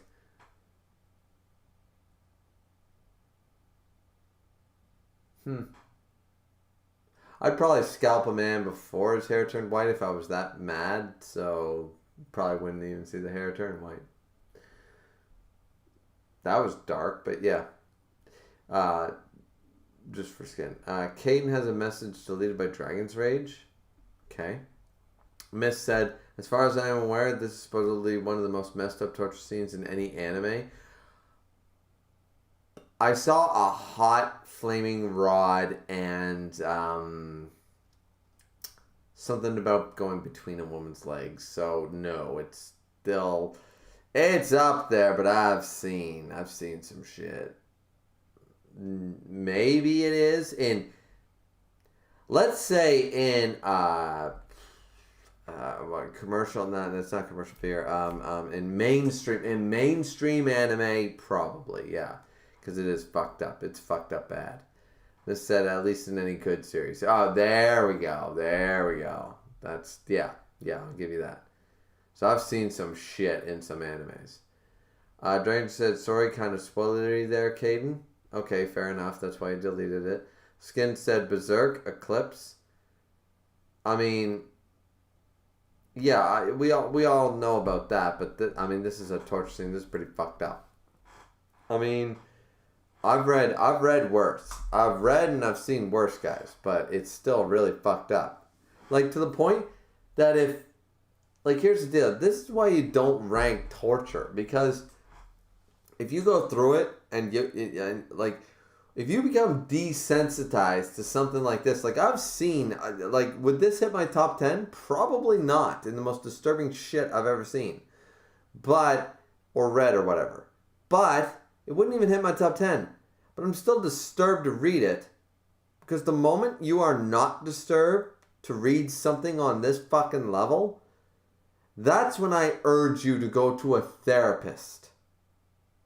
Because you should be disturbed. It could be the first time you read it or the 10,000th time you've read it. It should still fucking disturb you. If you become desensitized to that shit, that's what basically makes crazy serial killers. People who grab an AK-47 and go to a movie theater, or fucking drive their car into a gas station trying to kill as many people as they can. Those type of people. That they become too desensitized to this shit.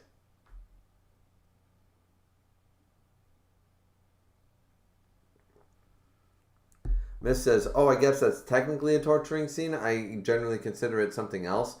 Yeah, I think I know what you're talking about, which I've never read Berserk, guys, but I think I know about the scene. Miss said, like Yomari said about himself, they detain ghouls who have had useful info, so they're worth more alive than dead. Makes sense why they would have that in the 23rd Ward, I guess. Ward. Dragon's Rage said, I got the reference. It was a show in the 2000s.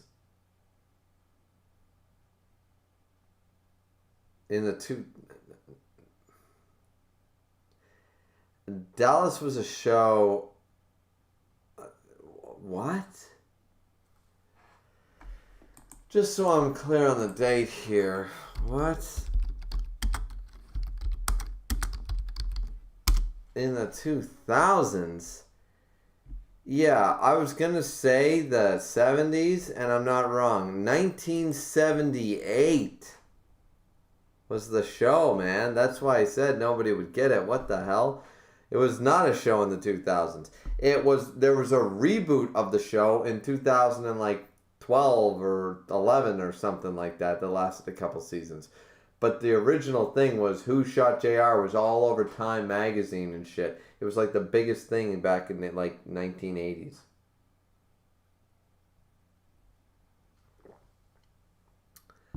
Miss Condon says, as I said on my stream the other day, some people in Tokyo Ghoul have very, very bad days. Yep, they do. And, I mean, are you really going to, how are we going to judge Kanaki going forward? Because his mind is now broken, right? So, yeah. Dranger said, this is the longest setup for a joke I've ever seen. Waiting for the punchline. I mean, yeah. Dranger sometimes, not just foreshadowing, but he comes in with some shit. Says, Kanaki, I could see everyone in the back of my eyelids, me. You sure that isn't a centipede gnawing at your brain? I mean, potentially it is. Maybe he's gone insane. Maybe that centipede's still crawling around. Maybe he's made a little nest in his brain and he's just like, blah, blah, blah, blah. Gross, fucking gross. Ugh. Yeah. Dranger said, I guessed wrong. Yeah, you did. Caden, question mark. I don't know what you're question marking, Caden. Yeah, so, wow. So, 4 hours, 10 minutes into the stream, we're starting chapter 62. Now, before we start chapter 62, as I said before, the stream is going to be probably the longest one because Misk wants me to go through 19 fucking chapters, or technically 20, I guess, if you look at it.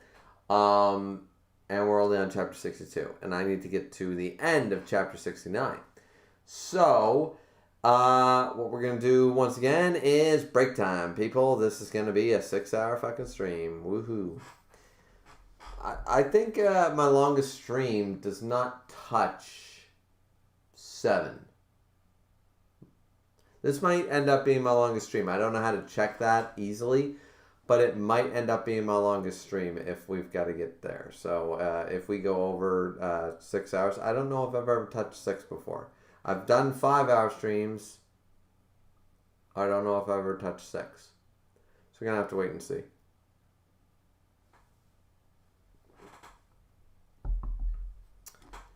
But yeah, so I guess I'm just going to take my short break. And no, guys, the break where I was checking my throat and blah, blah, blah does not count. Caden said reruns of Dallas come on. Of course they do, because Dallas was a great show.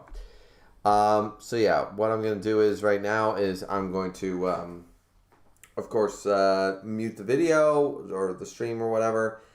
I'm going to go grab some more beer. I'm going to take a pee, blah, blah, blah, all that stuff that you guys just don't care about. You're just like, okay, we get it. Just go take a break. Get the fuck out. Go. So, I know.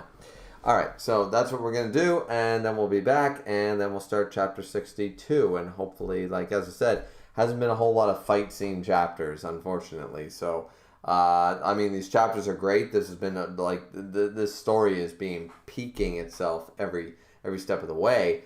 But there's so much to discuss, so much to talk about, so the stream is being exceptionally long. So, yeah. So, we'll have to wait and see if I can manage to get to Chapter 69. I'm hoping. I don't like to fail, so I'm hoping I can make it there. So, yeah. Be back in a few.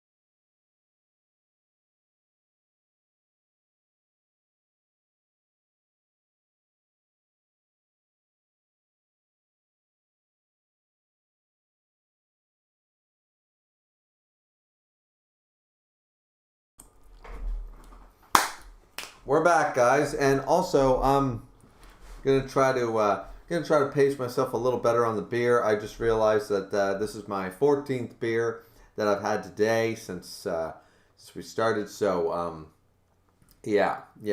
I think I gotta pace myself a little more. If we're gonna be doing this for a couple more hours, I don't want to be slurring my words at the tail end. I want to enjoy it. Like, I don't want to go off on a tangent and blah, blah, blah. Because after about beer 16, 17, that's when I get a little more like jittery, and I get a little more like, okay, I'm focusing on this point. I'm gonna fucking argue it for 24 minutes and nobody cares.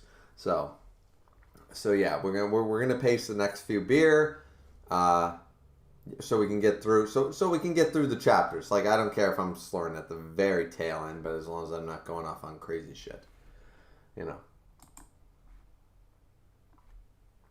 It's been a long time since I've been actually legitimately drunk on stream. So I would hate to start that for such a great stream, because this has been a fantastic stream. I've really been enjoying it. Not the most popular stream or anything, but it's been a great time, and I've been having a great time, and I'm so grateful to Miss Content for saying, hey man, try to start the stream as early as you can. And actually, I gave up. I really wish we were doing these Saturdays, honestly, because it's like, yeah, you should do that. And I'm like, yeah, fine, Danny, but shit happened on Wednesday and Thursday, so I didn't get to my chores, my outdoor chores for Wednesday and Thursday. So unfortunately, I was like, well, if I do all that shit, I won't start the stream until 9. Thankfully, I just said, fuck it, I'll do it on Monday, because Saturday and Sunday are going to rain, so I can't mow the lawn, etc., etc. So, and I've been pushing that shit off, but thankfully, Miss told me to start this at 6, or like early, so I started at like 6:30, and now we're here, and we're 4 hours in, and we're doing good, so. Yeah.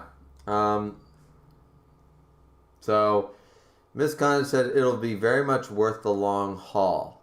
Well, alright, like, that means there's more to come. Like, I still think that Chapter 59 was amazing. This torture sequence, I did not see this coming. I thought the white-haired version of Kanaki was going to be not because of torture, which makes sense. Like, that happens. That is a legitimate thing. Some people don't think it is. It legitimately happens in real life. You can scare, your hair turns white because you're so traumatized. It does happen in real life. It's a phenomenon, but it does happen. I thought it'd be a transformation. I did not see it as this. No. Caden said 6 hours easy. Well, we're 4 hours and 18 minutes into the stream, so that means it gives me at least an hour and, roughly 40 minutes to read about 7 odd chapters. So we'll see. Caden also said, I bought my favorite spelt wrong snack, chocolate raisin, for the stream. Really? So you're settled down. You're like whenever I tell people, I said, hey, grab a beer, grab a popcorn. Let's just, why does everything need to be intense? Why don't we just enjoy ourselves? Why don't we just sit back and chat and, do shit? Yeah. Caden knows what he's doing. All right, so without further ado, so we don't make this a 9-hour stream, let's do chapter 62, because by the sounds of it, I'm going to have to talk about some pages. So, before we get to chapter 69, I won't exactly be breezing through these, I don't think. It's been a while, Kanaki, hee. Your hair, it's all gray. It's funny. Reese, you're alive? Somebody who knows pain instead of somebody who hurts? You actually take that to heart? That's what my mother taught me, so... Okay, so now he's having an external crisis. And we've been living by those... And you've been living by those words? Whose funeral could that be? They're looking down. Dad? I didn't know you lost your father. Yeah. I was 4. I barely remember his face, to be honest. I remember putting his bones in an urn. But you made a 4-year-old do that? That should already be done. But I didn't really know what it meant. All I remember is that something very frightening was happening. I felt a vague sense of fear. Tell me about it. I never really felt like Kanaki, looking a little more like older now. I never really felt lonely not having a father. But I wondered what he was like. Dad was an avid reader and had a lot of books. When I read my dad's books, I felt like I was talking to him. It was strangely calming. This is feeling like a Pixar film right now. Rated R. The smell of old books still makes me feel that way. I think that's when I learned to love reading. Look, a play's about to start. I'm watching a play. Who's that? Hey, that's me. You're so cute. So, is this going to be one of those things like the end of Harry Potter, where it's like, is this real or is this all happening inside my head? Of course, it's all happening inside your head, Harry. But why on earth would that mean that it's not real? That is probably the only, like, fourth dimensional thing that J.K. Rowling ever wrote. So, because that shit stuck with me to this day. Like, don't get me wrong, guys. I love Harry Potter, but it's a basic storytelling. She invented a very interesting world. Don't get me wrong. She's a great world builder. But at the end of the day, it's he said, she said, here's what they did. He said, she said. She's not a great writer.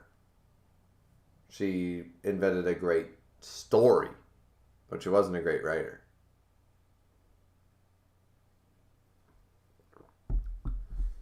Let's see. Hey, that's me. You're so cute. I think you're playing the lead. They forced me to. So they're going to sit in the crowd there. When I said I knew the story of this play, everybody told me to play the lead. You didn't say no? All my classmates wanted me to. I couldn't say no. Hey, there's Heidi. What's he playing? The Witch's Servant. The play ended up being surprisingly good, I remember. You wanted to know about my mother. Let's see, so we're going through all these memories. Whenever there was hard kanji, she spelled them out, each one for me, and taught me which went where. She was always nice, and I wasn't lonely growing up in a single-parent family because of her and all the books my dad left. She was really an admirable person. She worked, did the housework, never troubled anybody. She never put on a sour face, treated everybody equally kind, and I was so proud of her. She was a good cook, too. I always look forward to dinner. I especially loved the hamburger steak she'd make. I can't even remember what it tastes like anymore. There's no way to remember now. But, was your mother really a kind and admirable person? What do you mean? Oh, God. Here we go.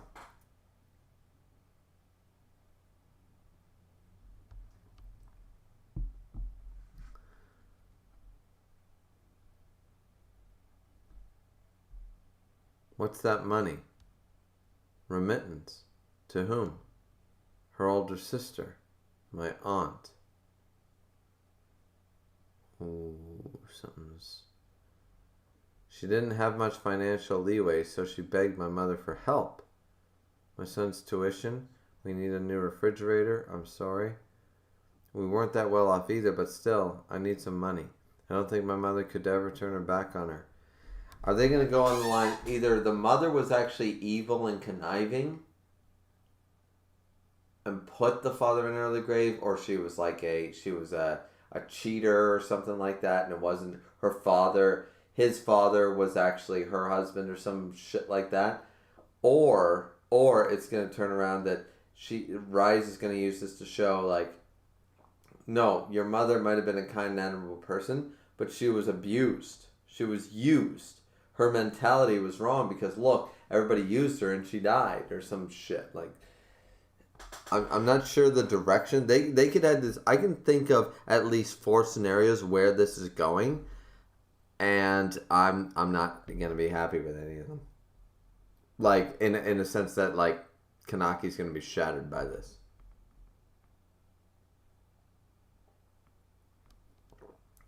When my aunt's husband lost his job while in debt, my mother's burden grew even larger. She had a part-time job during the day and worked as a janitor at night. She even did a side job at home in between. Mom, shouldn't you get some rest? I'm okay. I never saw her take a break. And it was exhaustion. And then she died, yeah. Yeah, I sort of saw that. Like, it was possible that it could have been, like, maybe the mother was a bad person, sort of. I could see them spinning it. But here, that's how she died. And let me guess, the aunt is going to be a total bitch about it, and he's going to hate her. Let's see. It wasn't an illness. She just worked too much. Did she really have to push herself so hard? At 10 years old, I was all alone. I was taken in by my aunt's family. She said it was the least she could do. Ken will be a part of the family now. It'll be great for you, Chia, to have somebody to play with, too. My aunt the Asoka family. They welcomed her into their family. They welcomed me into their family. I was lonely back then, so I was also happy. I thought she was a kind person, like Mom.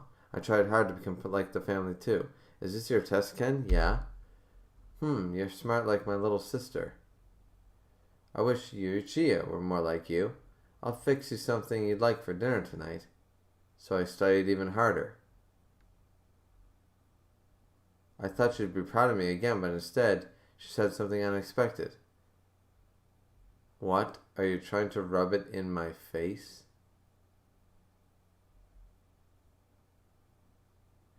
Yeah, the sister was an evil bitch. That was it was.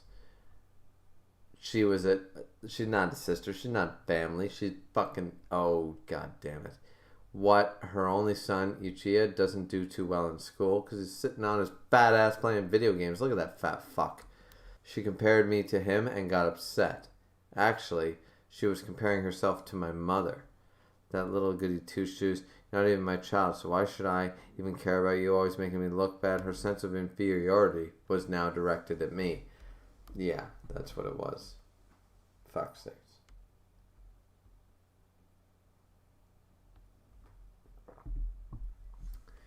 The one grateful thing, like me and my family, we fight. I mean, I think it's therapeutic because we get shit out in the open. We don't fucking play that game. We don't play that whole fucking resentment and grudge holding game. I tell people like it is. And yeah, we fight for a day. Nobody wants to talk to anybody. And then the next day you go over, you have a beer in the sun, and you fucking, you ignore it. Things were said. Nobody cares anymore. You move on to the next thing and the next thing and the next thing. Like, but it's not therapeutic to keep shit inside, boiling up, and that's just not what you do. And the one grateful thing is, even though, like, me and my brother, we don't see eye to eye on a lot of things, I can still go, like, right now, if I call him and say, hey, I'm coming over, I don't want to be alone, I need to crash on your couch, whatever, like, I'm in this big empty house, like, no matter what I tell him, if I said, listen, I just need to come over, he'd be like, yeah, whatever. Like, and I would do the same for him. So at the end of the day, when push comes to shove, family's there for each other, and there's no resentment. It does, even if we were in the middle of a fight, even if I just fucking yelled at him or something, right? So that's the way family's supposed to be. And I always hate seeing this shit because sometimes, as I said, I don't like to feel like I'm like spoiled or entitled, but sometimes, goddamn, like. Sometimes, as a working class stiff, sometimes you're sitting there like, God damn it, like, how am I privileged or anything like that? But I think privileged is an overused word for white people, but at the same time, I also think that privileged, sometimes, like, when I look at my family and stuff, I'm like, God damn it, I am privileged. But privilege shouldn't be applied to that. Everybody should have, that should be the norm. My family should be the norm for people. Not the norm that is society. The norm for society is shitty. Nobody knows what family is anymore. Nobody knows what values are anymore. And it's like you can find a divorced fucking, you can find an orphan or a divorced fucking set of parents a dime a dozen. It's harder to find a father and mother still married with an 18-year-old son. Like that's rare, but it shouldn't be. You know, this shit is the norm. And it shouldn't be. My situation should not be considered privileged. It should be the fucking norm. Parents should stay together. True people that love each other and stuff should stay together. They should have the kids. And they should stick together, and fucking the kids should be raised appropriately. Like, and everybody should get along. Like, fuck's sakes. I don't get this shit.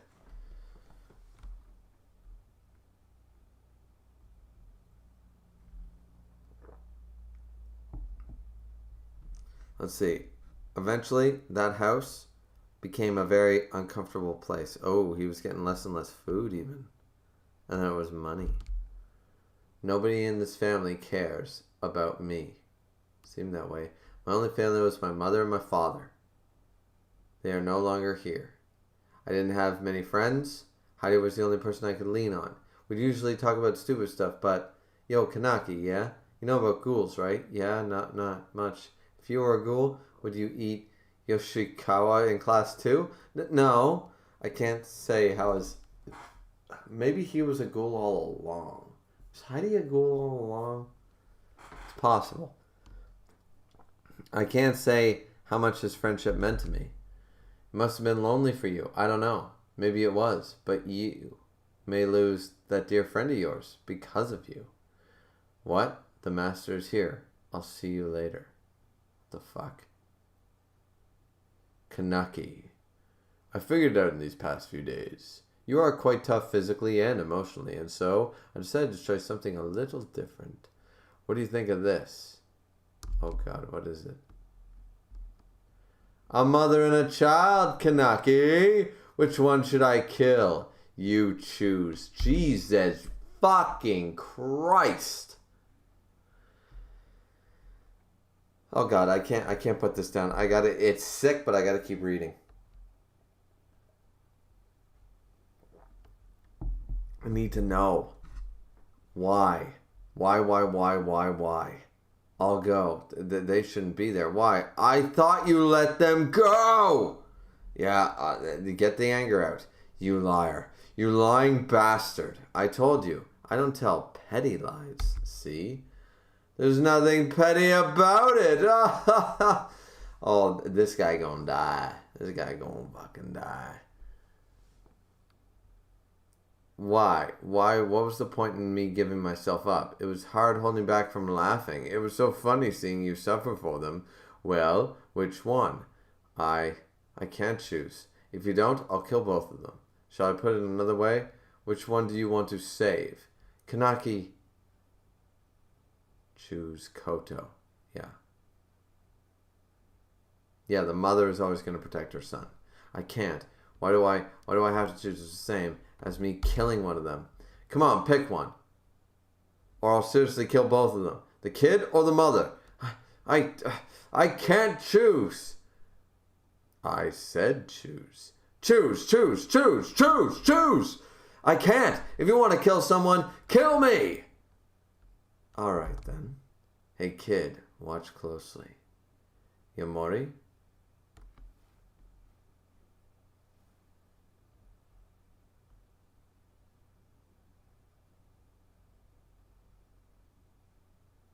Oh, Nico is actually stepping in. What's going on here?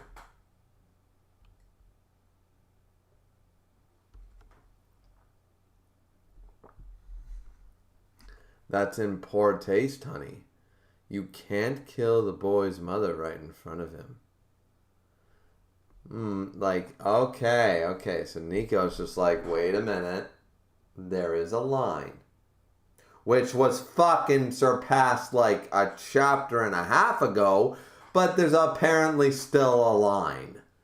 Jesus. What do you say, Nico? It's too cruel. I know you're awful, but sometimes you're really awful. There's a proper way of killing. You damn queer. Telling me what to do? I'm just trying. You feel sorry for them? Then if I do this, he won't have to see his mother die. This is what you want, Doug? Oh, shit. Is his Kagune gonna activate and kill Jason? I'd accept that. This is what you want? Huh? Iamori? Well, you happy now? So he's gonna kill the kid first then. Oh my god. Koto! What's the point of this, huh? Everything in this room belongs to me. They're mine. I can do whatever I want with them. And he drops it. Ah, screw it. It's all ruined. And for what? Ah, damn it. Koto. Koto. Settle down. Oh, shit. It's your fault, you hypocrite. Oh, did he kill... He killed both of them? Was Kagune? Nico says, what a mess. I couldn't save them, but it's the least I can do to send them off. Go beautifully. I'll put... Oh... So Nico's like a horrible person. Nico's absolutely, like as he put it, he goes, like, I know that you're absolutely awful, but at the same time, like, yeah. Like, there's a point. And even, like, Nico still deserves to die for even ever suggesting or supporting this at all, even for his own survival. But at the same point, he's like, this is what... So he killed both of them? They must have been given the shot prior to it or something? Because that one shot shouldn't have killed a ghoul.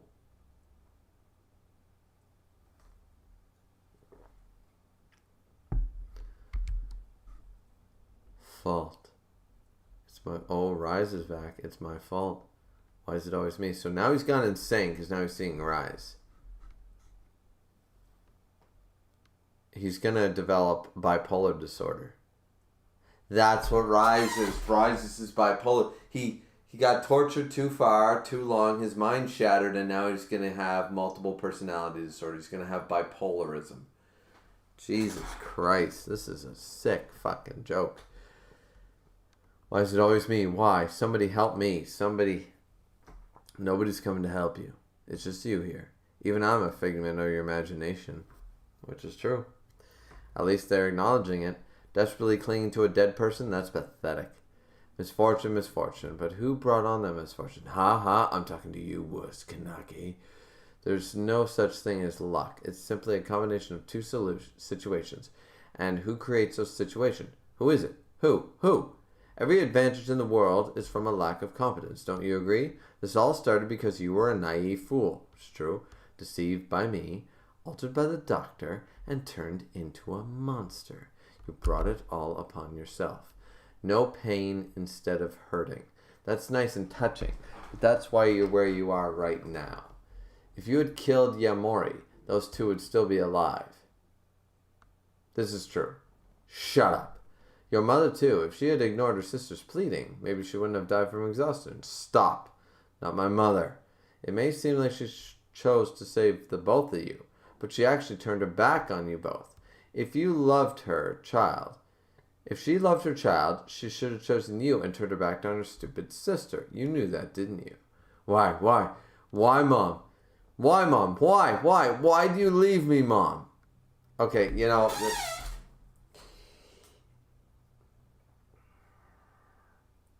I was going to say Mama's Boy a little bit here, but honestly, for once...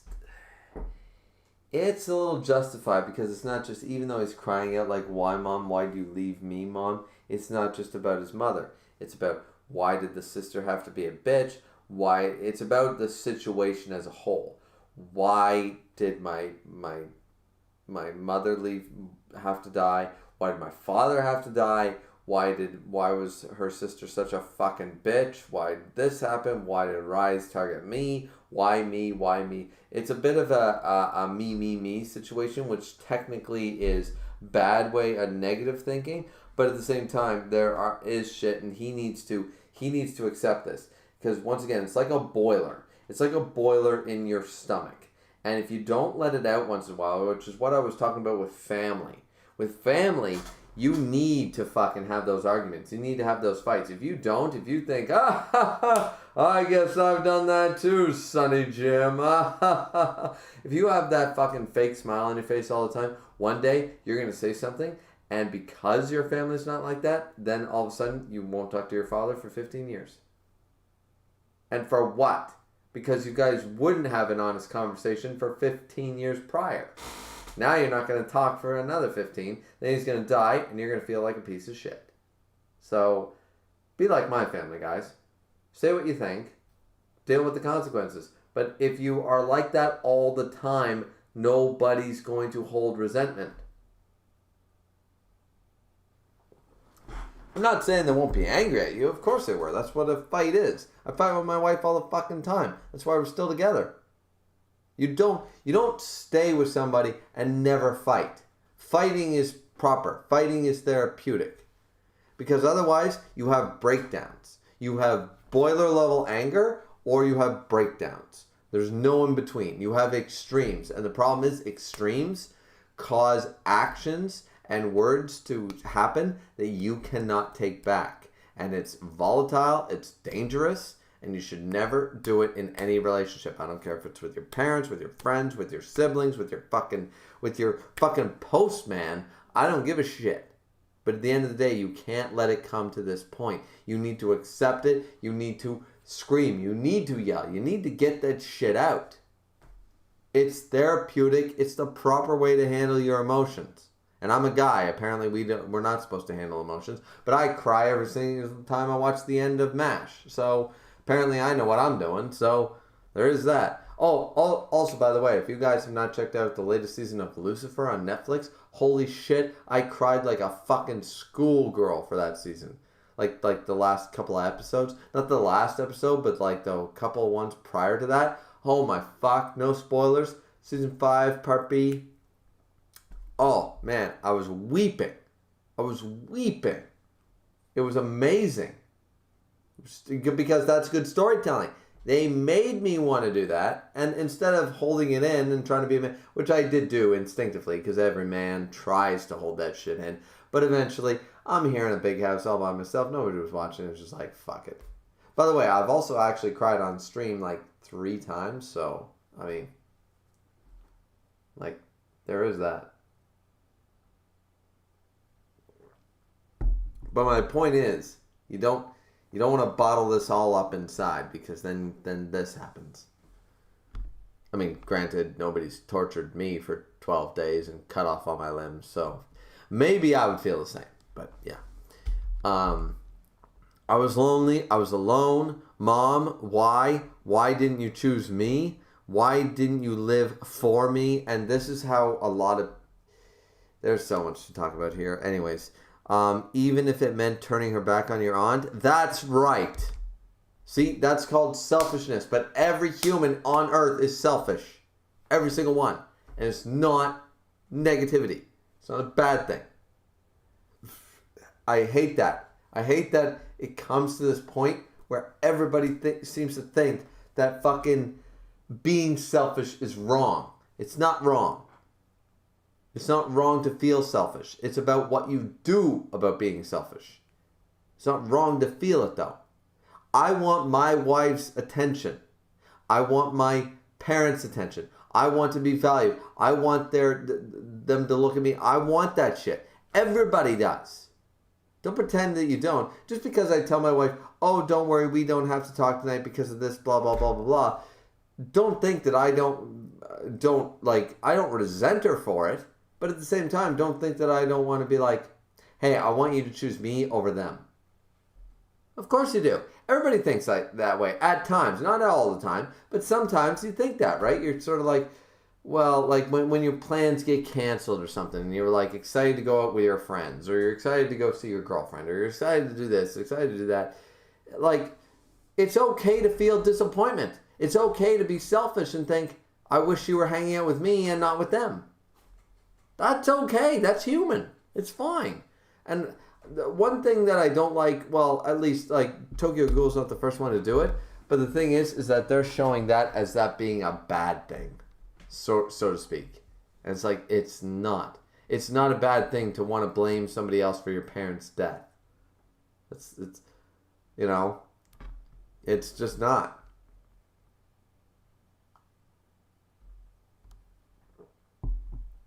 Or just curse the fact that death exists in the first place. Like, he's blaming, like, he's not really blaming the sister, but he's just like, why didn't you live for me? Why did you, even if it meant turning your back on your aunt? Yes, because it's not trading one life for another. It's basically like, no, I can't give you money. It's sort of like, no, get out of my life sort of idea. It's not murdering them. It's not sending them to the gallows. It's literally... no, I'm too exhausted. I can't do that, So this is justified selfishness, but they're going to paint it like it's evil. And Kanaki's going to believe it right now. Good boy. There are times when you have to let go of something to protect another. Your mother couldn't do that. Not only did she fail to save either of you, she lost her own life. That is not kindness. That's just being weak. She lacked the resolve to let something go. I told you, they're going to twist it. They're going to turn into something evil. She wasn't... Do I agree that the mother should have done that? Yes, but calling her weak? No. She said it's not kindness, it's weakness. No. It's kindness to a stupidity level, but it's not weak. That's so unfair to call that weak. And see, that's where they're twisting it. It's never weak. It's like people who say people who commit suicide are weak. No, they're not. That's bullshit.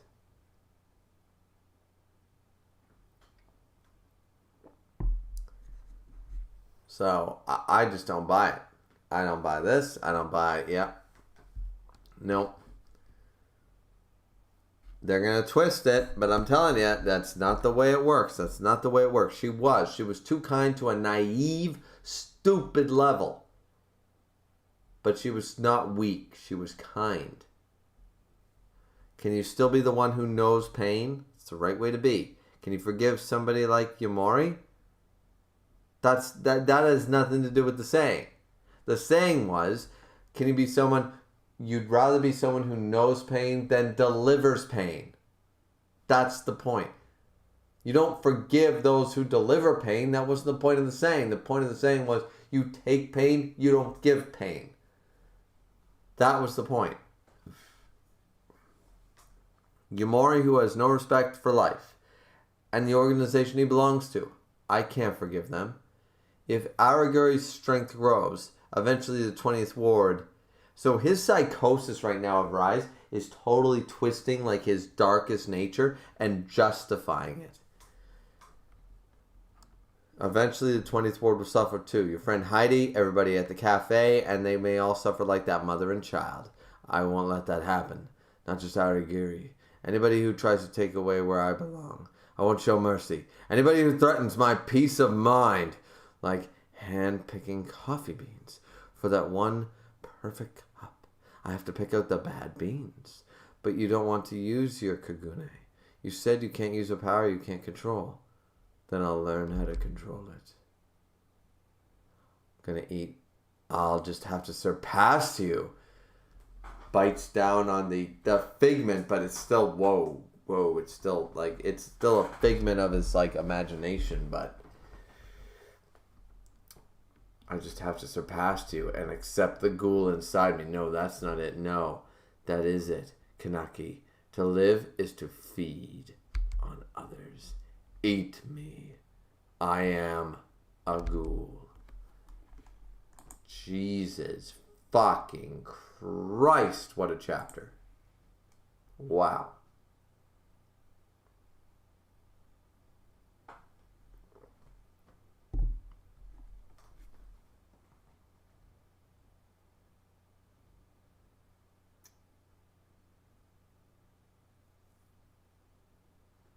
Yeah, no, wow. Well, okay. Let's see what the chat's been saying about this. Let's see. Caden said 6 hours easy. I mean, probably now, since that took a while. Caden said, I brought my favorite... Oh, we already read that. Dragon's Rage said, in the anime, it was different. Yamori killed the wife in front of the husband. He then proceeded to show the husband grieving face to Kanaki before killing him. Jesus Christ, the husband, it wasn't a boy? Wow. Dragon said, nah, he's a mama's boy. I'm not giving him a pass. You know what? He is, but I understand why. You know what I mean? I get why he's a mama's boy. Technically, Ichigo's a mama's boy. Skin said, I feel like the manga versions were worse than the anime. Was worse than the anime, to be honest. Worse in what way? You mean more brutal? Because I can believe that. Manga's always more brutal. Miss Conner said, oh, they censored killing a kid for the anime? Not that surprising in hindsight. I believe that. Skin said, honestly, I don't care what anybody said. She was being selfless. Kanaki's mom was trash. Selfish or self... You spelled selfless. So Kanaki's mom was trash. I'm sorry. No, she wasn't. What she was trying to do was she was being Mother Teresa. She was trying to help everybody. She wore herself too thin, sure. Butter scraped over too much bread. I get it. And maybe she should have held back. But that doesn't make her trash. That makes her too nice for her own fucking good. And I know people in my life that are like that. And they shouldn't be, but they are. And guaranteed, they're probably going to die young. And it's going to suck when they do. But you can't make people's decisions for them. Miss said she wasn't being trash. She was trying to do more than she could handle out of care for her family. Thank you, Miss. Like she was trying to take care of her son and help out her sister. Just because her sister was evil doesn't, well, from what we understand, she's evil, doesn't mean that the mother wasn't trying to be the better person and still be like, she's my sister, I need to help her, she's family. That's what family does for one another, though. Like, how is she trash? What the fuck, Skin? How is she trash? Let's talk about Jack's mother for a moment. Then we'll talk about trash mothers. Dragon Trade said, I don't like his mom. Screw his mom. Just because you're into MILFs doesn't mean you get to screw his mom. And second off, no. Why don't you like his mom? That's wrong. Skin said, but she took her frustrations out on Kanaki. How? She took her frustrations out on Kanaki. That implies that she hit him or neglected him. She did no such fucking thing. She supported him up until her fucking death, and she worked 3 jobs to make sure that he was well cared for. What the fuck are you talking about? The aunt took out her frustrations on Kanaki, not the mother. What are you fucking been smoking? That's just fucking blatantly, that's just not factual. Because she couldn't tell her deadbeat aunt, her deadbeat sister, no. Right. I'm not denying that. She should have made better choices for the sake of Kanaki. Absolutely. But what she was trying to do is she was trying to help everybody. You get 100 people. This is why I hate people that bitch at fucking our political leaders like Justin Trudeau and shit. Because you're not trying to just help. Look at what happens. You're not just trying to help one group of people. You're trying to help 150 groups of people. And everybody's angry at you because you're not giving them all the focus when you have 24 hours in a day to focus on 150 things. You're never going to catch up. That's the way it works. That's bullshit. It doesn't work that way, guys. Seriously, that was not a bad mother. Jack's mom is a bad mother. Jack's mom's the worst mother I've ever seen in fiction. Just the worst thing ever. But this is not a bad mother. This is a mother who was too kind for her own good, and she died and left her child, and I guarantee you, she regrets it. And if she could go back and change it, she would. But at the same time, she made a choice. What she chose to do was try to help out all members of her family, her children and her sister. Like, that's, how do you fault someone for trying to help? You can also blame the old lady who dies of a stroke because she was at the soup kitchen? What the fuck is wrong with you people? If someone goes to the soup kitchen and after working a 40-hour job and tries to give back to the people and croaks in the soup kitchen, what are you going to tell them? Oh, she's an idiot. She's trash. For helping people? She's trash for, literally, that is what you have said. All you guys saying that she's trash, she's helping people. And she died helping people because she tried too hard to help people.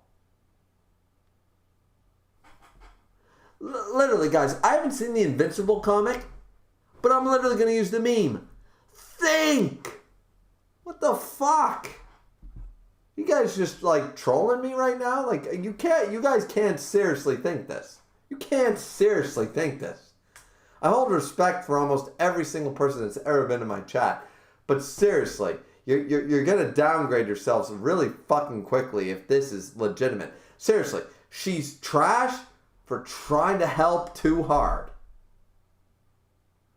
Well, I guess you guys don't think much of Mother Teresa or Gandhi or Buddha either.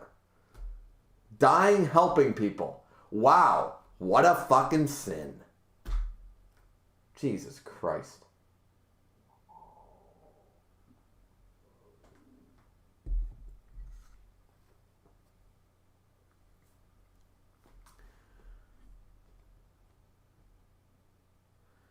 Miss says, the message of having to let go of something to protect something else is an interesting message because even though it's so negative, there's still a degree of truth to it. It's true, and it sucks. And his mother died doing it because she couldn't. She couldn't make the choice, so she died being a saint, not a sinner. And I refuse to accept that. Skin said, also Rise is roasting the fuck out of Kanaki right now. Yeah, actually she is doing that. Miss says, she was foolish but not malicious. Thank you, Miss. Dranger said, guys, let's agree to disagree. No, let's agree that you guys are being stupid if you think she's trash. I'm not going to apologize for that statement either. Fuck you guys. Jesus Christ. How are you bad for helping people? The fuck? God damn it. I guess, guys, close all the soup kitchens according to you guys, because helping people is a bad idea. Jesus. Skin said, we are about to witness the birth of Kangedi? Kane-edgy? Sure. Skin said, so is being overworked by her aunt more important than her son? That's not the point. She didn't try to prioritize one over the other, and yeah, she probably regrets it, but the point is that she tried to help everybody, and it wore her ragged because she's a fucking human being. That's not a sinnable offense. I'm sorry. It's just not. God damn it. It's like it's the Jack's mother thing. Listen, you guys defend Jack's mother, the worst mother in all of history, but then you have the balls. The balls on you guys must look like a black porn stars because you guys have the balls to actually call this mother trash when you defend Jack's mother. The fuck? Like, 2 + 2 is equaling minus 26.5 right now. It's not even 5 or 3. It's so out into left field that Thanos' Infinity Gauntlet can't make sense of this shit. What the fuck? Like, I love all you guys. Skin, you're usually an intelligent person. Dragon, well, Miss is actually on my side, so fine. But you guys are usually intelligent. What is wrong with you tonight? Am I drinking too much that I'm like reliving a dream right now or something? Am I dreaming or some shit? Or are you guys smoking too much pot? I don't know what it is. Is it the do-rag? If I take the do-rag off, will you guys all of a sudden go, we've seen the light. Jack's mother is trash and Kanaki's mother is actually a good fucking person. Jesus. Dranger said also, if you look closely, the mother was touching her chin. So? Skin said, trying to help everyone, but taking out your pain on other people, especially your own child, is trash. She wasn't taking out where the aunt was. It was the aunt, not the mother. The mother did nothing. When? Show me the panel. Tell me what page. I will skip the rest of the stream and go back to that page. Where's the page where the mother took out her frustration on Kanaki? The mother, not the aunt, the mother. When did it happen? All she did was smile, cook for him, amazing food, hamburger steak his favorite. Skin, you're reading the aunt, not the mother, clearly. Jesus. Dragon's Griever, one day you'll understand. No, I'm never going to understand this bullshit. Never, because it doesn't make sense, and I have a brain. Miss says, I feel like that's spoiler content. Fair enough. Miss said, this argument is very surprising to me. It is to me too. How do people treat this as trash? Like, once again, if the mother turned out to be a trash character, and potentially she could, maybe chapter 100 will reveal, oh no, it wasn't the aunt. The aunt was actually the good person. The mother was a horrible human being and blah, blah, blah, and never loved Kanaki. Sure, fine, dandy. Then I can retract my statement. But at this junction, she's a saint. Seriously. So, what Misk is probably saying that I feel like that's spoiler content because Skin is probably trying to explain something that might happen in the future. I'm assuming it's relating to this conversation. I don't know. But, once again, at this point, seriously, where's the evidence? Skin said it's weird because most people in the Tokyo Ghoul fanbase agree she is trash. Well, then the Tokyo Ghoul fanbase sucks about as much as the Record of Ragnarok anime community does. Which, by the way, they all suck too. Miss Kana says, have I not read enough to get into this argument? I generally have no idea. Apparently. I don't get it either, Miss. I'm not getting it. Miss said, as far as we can tell, and I can remember, Kanaki's mom was good to a fault and then resulted in hurting everyone she wanted to help. I mean, yeah, by her death, like, that doesn't sound like a spoiler, so I'm assuming there's no new information. By her dying, like, all the people she tried to help, her son, her sister, etc., all got the shaft in the end.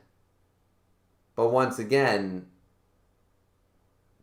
you know what I mean? Like, that doesn't make her bad, so I don't know. Dragon says, Jack's mom and Kanaki's mom are equal to me, Griever. Dragon's Rage, I will literally... Seriously? I'm considering taking away your mod ship right now. Holy fuck. How? Dragon's Rage, I ask you to tell me one thing. Is Kanaki's mom, your opinion on Kanaki's mom, based on something that happens after this chapter?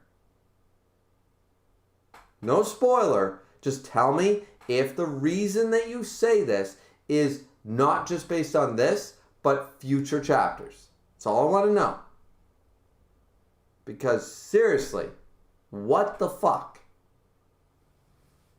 Miss said, what the fuck? Yeah, what the fuck? I don't get it. Dragon, I love you, man. You've been with me so long. And I know we have our arguments and our disputes, but seriously, this is a line, man.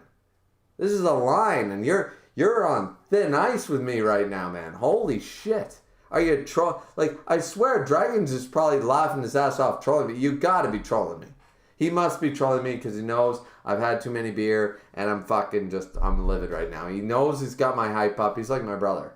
Fucking like, let's egg him on, let's poke the bear. I swear, Dragon is just trying to poke the bear, guys. I'm gonna accept that for now. Everything from this point on, Dragon's Rage is just trolling. He's just trying to poke the bear, and I'm just not gonna bite anymore. I'm not going to bite anymore. Maybe Skin's in on it. I don't know. But they're trying to poke the bear. And at this point, we're over 5 hours into the stream. I got to pee again. And we're still only on chapter goddamn 63. Oh, no, 64. And we got 5 more chapters to go. So...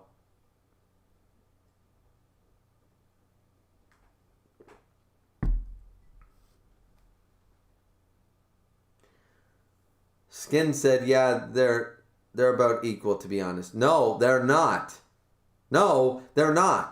That's like comparing Hitler to Winston Churchill. What is wrong with you people? Caden said equal, no doubt. Caden, I will never name another Pokemon after you for the rest of my days if you want to hold this course. Miss said, is this indirect spoiling? I have no idea what's going on right now. Yeah, like, seriously. Dragon's said, not really. Then what the fuck is happening right now? Thank you, Misk. Seriously. Thank you. What this is a troll. Misk, I think we're in for a troll. This is a troll. It has to be. They love my reactions. It's been too melancholy. I've just been sitting here with my do-rag going all, yeah, no, this is pretty good. I've been too mellow, and they want some excitement.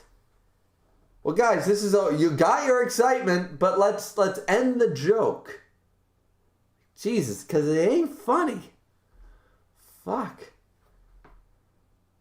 Caden said, don't know, just let it ride. No, I'm not. Caden said, Hitler wanted to help the German people, but we know how that played out.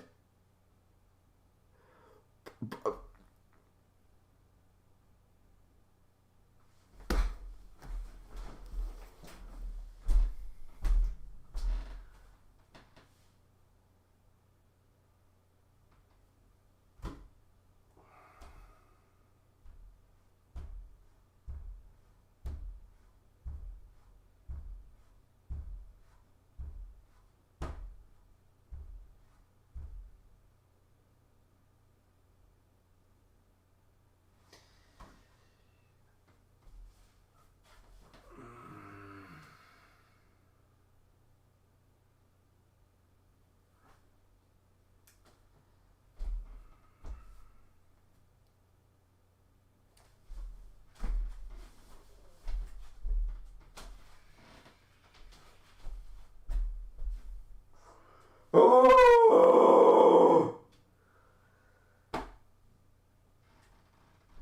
Ah.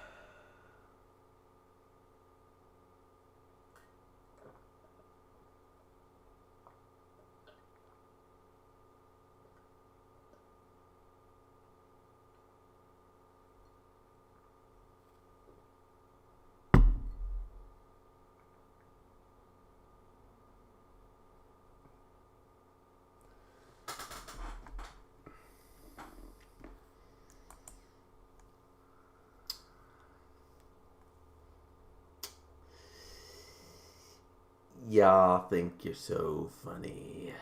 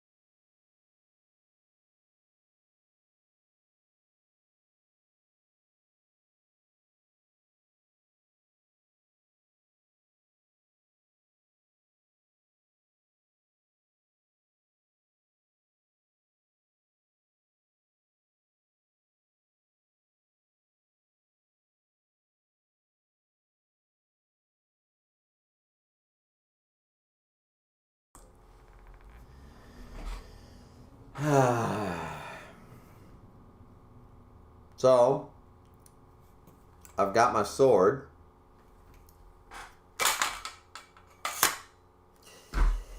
Because apparently I'm going to have to commit seppuku on stream if this fucking shit keeps up. Because I can't stand any of you people right now.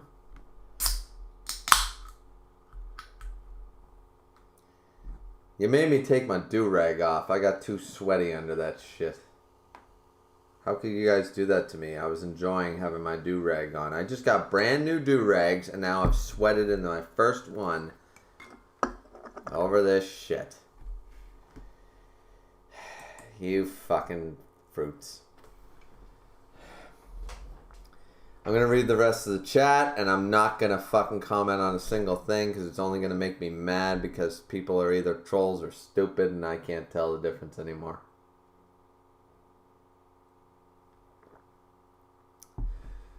After the whole Hitler debacle thing, Miss Content said, no, the fuck he didn't. He just wanted to kill people he hated. Skin said, did Hitler seriously ever want to help people?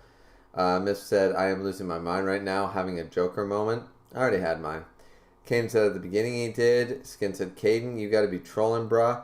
Miss said, gonna have to change my PFP to edgy Kanaki now, good lord. Miss Content said, this is what a failure of an educational system looks like. I agree. Dragon Trade is laughing his ass off. Skin said, rip Griever's mind. I mean, yeah, I had to grab a katana for the sake of committing seppuku later. Miss said, I don't even know what's happening anymore. I don't know either. Miss said, Griever is getting his own torture scene right now. Seriously, that felt like an out-of-body experience. The last, 10 minutes was an out-of-body experience for me. And I didn't enjoy it, and don't you people ever do that to me again, or I'll fucking end all of you. Skin said, madness is like gravity. All it needs is a little push. Dragon Trade said, you're only given a little spark of madness, you mustn't lose it. Wow. Caden went mind blown emoji. Dragon Trade said, you know the weather is great tonight, guys. You think so? No, I don't. Skin said, yeah, it's been pretty great. Yeah, I'm glad you guys are having a wonderful time. Skin said, don't worry, Griever. In time, you will understand. I'm going to understand up to this point that if you guys... There is only one reasoning behind your guys' thing at the end of the day. He will see the light one day, says Dragon Trades. Is if by the end of Tokyo Ghoul, or in Tokyo Ghoul Re, we learn that she was a rapist, serial killer, murderer, bitch who beat Kanaki every single day of the week. If that's not the case in Tokyo Ghoul or Tokyo Ghoul Re, you guys are fucking wrong. You're idiots. And there is no light to see because you guys are fucking... You're in that tunnel for life and there ain't no light.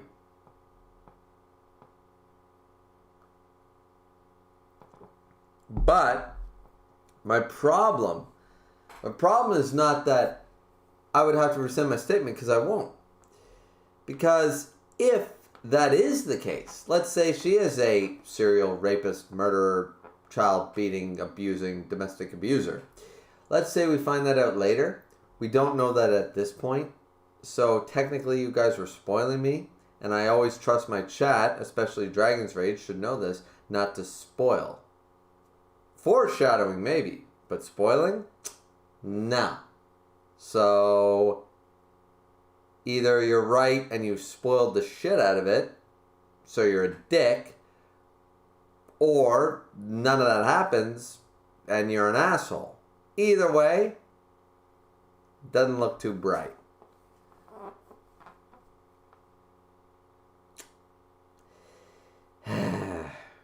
God, why did I do it? I stayed up for this shit. Jesus. Miss Content says, so how about we get back to reading some Tokyo Ghoul?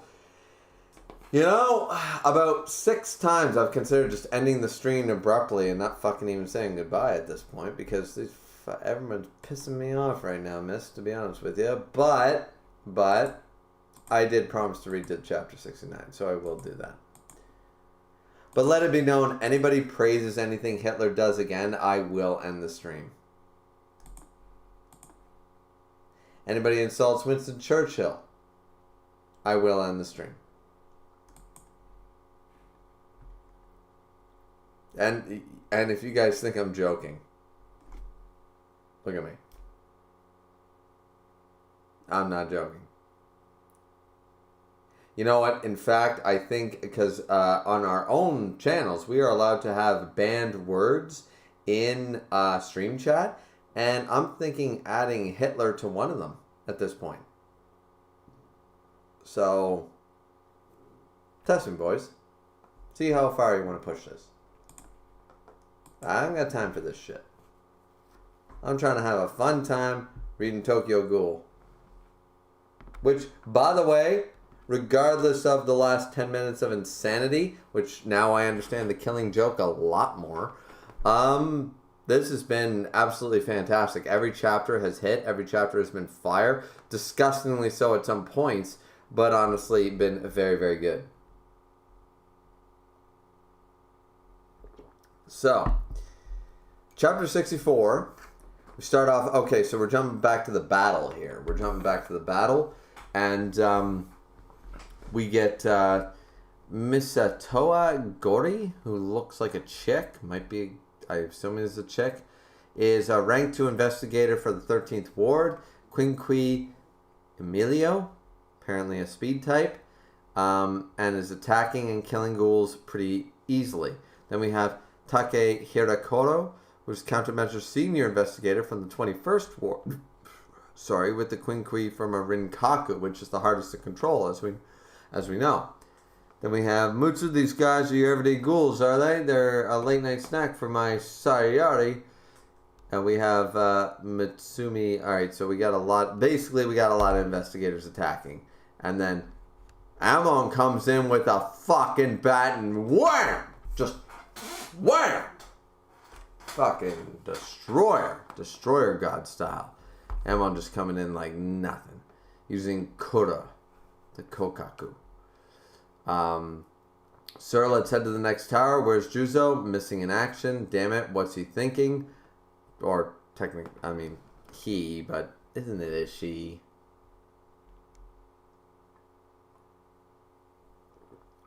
We've nearly taken over Tower 1.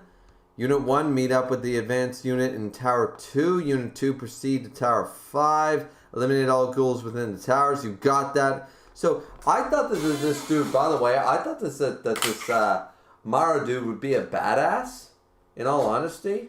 I thought he'd be like a, because he's like the one from the 11th Ward, he's a special investigator, all that shit. But in all honesty, he's sort of like a dink. Like, he's not impressive. He feels like that dude in Die Hard who like shows up and doesn't know fuck all what's going on and always makes wrong decisions throughout the entire movie. Yeah, he feels like that guy. That police investigator. It's like, oh my god, we can't have the beat cop doing anything, even though the beat cop is doing all the right decisions and the fucking investigator's doing all the wrong decisions. Feels like that guy is like, should not be in that position.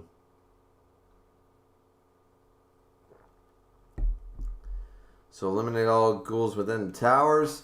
Give me the feed from the advanced unit. They go in. Wow, damn it, it's nothing. Just keep firing. They're firing at... Whoa. What the fuck? Oh, wait a minute.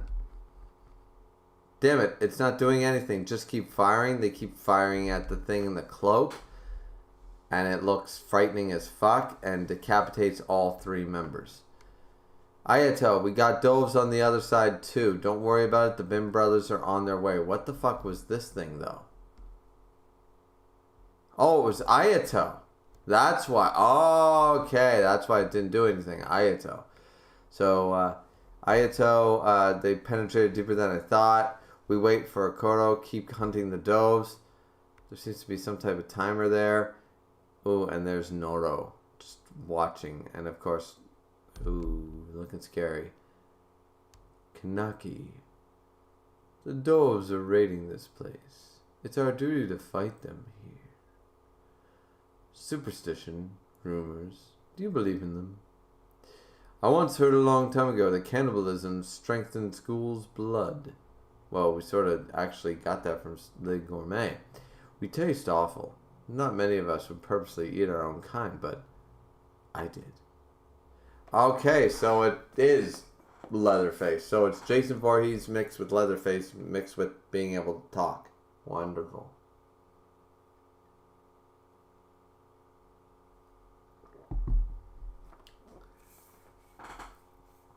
I did. I cannibalized. After I got out of that prison, I felt like my kagune got brisker and brisker.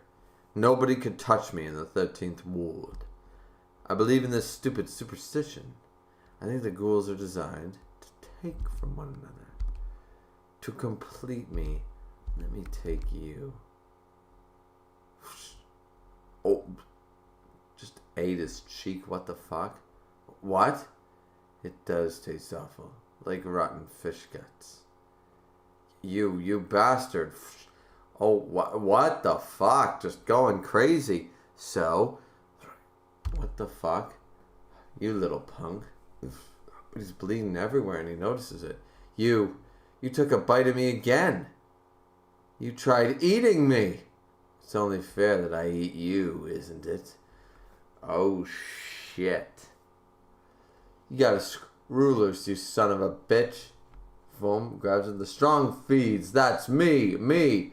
Go for it. Slam. The same move again. You fool. I'm not letting you go even if it breaks. I don't care if it breaks. You think it would hurt me now? That's the difference. He built up a pain tolerance. Of course he would. You've been tortured every day, every limb torn off of you, your toenails, your fucking, your toes, your fingers, your fucking limbs, every centipede crawling around your brain every single day for 12 days. You think that breaking an arm is going to fucking even make you flinch? Fuck no.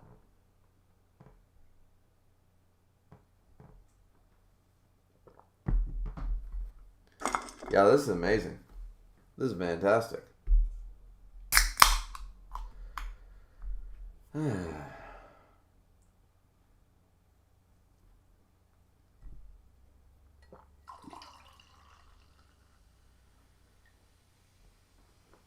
Get a good head on her. Get a good head on her. And just watch this lovely massacre. Boom. So, turns around. Oh, it looks evil as fuck. Dead. You're dead, you're dead, you're dead. I'm gonna eat you. You're dead, I'm gonna devour you. Yeah. You're a nuisance. So they're both giving each other the middle finger. Okay, chapter 65. Let's see what happens. Please don't jump away from the fight. No, they didn't. Perfect. Okay, so it's Jason who looks like a fucking abomination versus Kanaki. But Kanaki has eaten Rise, doesn't care, got the Kagune that everyone said was special in the first place. She's apparently a monster who was ransacking ward after ward anyways. She must be special in some way, and now he has her, the box. The fucking, I hate calling it the box because technically that's like slang for vagina, but, so he got her box, well, whatever, the jokes will be made, but, the Kagune. Got her Kagune. We'll go with that.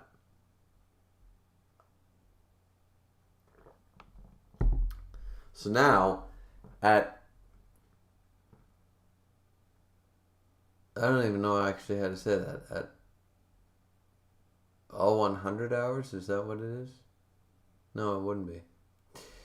Anyways, at midnight, at almost 12:30 at night, which is like only, it's not that long from when they started. They started at 11:05, I believe, so it's only been an hour and a half, not even, since they infiltrated, and now all the shit is going down.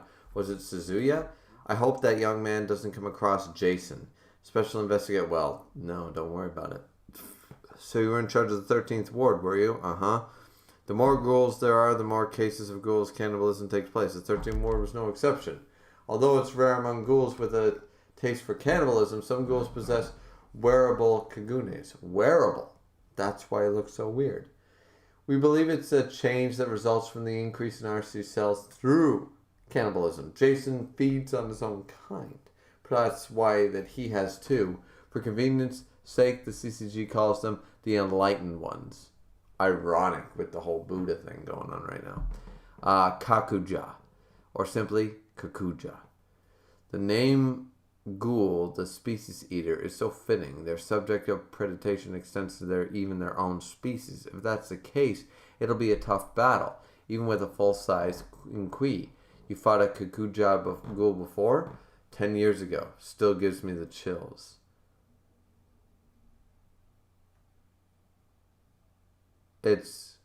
I know who it is. Yoshimura. Yoshimura is a Kakuja. Gotta be. If he's that special, if he's that powerful, he's gotta be a special, like in every series you have the thing, and JJK sort of faltered the way they did it, but yeah, it's special.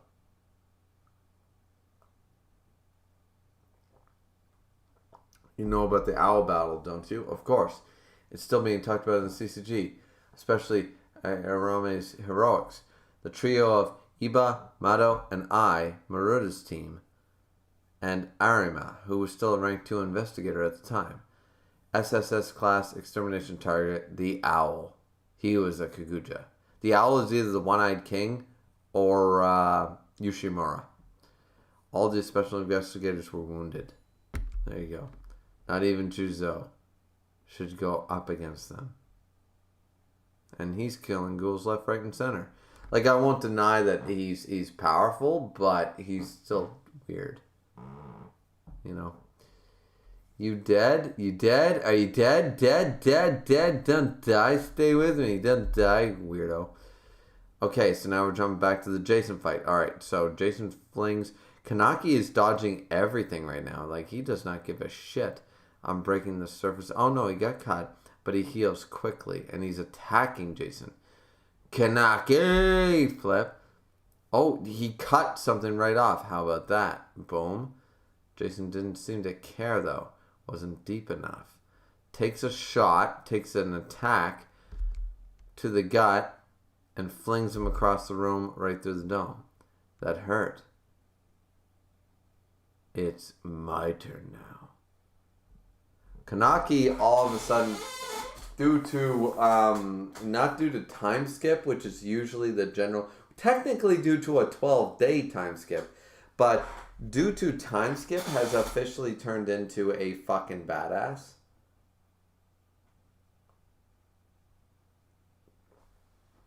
Sad thing is, I ranked Kanaki as a good MC before this, and now this just heightens him. Because I believe somebody in Miss Discord also brought up the fact, like, why do people like Deku now just because he's badass? And I'm like, yeah, that's part of the point. Like, Ichigo is totally a cooler MC than Luffy or Naruto. Like, even if he was the worst written of the MCs, he's still the coolest. Still got the coolest design, still looks the most badass. Like, that's, I'm sorry, you're reading shonen, it's battle, it's a factor. Looking cool also matters. Why do you think I had a do-rag on? Why do you think I have a samurai sword? Because I gotta be cool, man. Even though it's one is like vintage and the other one's otaku, so whatever. So yeah, there were a lot of does, so we jump away from it. And there are a lot of does with boxes. I love it because a box is a vagina. I'm not old. Let's regroup upstairs. Yomari's nowhere to be found. Where's this crazy son of a bitch? He's probably in the hobby room again. The hobby room? The torture room behind Tower 5. I heard he's been holed up there recently. He must have gotten his hands on a new toy. Oh, wait. It's gonna be... Wait a minute. It's the group.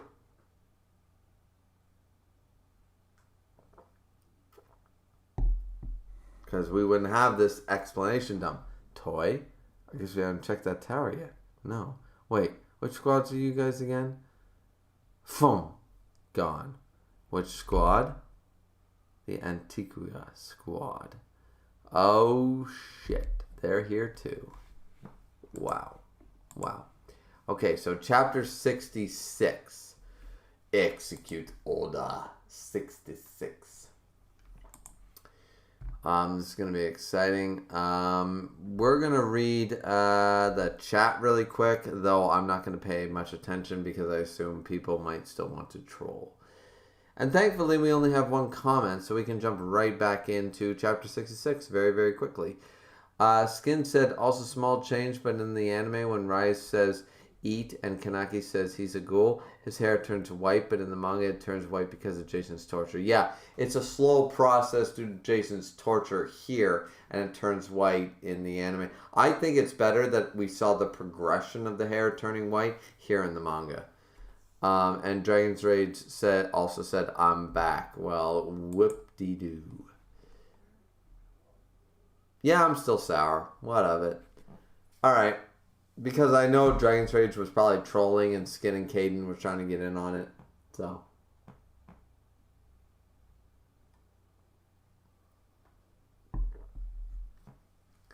I don't like trolls, ladies and gentlemen. But yeah, so beginning of chapter 66, I don't even know what the fuck that is. It's a mouth and a mouth that's smoking a cigar that's in a mouth that has no eye. I have no idea what's going on there. Mega, shut up. Do it quietly, Tsukiyama. Also, so the gourmet is attacking everybody. Which is interesting, but okay, so 8 ahead. I don't know. Seriously, that third panel looks weird. Like chapter 66, page 1, they have the magistrate, and then the mega, and then the next shot eating a head. It looks weird. Just saying. Alright, so let's see. Why are you wearing your own mask? I can perform at my usual level this way. It's always best to use what you used to. Your mask is way too Austrian. I'd rather use my own, too. Is that Uta? I wasn't talking about you, Yomo. Oh, it's Yomo. We got the information we needed. We don't have to disguise ourselves anymore. Listen to Mr. Yomo, Miss Kirimashi. Shut up, don't tell me what to do. I wish you all wore the ones I made, says Uta. But you made mine too, didn't you? I did, Renji, but we'll wear these to sneak in. Replicas of the mask worn by the Aragiri tree members that Uta has kindly made for us. Ooh, that's how they got it. CCG investigators will most likely raid Aragiri tree's hideout in the next 18 to 20 days. That doesn't give us much time, but we have to find Kanaki before that. Jesus Christ, he was tortured for 12 days, though.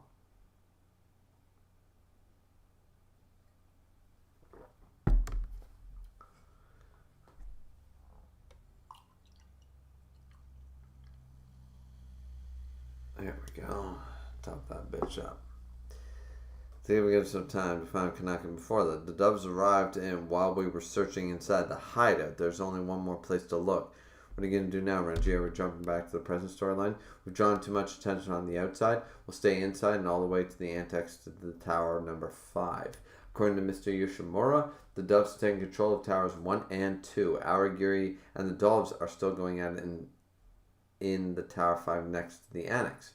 They're both our enemies right now. Be prepared to fight. He's alright, isn't he? Toga asks. Nobody answers.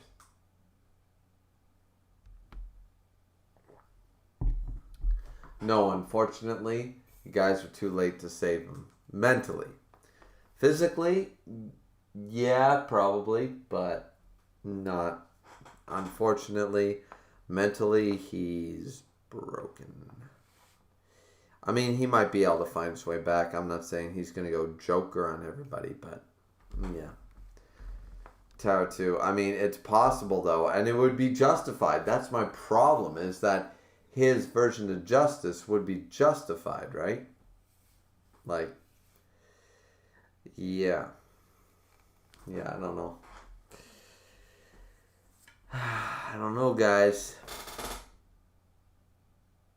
It's interesting.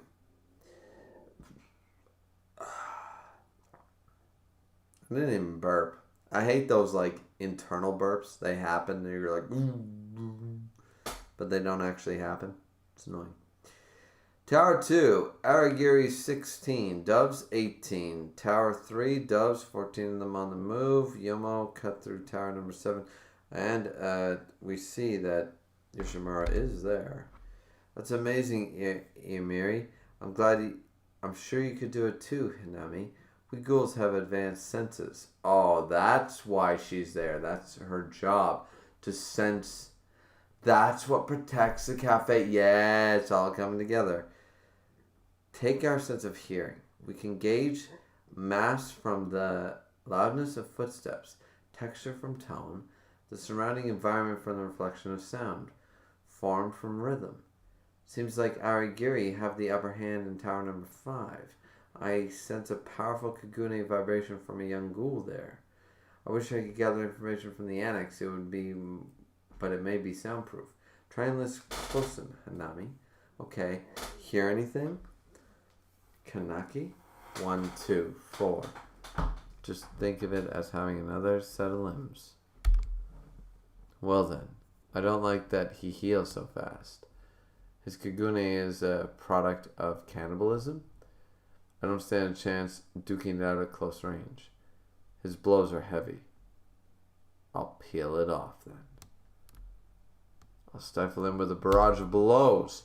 Bam, bam, bam. Oh, slams right into him, slam against the wall, but he went close combat anyway. Now he's trying to attack him at close range regardless of what he said. Interesting.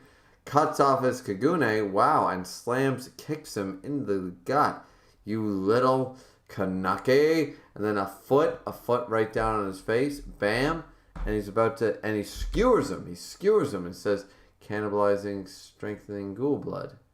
Isn't that right? Also, he's going to eat part of him. So he's standing on top of him. Oh, will your regeneration stop if I eat your Kagune? Rips. Oh, shit. What's 1,000 minus 7? Oh, oh.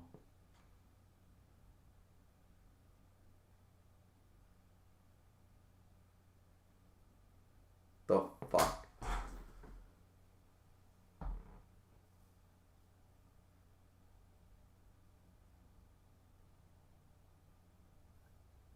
He's going through it. I mean, it didn't start that way because it would be, of course, it would be in the 900s, but 874, 867. It's awful, awful, awful, awful. Makes him want to puke. You taste awful. He's eating him. Am I being eaten? Wait, 850? 800? It's your fault. Bad beans need to be removed. Jason crying for help.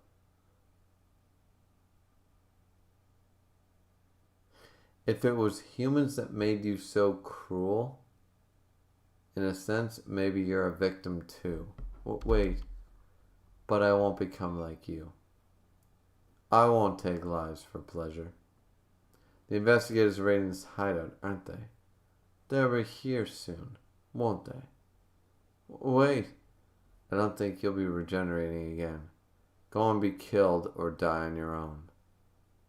Don't leave me here. I won't be responsible for your life. He wrote... What the... Fuck! He rose above it. God, I love this sword. But seriously, he rose above this shit. Like, goddamn. What a Chad. Like, seriously, Kanaki, what a Chad. Yeah, like I fully expected him to be like, oh no, I'm going to make you count, and then I'm going to kill you, and then I'm going to blah, blah, blah, or whatever. But he doesn't even do that. What he does is he decides, like, look, at the end of the day, I have eaten of you, and it tasted like shit, and I'm not going to become you. Maybe humans made you this way. What I sort of don't like is the fact that they hyped up this Jason guy and then he was pleading for his life. Like, that's a bitch move.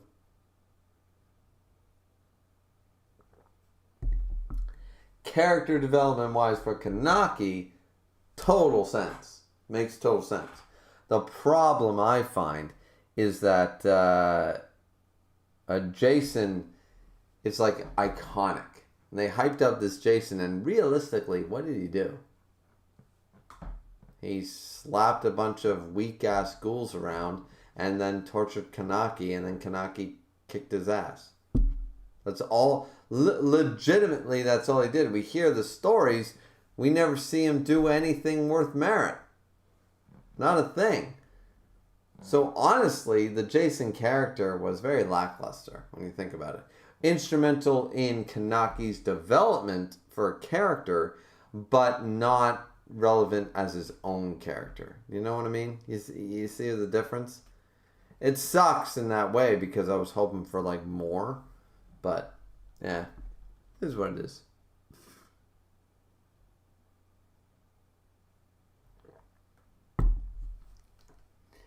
All right, let's check the chat. Oh shit! Didn't want to do that. Let's see.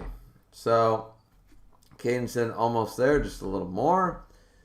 Miss Condon said, "What's 1,000 minus 7?" The real question from today's stream. I mean,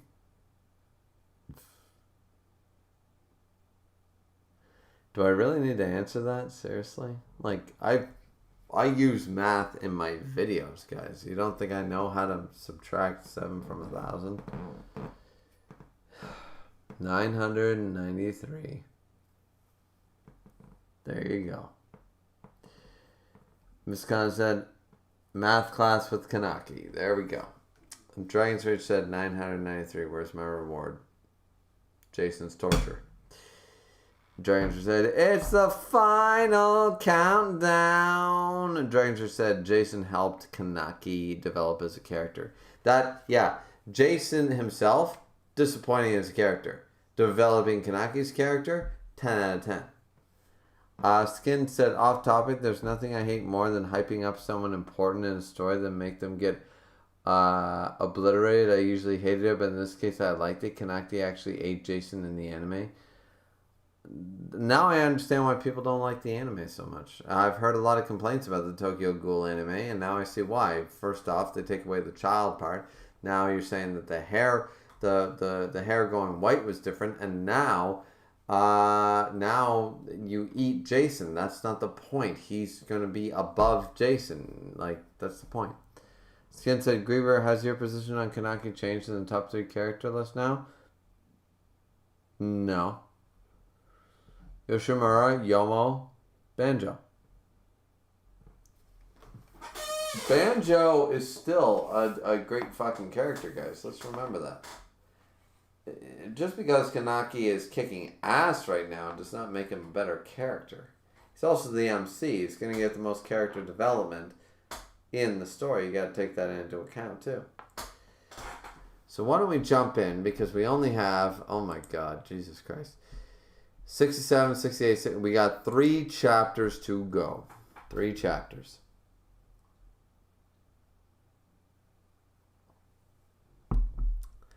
God damn it, guys. 3 chapters. Misk, I'm never doing this again. I'll do an 8-hour stream when I have, no, not an 8-hour stream. I'll do a 24-hour stream when I can, like, sleep. You guys want to watch me sleep? Fantastic.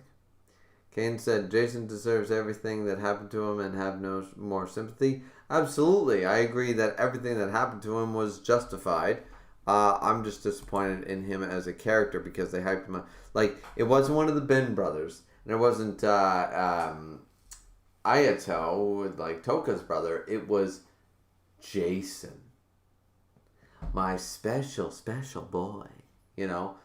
Like, they literally went out of their way to make a Jason Voorhees reference And then they just make him a one-trick pony for Kanaki's character development, as far as I'm concerned. Don't know what you guys think. But anyways, let's jump into chapter 67. Wow, I got 3 chapters left to go.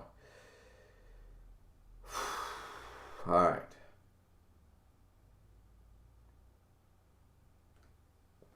Banjo. Sounds pretty crazy out there. Yeah, I hope Kei and Koto are alright. They're not. Kanaki too, Jiro, that's enough. Sorry, I'm just scared. It's Ymir we're talking about. We're like bugs to him. Pretty soon we'll also be... What the fucking hell? Work, you piece of shit. There we go. Damn it. Damn it, damn it, damn it, damn it, damn it, damn it, damn it, damn it, damn it! Why am I so weak? I'm the leader, but just the people within my reach. All I want to do is protect them. What do I got to do? What do I got to do, Banjo? I want to be strong, damn it! Yeah, I feel him. I feel him. Footsteps? Slam? What? Jiro, get behind me. Ichime, take care of Usu. Banjo? Kanaki? Oh, what? That voice. You, Kanaki? It's you, isn't it? You're alive. Banjo. I'm glad you're all okay. What happened to your hair? It's weird, isn't it? Something, happened. Wow, something happened, yeah. What about Yamori? He lied and threw us in here. Where is he? Oh, I took him out. Even if he's alive, he's in no condition to fight. You what? By yourself? Yeah. What about Kei and Koto? I'm sorry. I couldn't save them. Not again. I can't do anything. I'm useless. I'm sorry, Kei. I'm sorry, Koto. It's alright, Banjo. There's no need for you to be responsible as a leader anymore. All you need to do is do what you can. Please don't have feelings of guilt. This man is stepping up. Please don't have feelings of guilt for your duty not capable of carrying it out. I'll take on the anguish you've been feeling for the leader from now on. Leave it all to me. I'll protect everyone. I won't let anybody be killed by any more. The CCG squads are raiding this place.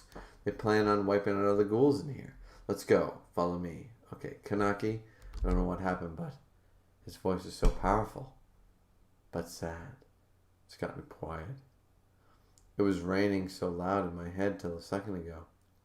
Maybe it's Kanaki, but I can't tell where he is anymore. It's all muddled now. You did great, Hanami. You really did. You'll be better than me in no time. I don't know about that. Keiya, lay out the situation for me. Yes, sir. Yamo's group is headed toward the 6th tower, blah, blah, blah. Okay, so we're just getting a rundown.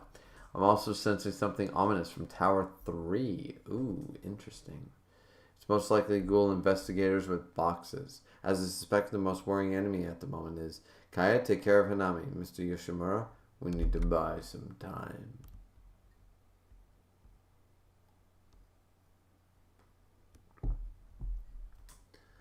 We'll leave Kanaki to Yomo. Tower 6. I'm told Aragari and the Does are great at Tower 5. Things getting hairy.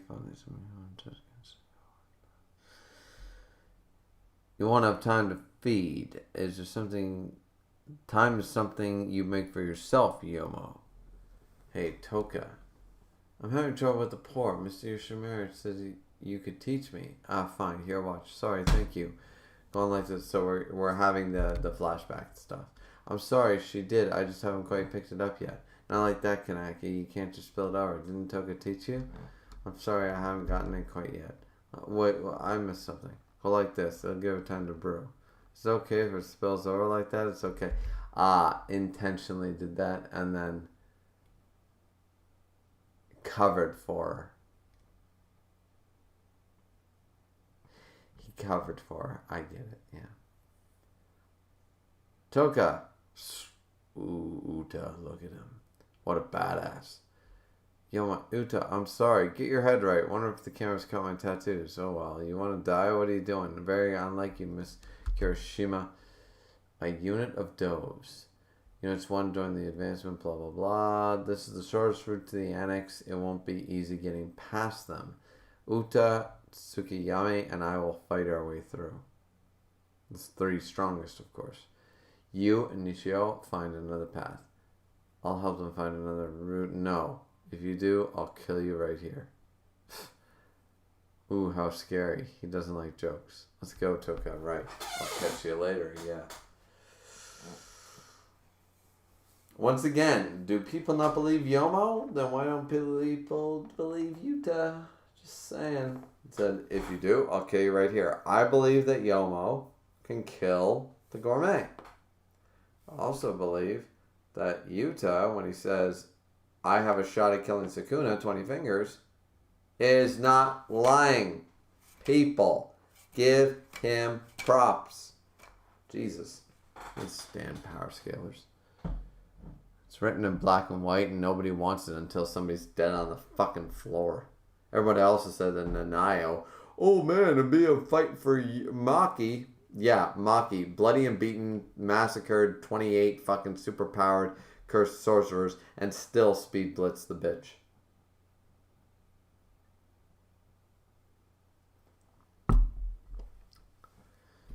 Let's go into this. Hey, no nuts. What? Stop thinking too hard and concentrate. Shut up, perv glasses. What? Now I remember why I hate you. Right back at you, huh? So you have some bite left in you, bitch.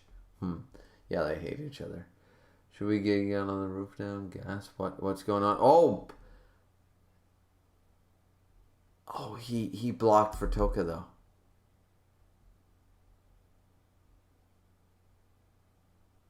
Nishiki! Hey sis.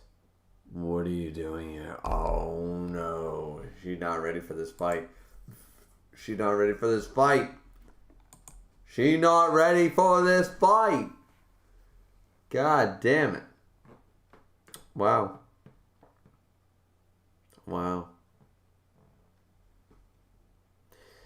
Let's read the chat really quick and then I'm gonna have to grab another beer, guys. And assuming it's not dialogue heavy, I'll try to get through chapter 68 and 69 in the last beer. So, hopefully the last break of the stream. We are almost at 6 hours. I don't know. I know for a fact I don't have an 8-hour stream. I know I might have a couple of 6s. Maybe. I know I have 5s. But I don't know if I have 6s. I don't think I've ever hit a 7, but I might have. Be interesting. Caden says Jason deserves everything that happened to him and no more sympathy. I said that. Miss Gunn says, apologies for making you stream for this long. I hope you'll find it was worth it by the end. It's been, don't get me wrong. These are some of the best chapters. Chapter 59 is still fucking baller. Chapter 59 is fucking amazing. The transformation of Kanaki, I don't think I would have put that shit down anyways. Granted, I probably would have ended it right after he, took, right before Jason showed up again. I'm pretty sure I could have ended it, chapter 63 or 4, and that would have been a fine time to end it. But I certainly couldn't have put it down until I saw how Kanaki turned out. So definitely that. I don't mind streaming this long. I really don't. I just... What would be better? Streaming long is easier when you have people to talk to. I'm talking to the stream, sure, which is always enjoyable, guys. You guys are great. Other than when you're trolling me and trying to make me become the Joker.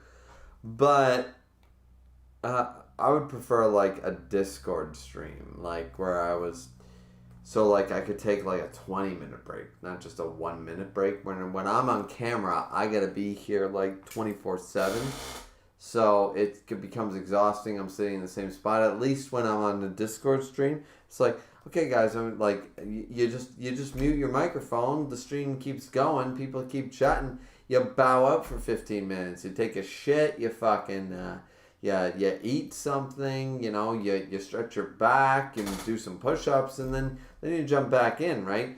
can't do it when I'm the one on the camera for this long, right? So, and it's sore, right? But yeah. So, I mean, we're almost there. We got 2 chapters to read, and I'm going to read them. So it's going to be good. But yeah, 19 chapters, man, with all these dialogue-heavy chapters, and you knew what was coming, miss. So you should have known better. Holy fuck! No wonder you told me early stream. No wonder we'd be into 4 in the morning right now if it was regular time.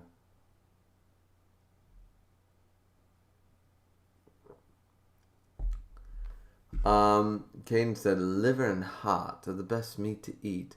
Okay, Hannibal Lecter. Dranger said, why do you know that? Because he's Hannibal Lecter. Caden said cow and pig meat.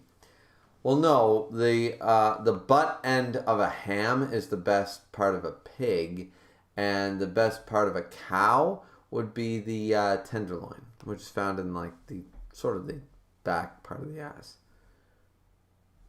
Caden said the best comes from sheep. No, the best comes from baby sheep, which are lamb. Because if it comes from sheep, it's mutton. If it comes from baby sheep, it's lamb. And ooh, lamb. Miss Condon said 63 was a possible ending point, but there's a couple more things to see in the last few chapters today. Well, I'm glad I started at 6:30 because Jesus Christ, as I said, we'd be at like 2 in the morning right now. Holy fuck. As I said, Discord streams are way easier. I could stream on Discord for fucking 10 hours and not give a shit because I can take those like half hour, 45-minute breaks and let the podcast or the stream keep going, and I'm not the one impeding it because people are going to keep talking. But if I walk away for 20 minutes, like, there goes the views, there goes the likes, there goes the stream, there goes the chat, and it's a dead stream. It sucks.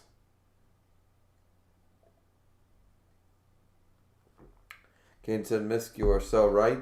Misk is right about a lot of things. Stranger said, I enjoyed the stream and had fun moments. Dragon, I still want to take away your mod chip. Holy fuck. You and your fucking trolling, you fucking son of a bitch.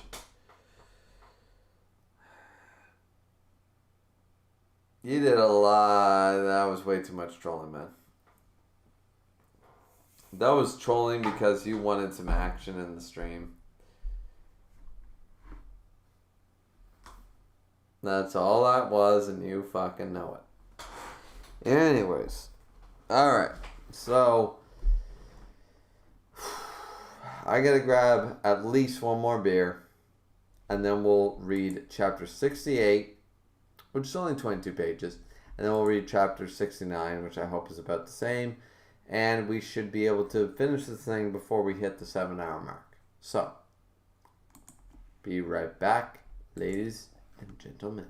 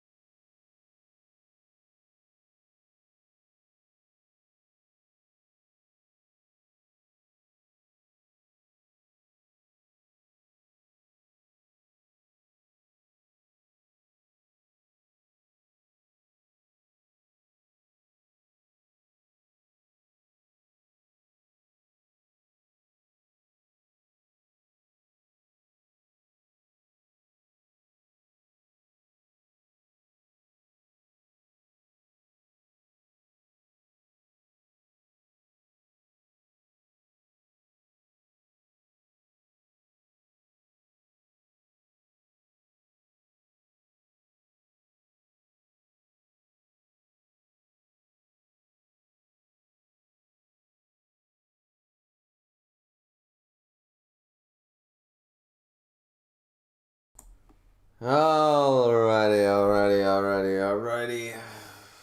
Fuck, I should have kept the do-rag on. My hair looks like shit. Not that it ever looks good, but still. You know. Like to be presentable for any of the ladies in the chat, right? Or the guys. I don't mind impressing some gay guys once in a while. Yeah, so let's check the chat and then we're gonna jump right into chapter 68. Let's see. Enjoyed the stream and had a fun moment. Says Dragon's Race Skin said pretty fun stream overall. I'm glad you guys have been enjoying. Dragon's said, why do I feel like Griever's still a bit pissed at me? Miss Khan said because he is.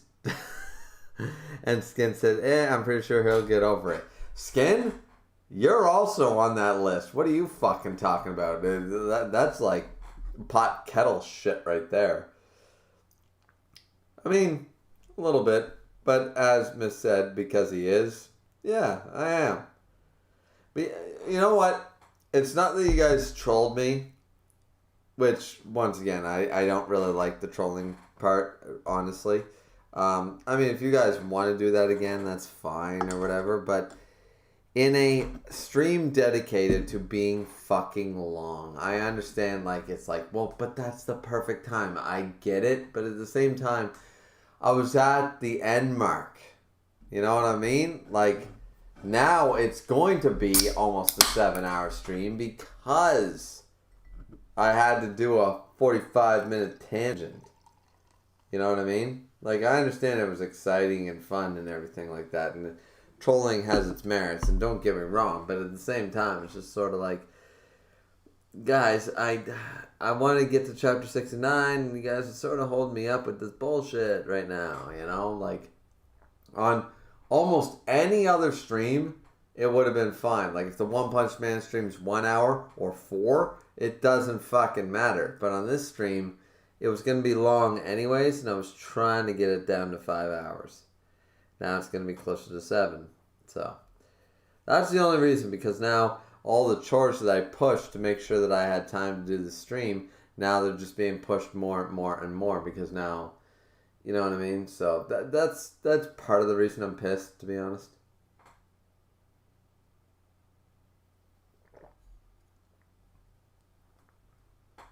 But don't get me wrong, James. You're not the only one I'm pissed at. I'm pissed at Caden and Skin, too, because you guys were doing the same shit. Misk was the only one going, what the fuck is wrong with you guys?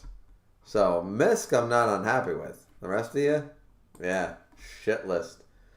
For at least 3 days. 3 days, you're in the box. You're in the penalty box for 3 days. Not that that matters shit, but, well. You're in the penalty box for 3 days. Accept your punishment. And let's jump into chapter 68 of Tokyo Ghoul Encounter. Excuse me. So, this leads me to believe that Toka's the older... Wait. Toka is the eldest. And Ayato is the young one. Okay, cool. Ayato. Toka, why are you here? Don't tell me you came to save that eye patch guy and he looks evil as fuck. Unbelievable. How stupid can you be, Toka?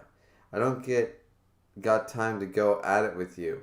So just move out of the way, Ayato. Let me tell you something. That guy's with a ghoul named Yamori. He was supposed to belong to me, but I didn't want to scrub like him. And that bastard Yamori went as far as putting him on a little show to get his hands on it. So I let him have his fun. Yamori's a sick torture freak. He's already dead. You came here for nothing, so get out of here. Toka goes ravenous. Shut up, you little punk. She attacks him. Fine. You bastard. Attacking him. Let go of... Bang. Oh, Toka got her shit kicked.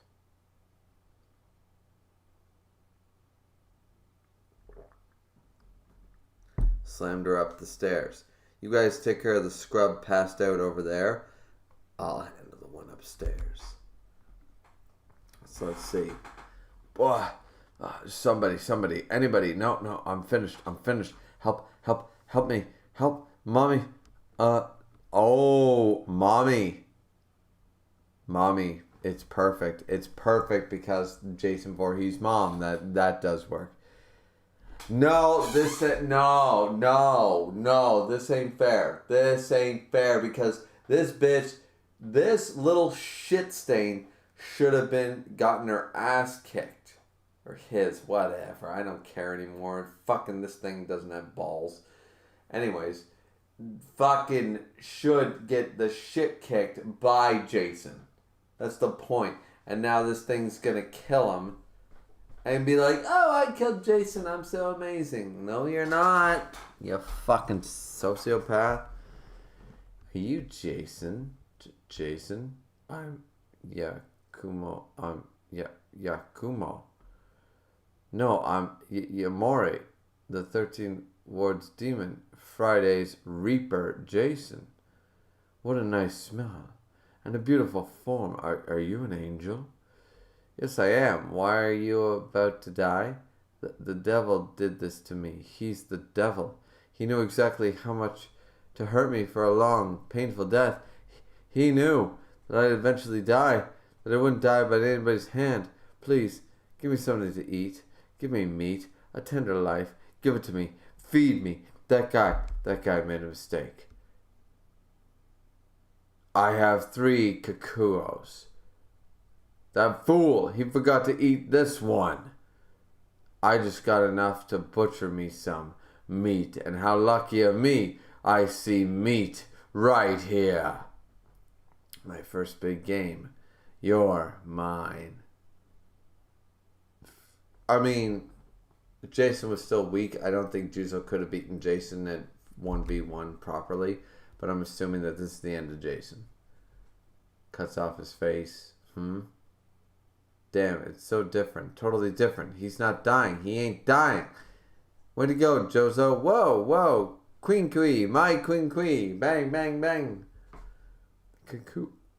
Where's the Kakuo? Damn it, I can't find it. Oh, well, I'll drag him out with me. Oh, man, I can't believe it. That was amazing, but I wonder who did this to him. That actually bugs me even more. What could this be? Huh? Oh, whatever. What did he find? A pill? Mr. Shinohara. Well, that's unfortunate. Like, Jason went out like a fucking bitch to a loser, so that sucks.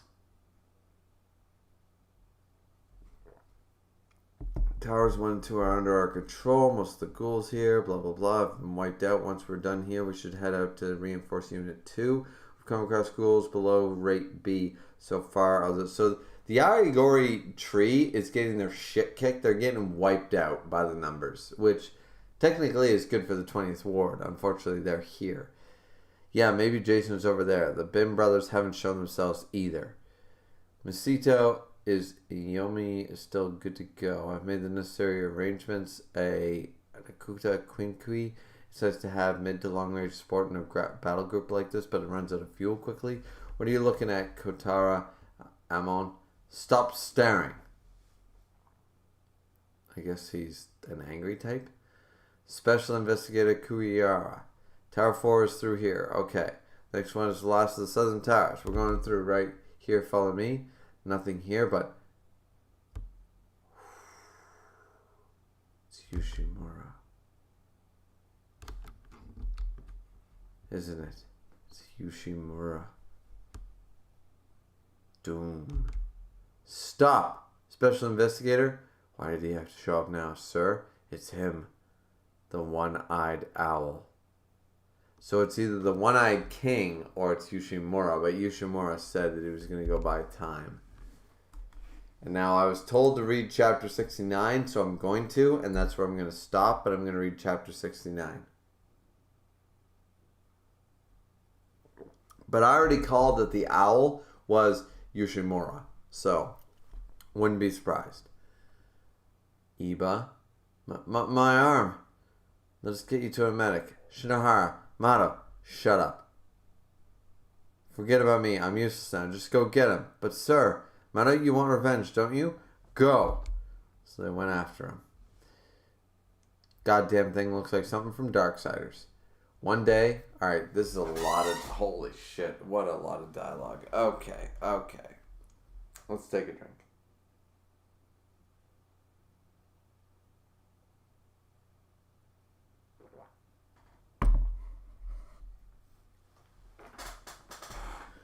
One day, a special investigator assigned to the Third Ward is killed by a ghoul. The mysterious ghoul is designated as X. Possessing combat abilities far superior to any special investigator, X ghoul rate is set at rate S. The owl... I'm going to just read it this way and then that way. 1 month later, Eradication Target X mounts a large-scale attack on the Second Ward's CCG branch, resulting in a high number of casualties. Leads X's rating to be increased from rate S to SS. With X's Kagune appearing similar to feathers, X's designation is changed to the Owl. 6 to 8 Kakuha are confirmed, so he's got 6 to 8 of them. Jesus Christ. The Owl is believed to be an Ukaku Ghoul, which technically would be a speed type, but also the weakest. Also, the Owl is believed to have only one Kagune, according to the last report by an investigator that died on duty. The Owl is redesignated as the One-Eyed Owl. So is Yoshimura, also a one-eyed. The Ghoul Detention Center in the 23rd Ward is attacked by a number of ghouls, including the Owl. The Owl is ultimately increased from a rate SS to a rate SSS. Eradication target. The Owl faction attacks the 2nd Ward for a second time. Senior investigator Kirioa, a member of the specially formed Special Countermeasures Unit, inflicts critical damage to the Owl's Kagua with his Quinkui. Impressive. Senior investigator Kuiyawa sustains heavy injuries in the attack and is removed from the unit. The Owl attacks the 2nd Ward for a third time, this time appearing alone. The injury senior investigator inflicted is now fully healed. The special investigator on the specialty team form try their best to eliminate him, but all are incapacitated. CCG has no answer to the Owl's overwhelming power. Special investigator on boarding your Quinkui. Rank 2 investigator Kishio Arima, 19 years old at the time. Ah, that's the guy. Personally recruited by Chief General Chairman Washu and appointed to rank 3 investigator in special duration, earning a promotion to rank 2 in less than a year. The young talent was selected for the assignment. Hey, look, Yama used up the special investigator's Quinquies and closed in on the Owl. The battle between the prodigy rank 2 investigator Arime and the natural calamity, the One-Eyed Owl, came to a close with the dove on the winning side.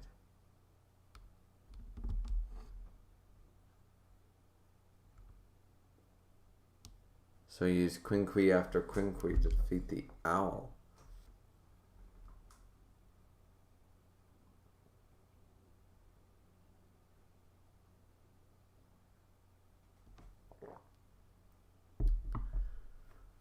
The Owl, who sustained critical wounds, disappeared and subsequently remained out of sight.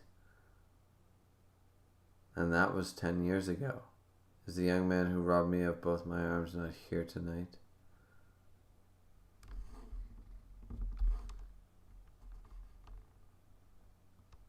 Wow.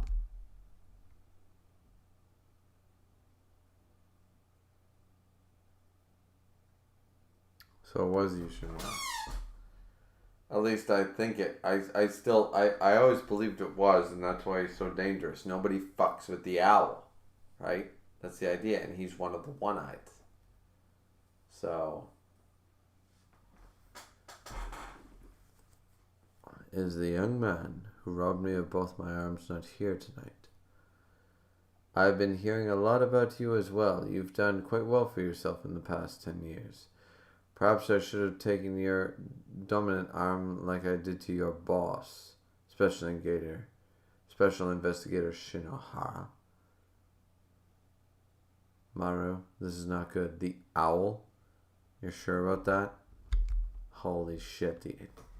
The fucking owl, the man, the myth, the legend is here.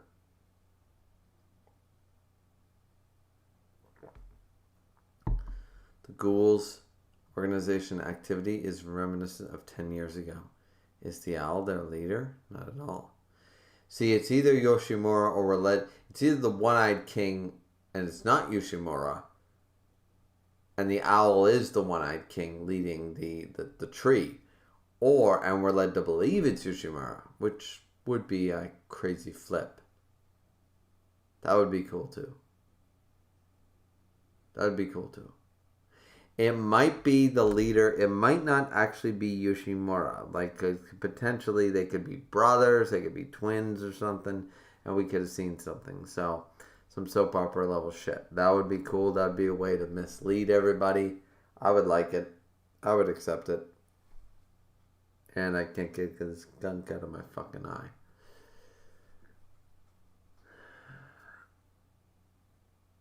God damn it.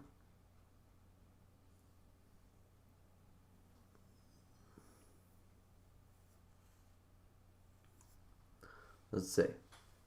The school's organization activity is reminiscent of 10 years ago.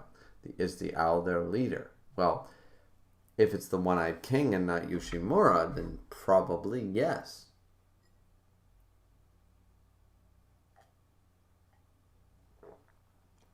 Let's see. Tick. If only Ayama were here. Who gives a crap about some emergency investigator of the 2-4? I mean, he's the one who took down the owl when nobody else could, so yeah. Shinohara, only keep competent men that are expendable and send the rest to the other towers. Competent men that are expendable? What the fuck? That's an oxymoron. Keep competent men, but they're expendable. Expendable would mean they're not competent. This dude's a moron. Literally, like, from chapter 1, this Marada dude is a fucking fruit. He's a fucking idiot. He doesn't know how to even run a fucking... I wouldn't trust this dude with a fucking high school soccer game. Like, this guy couldn't be a coach of a soccer game, let alone a fucking... Yeah, no. If you just can't handle him, then nobody can. It'll just be a waste of lives and won't buy us any time either. That's not what you said. You said, okay, now he's contradicting himself. Only keep competent men that are expendable. Okay. If you two can't handle him, then nobody can. It'll just be a waste of lives. Won't buy us any time either. But you just said, keep competent men that are expendable. That literally, not only is competent and expendable an oxymoron, now you've then doubled down on your oxymoron by saying the two of you can't handle them. But you just said keep everybody that is competent. So why would it only be two? You told him to make the decision and then not to waste lives, but you also said expendable. This dude's a fucking idiot. He's speaking in tongues and not Tolkien level tongues. No tongue on earth could understand this bullshit. Maybe Trump could because, well, he understands. But this guy makes no fucking sense. In 2 panels and 2 dialogue bubbles, this dude has literally contradicted himself 4 fucking times. 4 times, 2 dialogue bubbles. Let's give a round of applause for an achievement, but Jesus Christ, the guy doesn't even know what the fuck his head from his ass is.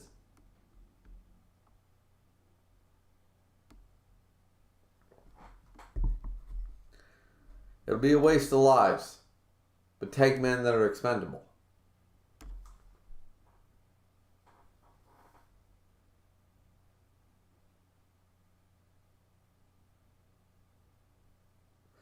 Like, the way he's saying it, implies he's going to take, like he says, only keep competent men that are expendable and send them to the rest of the other towers.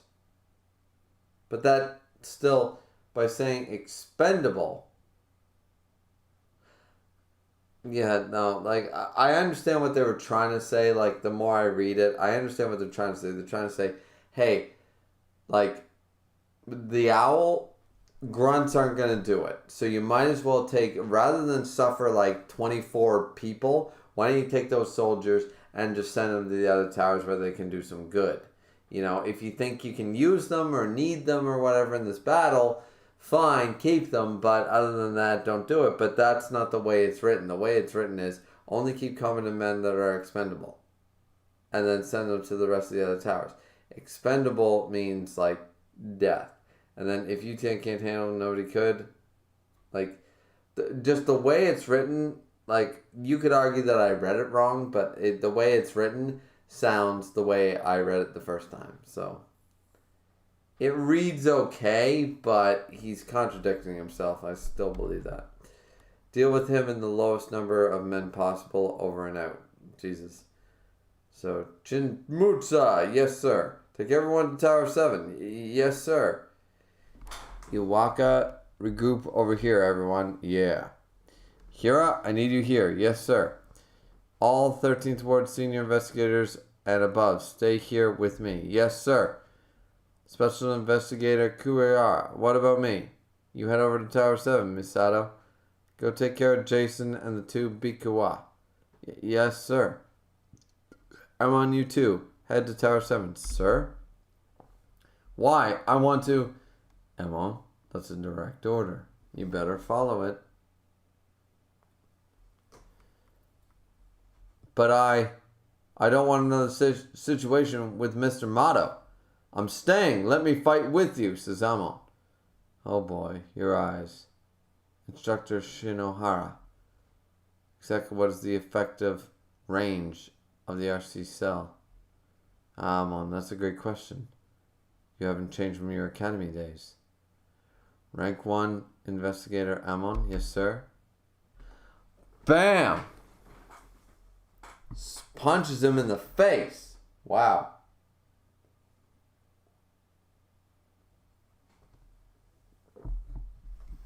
Wow. Didn't see that coming. I will admit, I expected him to like tell him like go or some shit, but I did not expect that. It's a direct order. Go with Assistant Special Investigator Chino, and also do not underestimate special investigators. You are one of the non-expendable ones. Now go. See? Non-expendable. See, they talked about... See, this is what I'm saying. I was right.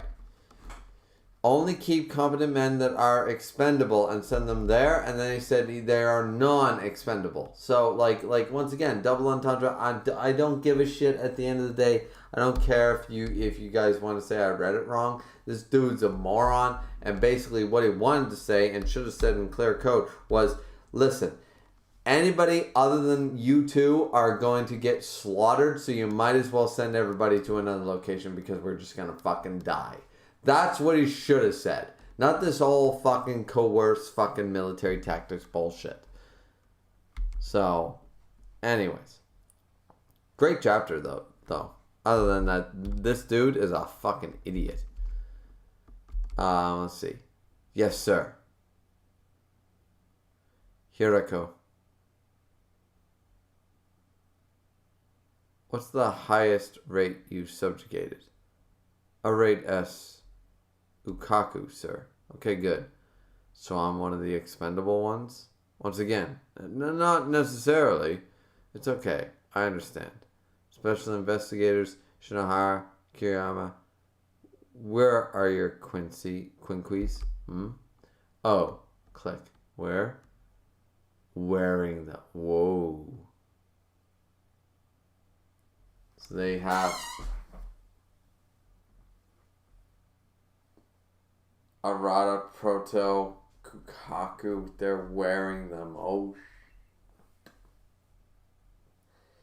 Oh shit. I love how the owl is just standing by waiting for them to make these decisions when he could have just attacked and like tried to slaughter all of them. You know, just to like make chaos happen sort of idea, you know what I mean?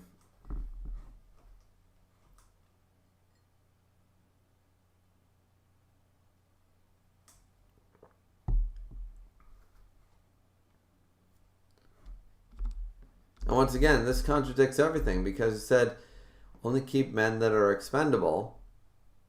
So apparently they're expendable. And then send the rest to the other towers. If you two can't handle them, then nobody can. But then he keeps people, so it's you two. Yeah, this makes no fucking sense. Jesus. Let's see. Oh, it's Toka versus her brother. You know you're weak, so stop trying to chase me around. Want me to send you to meet Dad? You little... Open your eyes, Ayato. Vroom. What are you doing with these guys? Have you gone crazy? You're the one that's crazy, trying to be like Dad.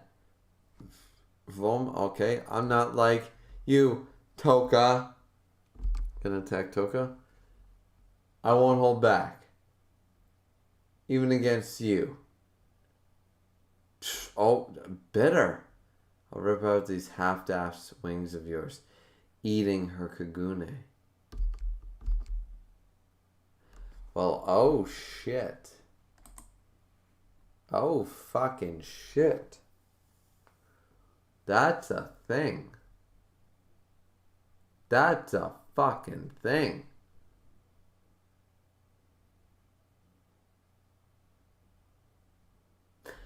I just gotta ask Misk, how is this a good chapter to stop on?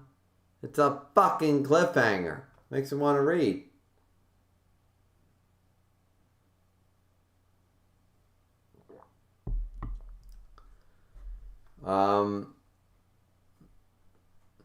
Caden said 1,000 minus 7, greatest math problem of all time, apparently. Caden questioning something the world may never know. Miss Content says, why is it the guys named the Owl are always so fucking cool? Yeah, just look at that Area D manga that lasted like 86 chapters. That was a great manga.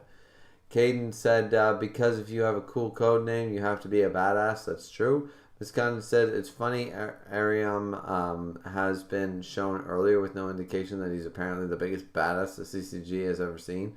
Yeah, like, I recognize the dude in and out, and it's just like, what the fuck? He actually fought toe-to-toe with Yoshimura and actually, like, damaged him? What the fuck? Dragon said, owls are scary, man. They can be. All birds can be scary. Have you never seen The Birds? Alfred Hitchcock? Birds are terrifying. Miss Condon said, oh yes, I have to say, calling anyone the owl immediately makes them several leagues cooler. Yeah, I agree with that. Miss Condon said, this is part of why Yoshimura is my favorite. And you spelled favorite right. I'm so proud. As your godfather, Miss, I'm so proud. Yoshimura the goat says, Caden. Miss said, he's very polite. That's why he let them do it. Probably. Miss said, I figured you'd like to see the cool shit with Yoshimura. I mean, fair enough. Dranger said, Miss really had this man read all the way to chapter 69 only to leave him on a cliffhanger. Like, seriously, like, Dragon's Rage is still in my shit book for another, like, 3 days. But he's not wrong about that.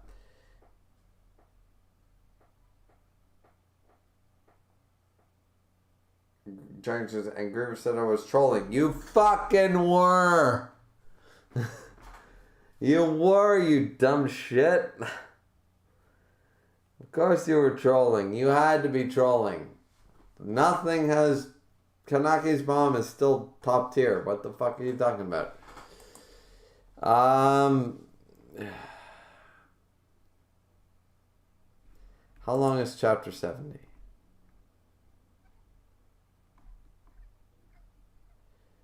22 pages. But looking at the first page, it's starting off with a flashback. So, a Misk might not be wrong in stopping at chapter 69. I was considering reading chapter 70. I was. But we just read 19 fucking chapters. Well, actually 20, because 50 counts, so yeah. Yeah. So I read chapter 0, technically. Like, I read chapter 50, and then I read all the way to 69, so 20 chapters. I just read fucking 20 goddamn chapters.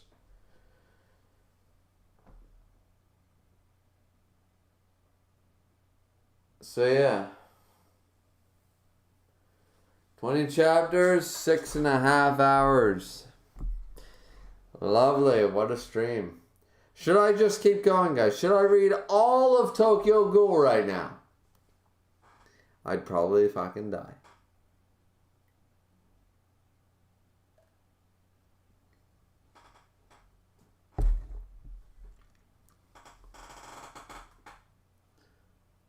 Caden said he just made you excited for next week even more than this cliffhanger. I mean, maybe. Skin says Kanaki and Air, whatever, are the goats. No, the goats are Yoshimura and Yomo and Banjo. They're the goats. Dranger said, Misk, I have to say, you're the real troll tonight. I'm almost proud of you.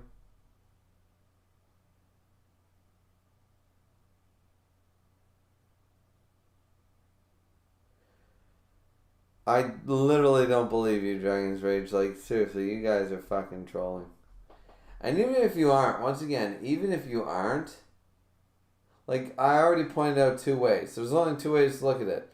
Either you're spoiling the fuck out of me, which would be punishable by offense, or you're trolling.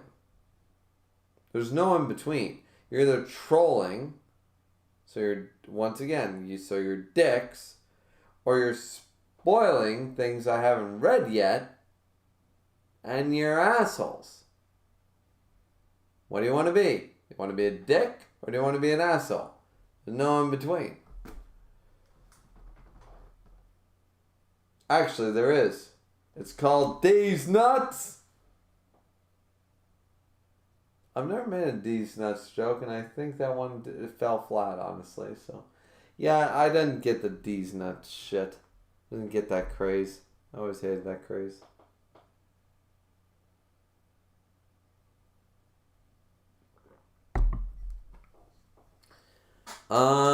Let's see. Miss Khan said you would drop at some point trying that, probably. How many chapters is there in Tokyo Ghoul, anyways? Caden said almost just a little more and he'll be the troll king.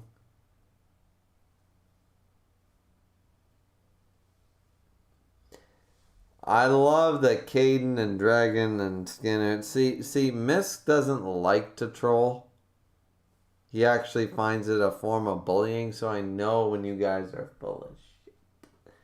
If Misk was in on a troll, it would be more tasteful than this.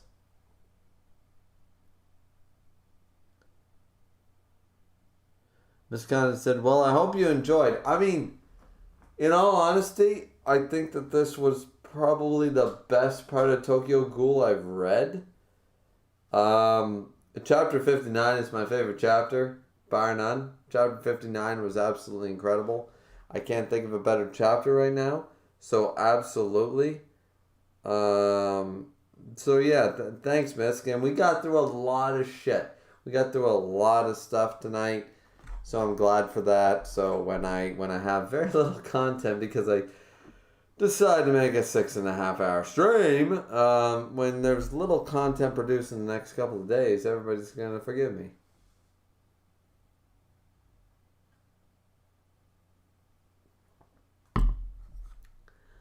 But yeah, I definitely did.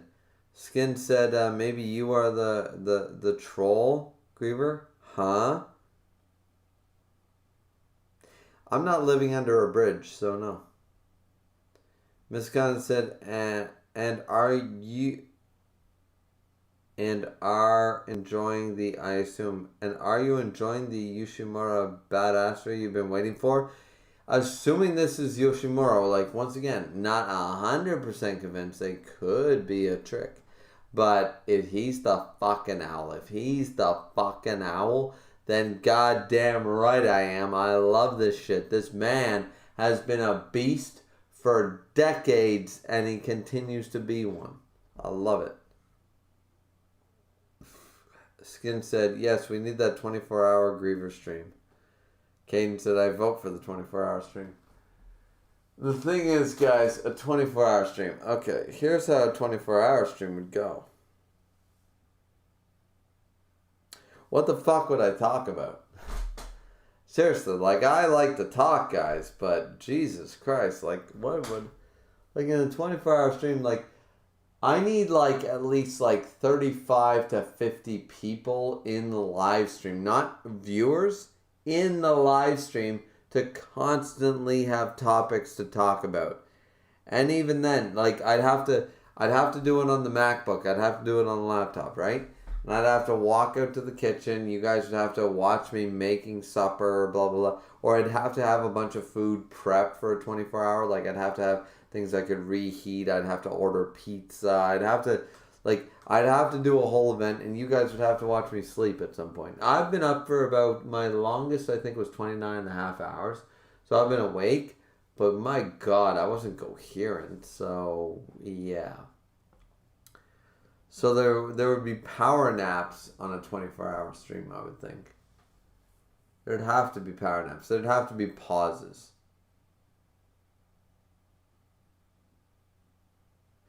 I mean, I don't mind if I just sit back here and go...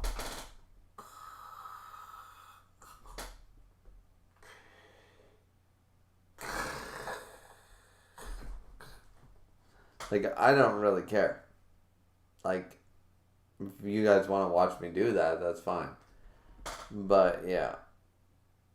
Like, I don't even know how to do it. Like, I haven't actually watched anybody do a 24-hour stream. How do people normally do it? Like, how do people do... Like, how do people who do 24-hour streams, how do they schedule food and sleep and stuff like that? Or do they just, like, literally stay up? Because then I would not be able to drink. I would not. I would have to drink, like, tea constantly. I'd have to be, like, drinking, like, Pepsi and tea and shit like that. I don't do energy drinks because that shit's poison, but, yeah, I couldn't drink because beer makes you sleepy.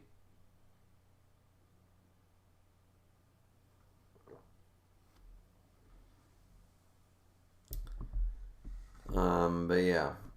I'm curious on how other people do it. I've never seen a 24-hour live stream. Skin said, I can't wait for my boy Ariyama to show up and for Griever to realize who the real ghosts of Tokyo Ghoul are right now. Yoshimura, Yomo, and Banjo? Yeah. Caden said, Miska and Griever 24-hour live stream would be interesting. Yeah, me and Miss together. Can we take shifts? You know? Like, Miss, I'm gonna go to sleep for 2 hours, 3 hours.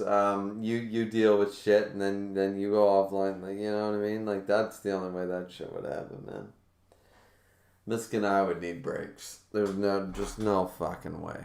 I mean, I've stayed up for 24 hours, but once again, you guys... Miss said... I will sleep for 7 hours of it. 24-hour stream, Miss sleeps for 7. I mean, as long as you slept, like, you muted yourself, and then the moment you woke up, you're like, click, hey guys, hey, I'm awake. Fuck, what are we talking about? You know, as long as you did that, then I think that'd be funny. But that's what I would need. Like, on my 24-hour live stream, I would need a Discord channel open, and I would have to constantly have people, like, keeping me awake and talking to me. So there's no fucking way. Skin said, so that's about 16 hours of entertainment. I mean, not wrong. And also said, all for us to make memes of Griever sleeping. You guys want to see me sleeping, I can fucking... If you want to see me sleeping, here we go.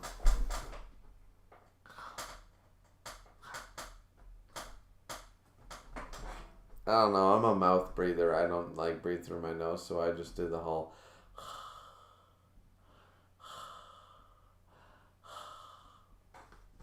I sleep like a fucking animal. I am not a sexy sleeper. Not at all. I never. Nope. Mm-mm. I look awful when I sleep, so if you guys want to watch a gorilla fucking sleep, then yeah, sure.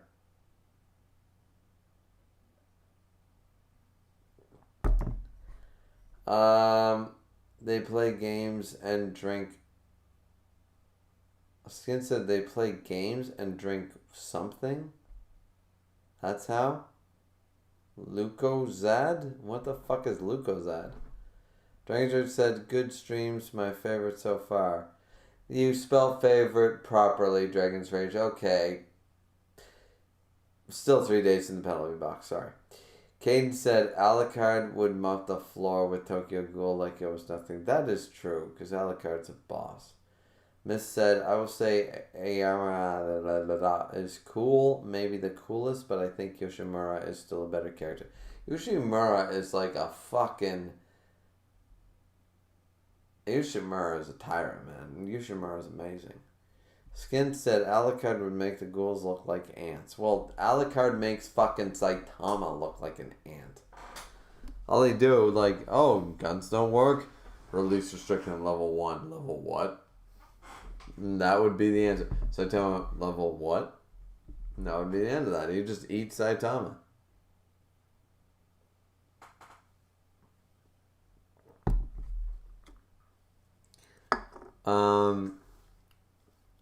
Dragon said Misk and Griever would be trolled a lot during that. Not by me, of course. I don't troll.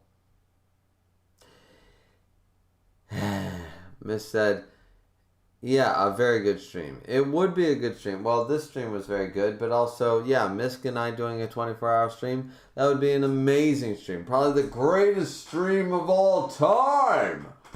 But that being said, it would take a lot of willpower. We would have to prep. We would have to prep for it. We'd have to have intervals. We'd have to have different like on and off times and stuff. There would just be no way, guys. Like, we could keep the camera rolling 24, 25 hours, no problem. But there would have to be segments of breaks. Somebody would have to go on. Someone would have to go off. We'd have to have other people willing to spend a few hours while we slept. You know, it just wouldn't be, you know. I mean, if you guys want to watch me sleep and you guys, like, if you guys want me to follow you around with a MacBook with a fucking cord plugged in, watch me eat, watch me sleep, whatever, the daily life of Griever, I don't get, you want to watch me mow the lawn too, fine dandy, I don't give a fuck, but I think it'd be awfully boring. Caden said that's what a troll will say, absolutely. Skin, yeah, I feel like Griever is trying to convince himself we were trolling tonight. No, I know you're trolling, because you're either, once again, you're trolling your dicks. You're right, but you're spoiling, so you're assholes. Take your pick. Came to Dragon. Dragon said he'll never know later. Skin said, yeah, this was your best Tokyo Ghoul stream. It was 6 hours and 47 minutes. I fucking hope so. And at this point, I just want to hit the 7-hour mark. So you guys got 13 minutes. Fucking go. I'm fucking tired, guys. Jesus, I gotta stand up. Holy fuck. Holy fucking hell. Oh, my fucking ass. Jesus. Oh. Oh, fuck. My tailbone is killing me. Jesus. I love this chair. Don't get me wrong. Costco, $90. Never did me or, like... All it's done for me is a solid, but fuck's sakes. Hurts like a bitch. Oh. God damn it. Son of a bitch.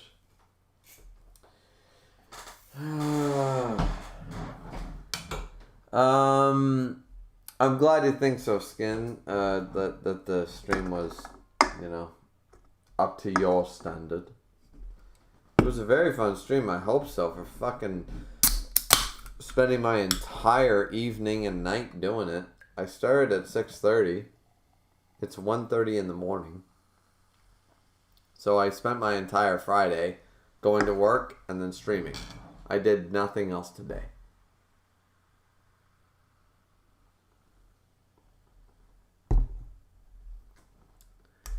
Caden said, interesting fact, if a chimpanzee escapes from its enclosure at the zoo, zookeepers have orders to kill on sight because chimpanzees are extremely unpredictable and dangerous. I heard the same thing about hippos, but that's insane. We go to the jungle, we take animals out of where they're perfectly happy, out of their habitat, and then we have the nerve to set laws on animals we capture. Technically, not even technically. We enslave the animals, and then we pass laws based on the slavery of the animals, which were not doing anything to us. Crazy how that works. Skin said, any fun electrician stories? I never got shocked by 347 volts, which hurts like a motherfucker. It can kill a man pretty easily. Well, amperage is what kills you. Voltage doesn't kill you, guys. You can give you shock, but that's how people survive lightning. Lightning has 0 amperage. It only has voltage. That's how people can be shocked by lightning and survive. Voltage burns, amperage kills. So, nonetheless, though, hurts like a fucking bitch because there's always something. There's always a trickle there. And fucking, I got a 347 volt shock. I was 5 years. I was an apprentice for 5 years, from 2010 to 2015. I was an apprentice, and I got my ticket. Which is on the wall right there. Right there. I got my ticket. I got my diploma, whatever you want to call it. I got my master's degree, whatever you want to call it, in electrical. And I have my license, blah, blah, blah, and I've got it, and blah, blah, blah. And the first week after I went back to work, after, passing school and passing the IP and all that shit, inter-provincial exam, the IP, it's the big thing you gotta pass to get your license. I passed it. I got a 79. I could have gotten an 81, but I was the first one out too. I walked out an hour early. I just said, fuck it. I knew I passed, and I didn't care about the mark because it doesn't matter if you get 100 or you get a 70. You still, 70 to 100, fucking the score. You still get your license. So I just didn't care enough to care oh my god, hey guys, guess what? I got an 85. It's like, who cares? Nobody cares. So I knew I had passed, so I walked out of the exam room, and then 1 week later, I got this shock at 347. Never been shocked. I was shocked by 110, of course, because everybody gets that, but I got shocked by 347 on my first fucking week back. First week. Working with my brother, brand new into the trade, never worked on anything since I had been back, and fucking, what did I do? I got shocked by 347. And all I did was curse up a storm. I was sweating to beat the band. I had nausea. That shit can put a man in the hospital. It hurts so fucking bad. So, yeah. There's my fun electrician story. Oh, my mentor, my father and the guy that's worked for him for 20 years are my two mentors in the electrical trade. My mentor was so pissed one day back in the 80s. These guys, he was working at the hospital, and the guys would go behind the place and piss. That's where they were allowed to store their gear, under the stairwell, back before fire code and stuff. So they would store all their gear there, and drunkards would come up, and it was an open stairwell, and drunkards would come up and piss behind the stairwell and piss all over their gear and stuff. So my my mentor opened up a 600 volt disconnect and wired it up.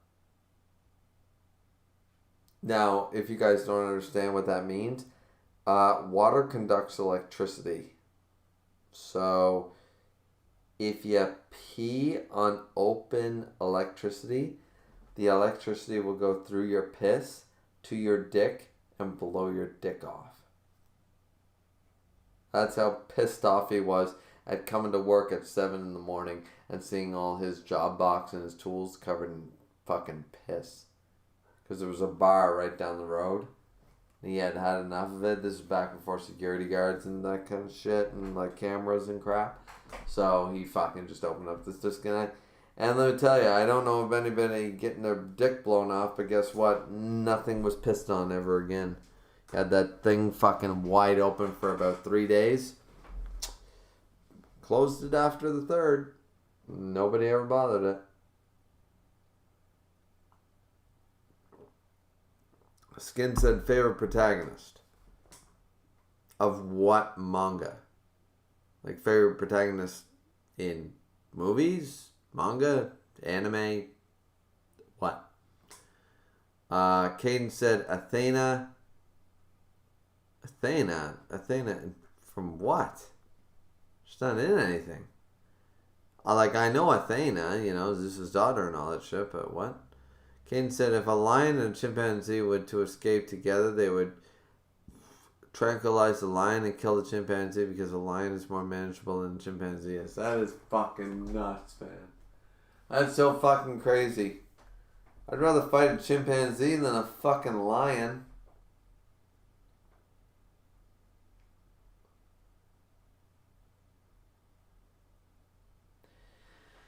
Skin said of any manga or movie. Let me think. My favorite MC of manga.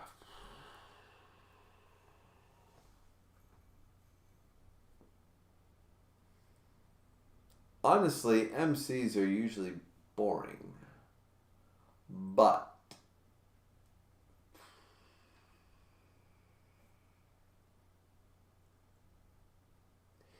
Yo Asakura from Shaman King.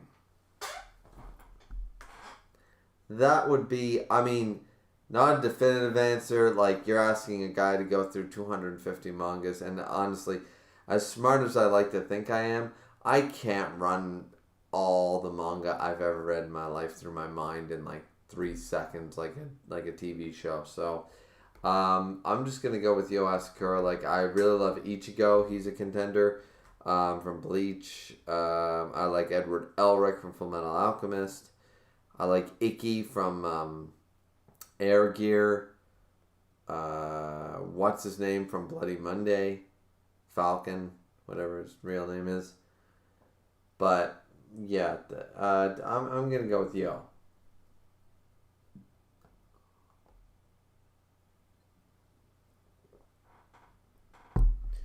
And as far as movies go, for movies, well,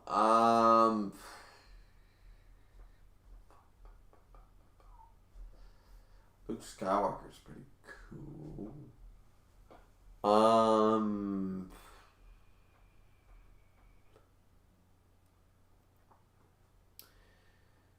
George Bailey from It's a Wonderful Life.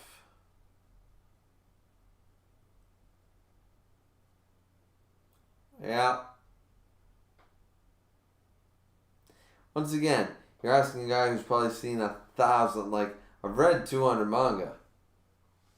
But I've seen 1,000 movies. Fuck's sakes, there's too many good characters to choose. But, just off the cuff, yeah, George Bailey's a definite, fantastic character, so sure. Let's go George Bailey. Skin said opinion on Attack on Titan's ending. A lot of people cared because a lot of people didn't realize that Attack on Titan was trash well before the ending. I didn't, because I already knew it was trash the moment that fucking Historia, is that her name? Fucking Eren touched her hand and the time skip happened and everybody went, oh my god, it's so deep! And it's it's all based on one-dimensional fucking future sight. It's not deep. So I didn't give a fuck because Attack on Titan sucked the moment the time skip happened. Attack on Titan started to suck the moment we realized that Paradise was just an island and not the world that we were living in. We weren't living in some Walking Dead, post-apocalyptic, Last of Us type of world. It was a small little piece of shit island that the world had ended. By the way, it's set in our Earth. Like, 3 of those things like pissed me off. Like, it just didn't make sense. Attack on Titan was far better when it was more simplistic. The whole future sight, seeing the memories and being everywhere and nowhere, having basically the Infinity Gauntlet that Eren got, was fucking so fucking bullshit. Like, it was magic, but it was science. But it was magic, but it was science. It's like, you can't choose. You can't choose that. And if you do, you have to be Full Metal Alchemist level of storytelling to be able to do it, and Attack on Titan just was not. See, by the time the ending came out, I didn't give a shit because I thought Attack on Titan was trash fucking way back. Time skip wise, it was not heading in a good direction, so it didn't matter. So when the ending came out and everybody was butthurt, I was just like, I've been speaking this speech before chapter 100 dropped. Sort of like people that complained about 7 Deadly Sins ending, and I was like, I've been complaining since chapter 300. You guys complaining a year later at chapter 342, where you fuck you been? I call shit before it happens. I'm just good like that. Skin said all the guys who said Eren was the best protagonist have disappeared or just shut up after the ending. Eren was a shitty protagonist in chapter 1, and he was a shitty protagonist at chapter 147 or something like that. Eren was a shitty protagonist the entire time. He was never even a good character. Like, let's be real. He wasn't even a good character, let alone a good MC. He was never a good MC, but he wasn't even ever a good character. He was a whiny little brat, one-dimensional, who basically got fucking, like, no. I'm not getting into the Eren discussion.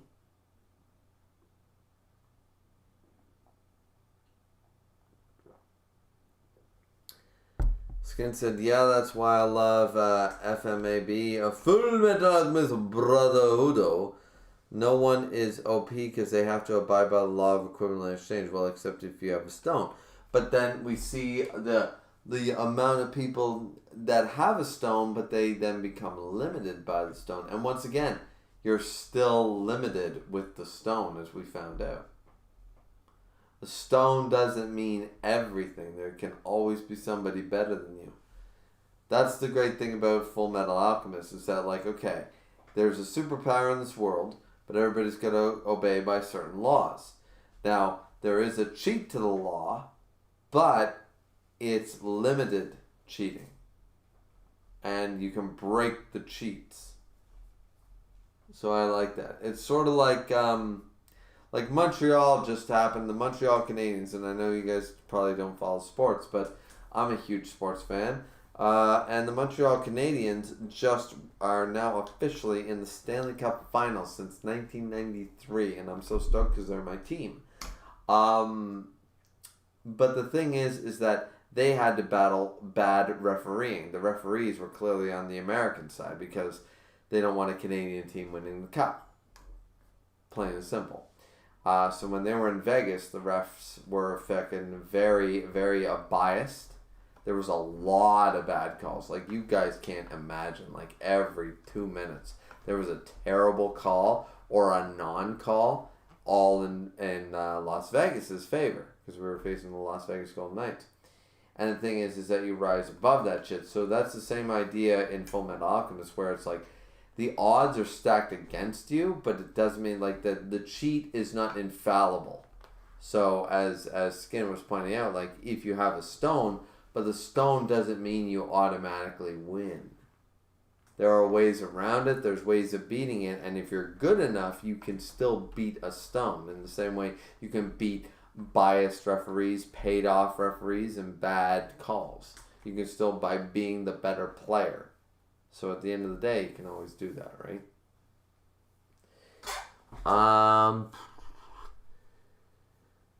Kane said, Scar from the Lion... Oh, we're talking Lion King. Okay, we're over the 7 hour mark, guys, so this is going to be the end of it. Because I'm tired. I actually really am. Talking for 7 hours is actually a lot.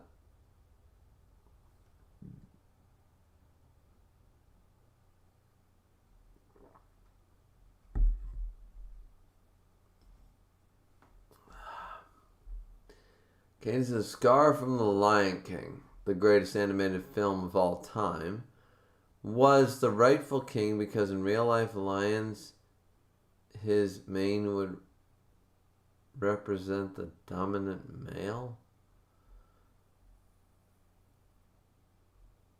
I don't know enough about lion biology or the way they form their prides, but no.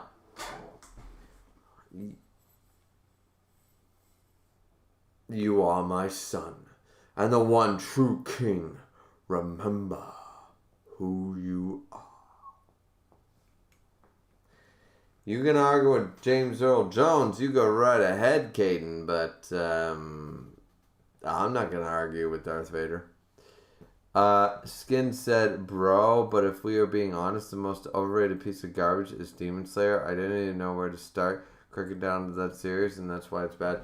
I mean, Demon Slayer is an average, like, 6.5, 7 out of 10 manga. It's a decent story. It's decent. It's average at best. Once again, it's C grade. It's average. The animation is what? And once again, it was threatened to be canceled twice in the run of the manga. And it wasn't until people started binge watching it and it got animated by a stupid... Which, once again, the Record of Ragnarok, everybody, like... The luck always goes to the shitty shit. I'm sorry. Like Record of Ragnarok is just a better story, a better manga overall than Demon Slayer. And Demon Slayer got the GOAT treatment, and Record of Ragnarok did not. And then everybody's bitching at Record of Ragnarok, and I'm just like, yeah, let's sit the fuck down, you Demon Slayer fucking whores. You're just a bunch of demons. Nobody watched or read Demon Slayer before the anime came out. Sorry. You know how I know that? Because the editor even said it. The sales sucked and he was planning on canceling the series. That's a statement by the editor for Demon Slayer. So, you didn't read it. You read it after the anime. And by the way, it's still a C-tier story. It's got its high points. It's got its A-class points, don't get me wrong, but it's so basic. It's Harry Potter. Like, seriously. It's not Lord of the Rings, guys. It's not Star Wars. It's Harry Potter. It's popular, and it's super interesting, and it cuts through all the shonen tropes that it needs to, and cuts through all the barriers it needs to, but without being too tropey, but with being within the realm of, like, basic storytelling. It does its job well, just like Harry Potter did. But that's all it did. Demon Slayer is not that unique.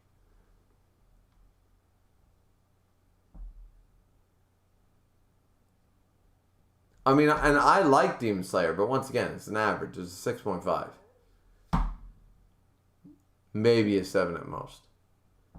Skin said, yeah, The Lion King and Batman Mask of the Phantoms are my top 2 animated films. I mean, absolutely, Lion King is the greatest animated film of all time. Miss Content said, this is still going on. What the hell? I need to hit that 7-hour mark, miss. You made this happen, miss. It's your fault. Look into my eyes. But yeah. Kane said, good night. I have to go to Louisiana tomorrow. Condolences. I think it's time to end the stream, actually. We caught up with the chat. Blah, blah, blah. And Miss just pointed out, we already reached the 7-hour mark because we were so close, Miss. That's why I did it. Because, we're here anyways. So this is probably my longest stream I have ever done on this channel. That's amazing. And I think we did pretty well. I'm hoping to see at least, we only have 9 likes right now. I'm hoping to see at least 15 likes by the end of next week. I hope to see 200 views on the stream. And I don't think I'm asking too much by doing that. So, we'll see. Skin said, I know fan base usually gets bad when they get an anime, but Demon Slayer fan base is just on a whole nother level of toxicity. They absolutely are. Skin said, fun stream. Miss said, good night, everybody. Good night, everybody. Don't forget to like, comment, and subscribe as always. Don't forget to drink responsibly as always. Go sub to Miss Content's channel, even though he doesn't need my subs, because the son of a bitch has, like, 8 times my subscribers. So the man's a legend and he's doing way better than me. But either way, go subscribe to him as well. And we will see you beautiful people. Except you, Dragon's Rage and Skin and Caden. You guys fucking suck being trolls. But everybody else, you've been nothing but fire. So, yeah. So, Caden said you're being biased to the Canadian team. No, I'm being fair to the fact that we got fucking railroaded and still kicked the shit out of the Vegas Knights. So, anyways, Dragon's Rage also said good night to you, sir.